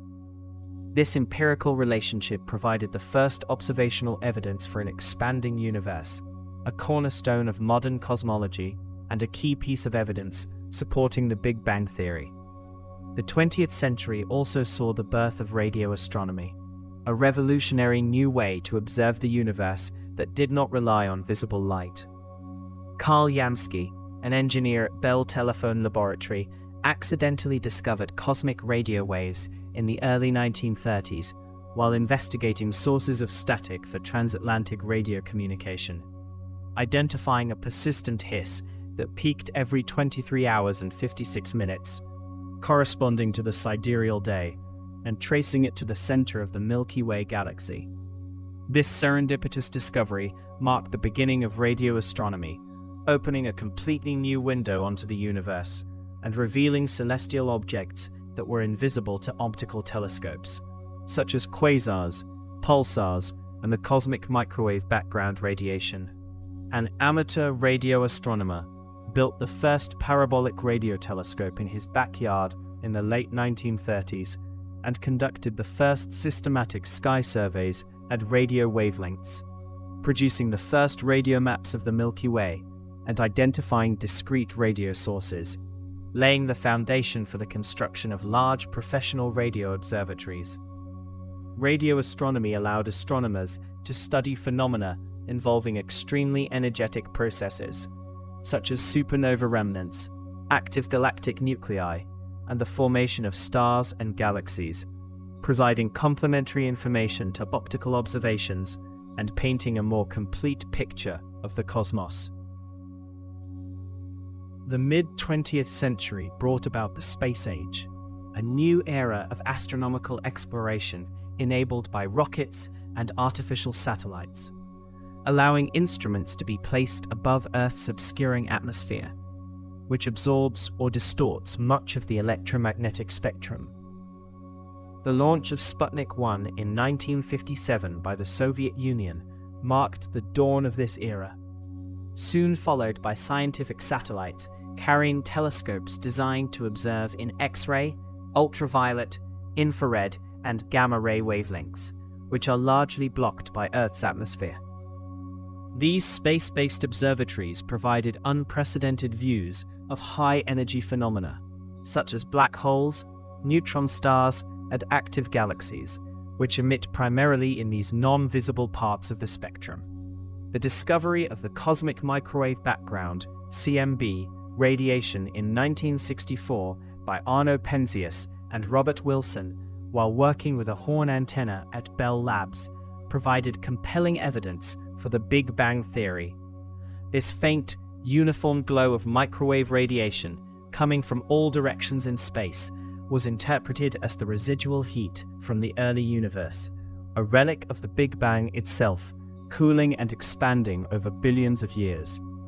The CMB is considered one of the most significant discoveries in cosmology, offering a snapshot of the universe when it was only about 380,000 years old, providing crucial insights into its initial conditions and evolution. The late 20th century saw the launch of the Hubble Space Telescope, HST, in 1990, a joint project of NASA and ESA, which became one of the most iconic and productive scientific instruments in history. Positioned above Earth's atmosphere, the HST provided incredibly sharp and detailed images of celestial objects in visible, ultraviolet, and near-infrared light, revolutionizing nearly every area of astronomy. Its breathtaking images of distant galaxies, star-forming regions, planetary nebulae, and supernovae have not only advanced scientific understanding, but also captivated the public imagination, making the universe more accessible and awe-inspiring. The HST has played a crucial role in refining the Hubble constant, measuring the expansion rate of the universe with greater precision, and has provided evidence for the existence of dark energy, a mysterious force thought to be responsible for the accelerating expansion of the universe. Its observations have allowed astronomers to study the evolution of galaxies over cosmic time, witness the birth and death of stars, and search for exoplanets, contributing to a deeper understanding of the universe's structure, composition, and ultimate fate. The search for exoplanets, planets orbiting stars other than our Sun, gained significant momentum in the late 20th and early 21st centuries, transforming our understanding of planetary systems and the potential for life beyond Earth. The first confirmed exoplanet orbiting a main sequence star, 51 Pegasi b, was discovered in 1995 using the radial velocity method, which detects the subtle wobble of a star caused by the gravitational pull of an orbiting planet. Since then, thousands of exoplanets have been discovered using various techniques, including the transit method, where a planet passes in front of its star, causing a slight dimming of the star's light. Missions like NASA's Kepler Space Telescope, launched in 2009, were specifically designed to search for exoplanets using the transit method, observing a vast number of stars simultaneously over an extended period. Kepler's discoveries revealed a surprising diversity of exoplanetary systems, including many super-Earths and mini-Neptunes, planets unlike any found in our own solar system, and indicated that planets are common throughout the galaxy, with many stars likely hosting at least one planet. The study of exoplanet atmospheres using spectroscopy is now a rapidly developing field, aiming to detect biosignatures, chemical indicators of life, in the atmospheres of potentially habitable worlds. The early 21st century has been marked by a new frontier in astronomy: gravitational wave astronomy. Predicted by Albert Einstein's theory of general relativity over a century ago, gravitational waves are ripples in the fabric of space-time, caused by extremely energetic cosmic events, such as the collision of black holes or neutron stars. The Laser Interferometer Gravitational Wave Observatory, LIGO, made the first direct detection of gravitational waves in 2015, originating from the merger of two black holes billions of light years away. A monumental achievement that opened a completely new window onto the universe. Gravitational wave astronomy allows us to observe phenomena that are invisible to electromagnetic telescopes, providing insights into the most extreme environments in the cosmos, and offering a unique way to test Einstein's theory of general relativity and strong gravitational fields. The subsequent detections of gravitational waves from numerous black hole mergers and even a neutron star merger, which was also observed across the electromagnetic spectrum, heralded the era of multi-messenger astronomy, combining observations from different cosmic messengers, light, gravitational waves, neutrinos, and cosmic rays, to gain a more comprehensive understanding of the universe. The James Webb Space Telescope, launched in 2021, represents the pinnacle of infrared space astronomy, designed to observe the universe in unprecedented detail at longer wavelengths than the Hubble Space Telescope. Its primary mission includes studying the first stars and galaxies that formed after the Big Bang, observing the formation of stars and planetary systems within dusty nebulae, and characterizing the atmospheres of exoplanets to search for signs of life. With its enormous segmented mirror and highly sensitive instruments, the JWST is capable of peering back in time to the earliest epochs of the universe, revealing the faint light from the very first cosmic structures. The ongoing exploration of our own solar system continues with robotic probes and orbiters visiting planets, moons, asteroids, and comets, providing detailed close-up observations that complement ground-based and space-based telescopic astronomy.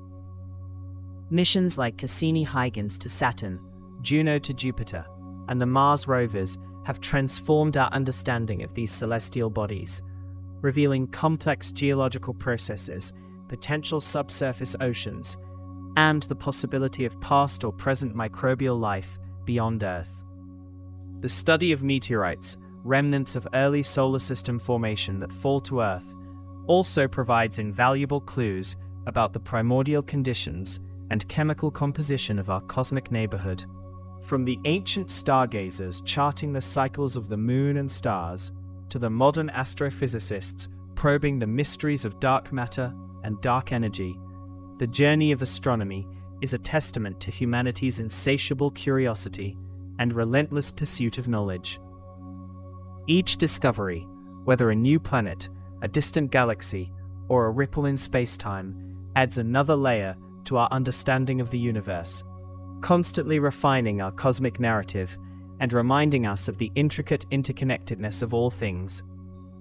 The night sky, with its silent grandeur, continues to be a source of profound inspiration, inviting us to contemplate the vastness of space and the enduring wonder of our place within it, fostering a deep and abiding connection to the grand cosmic story that unfolds above us every single night.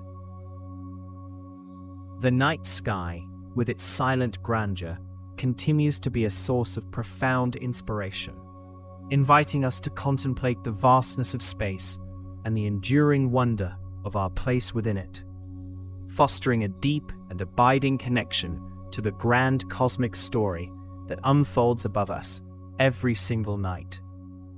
Our journey through the astronomical tapestry now leads us to consider the meticulous observations of Tycho Brahe, a Danish nobleman whose precise measurements of planetary positions in the late 16th century, conducted without the aid of a telescope, revolutionized the accuracy of astronomical data before Galileo's groundbreaking telescopic discoveries.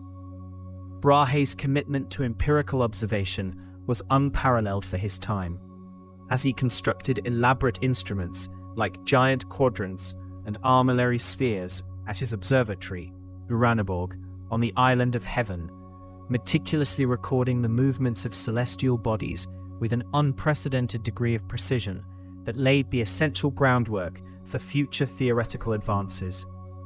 He famously observed a new star in 1572, a supernova in the constellation Cassiopeia, which challenged the Aristotelian dogma of an unchanging celestial sphere, and demonstrated that changes could indeed occur in the seemingly immutable heavens, prompting a re-evaluation of cosmic permanence.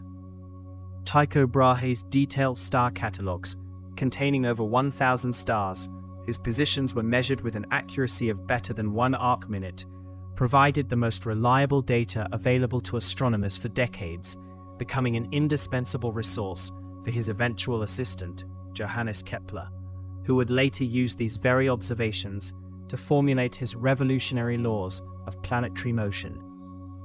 Kepler, a brilliant German mathematician and astronomer, inherited Brahe's extensive dataset after his death, and through years of painstaking calculations, discovered that planets do not move in perfect circles, as had been believed for millennia, but rather in elliptical orbits with the Sun at one focus, a monumental departure from Ptolemaic and Copernican models alike. His first law of planetary motion, published in 1609 in his seminal work Astronomy and Nova, declared that the orbit of every planet is an ellipse with the Sun at one of the two foci, fundamentally altering humanity's understanding of celestial mechanics and paving the way for Isaac Newton's later synthesis of universal gravitation. Kepler's second law, also presented in Astronomy and Nova, described that a line segment joining a planet and the Sun sweeps out equal areas during equal intervals of time, meaning that planets move faster when they are closer to the Sun and slower when they are farther away, providing a dynamic explanation for their varying speeds in orbit.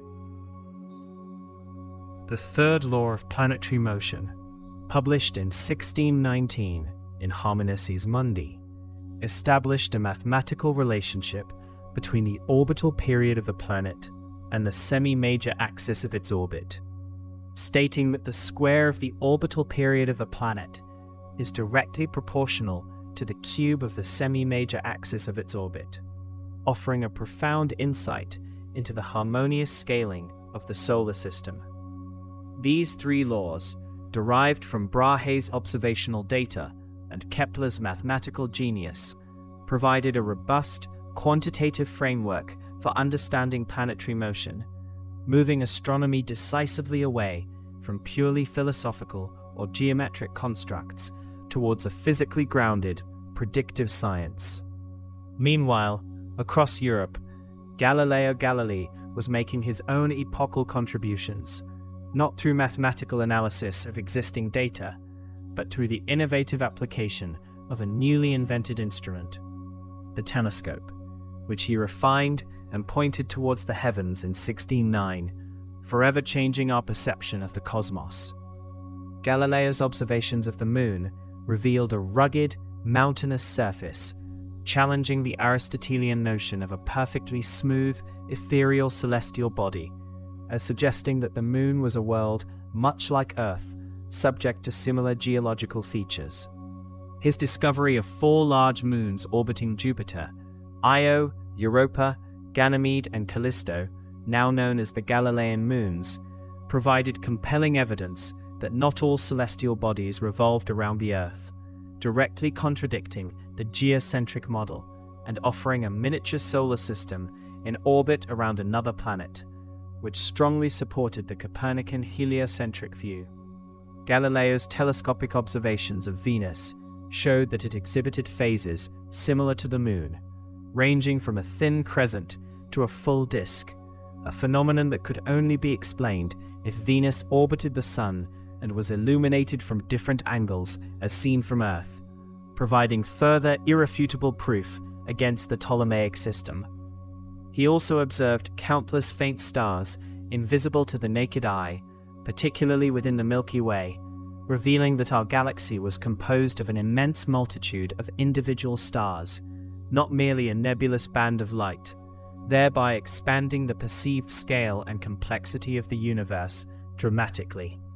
Furthermore, Galileo's detection of sunspots on the surface of the Sun and his careful tracking of their movement demonstrated that the Sun was not an unblemished, perfect sphere, but a dynamic, changing body, and that it rotated on its axis, further challenging long-held astronomical and philosophical tenets. The impact of Galileo's telescopic discoveries was profound and immediate, disseminating revolutionary ideas that fundamentally reshaped astronomical thought and laid the empirical foundation for modern observational astronomy. Despite the significant opposition he faced from established religious and academic authorities. As the scientific revolution unfolded, the understanding of constellations also evolved, moving from purely mythological narratives and navigational aids to more precise astronomical mapping tools, as astronomers began to systematically chart the positions of stars within these groupings. The ancient Greeks, for instance, inherited many of their constellation figures from Babylonian and Egyptian traditions, weaving elaborate myths around these celestial patterns that served both as mnemonic devices for remembering star positions and as cultural narratives reflecting their worldview. Ptolemy's Almagest, written in the 2nd century AD, catalogued 48 constellations, meticulously listing the positions of over 1,000 stars within these figures, providing a foundational reference that would be used by astronomers for over 1,400 years. These classical constellations, primarily visible from the northern hemisphere, include familiar figures like Ursa Major, the Great Bear, whose distinctive asterism, the Big Dipper, has served as a guidepost for navigators and stargazers for millennia, pointing towards Polaris, the North Star. Orion, the mighty hunter, with his bright stars Betelgeuse and Rigel, is another prominent winter constellation, easily recognizable by its 3-star belt, and is often associated with various myths across different cultures, from ancient Greece to indigenous traditions. As European explorers ventured into the southern hemisphere, they encountered new star patterns previously unknown to the classical world, leading to the creation of new constellations in the 16th and 17th centuries, often named after scientific instruments, exotic animals, or significant voyages. Astronomers like Petrus Plancius, Johann Bayer, and Nicolas Louis de Lacaille played crucial roles in charting these southern skies, introducing constellations such as the Southern Cross, the Telescope, and the Chameleon, filling in the celestial gaps. The International Astronomical Union, the globally recognized authority for assigning names and designations to celestial objects, officially standardized the constellation boundaries in 1922, dividing the entire celestial sphere into 88 precisely defined areas, ensuring that every point in the sky belongs to exactly one constellation. This standardization eliminated ambiguities and overlaps that had existed for centuries, providing a definitive framework for astronomical observation and communication, allowing astronomers worldwide to refer to specific regions of the sky with clarity and consistency. Beyond the individual stars and constellations, the night sky itself holds a deeper narrative, a story of cosmic evolution that begins with the Big Bang, the widely accepted cosmological model describing the early development of the universe, which occurred approximately 13.8 billion years ago. From this incredibly hot and dense state, the universe expanded and cooled, allowing for the formation of fundamental particles, then atoms, and eventually the first stars and galaxies, which seeded the cosmos with the heavier elements necessary for planets and life.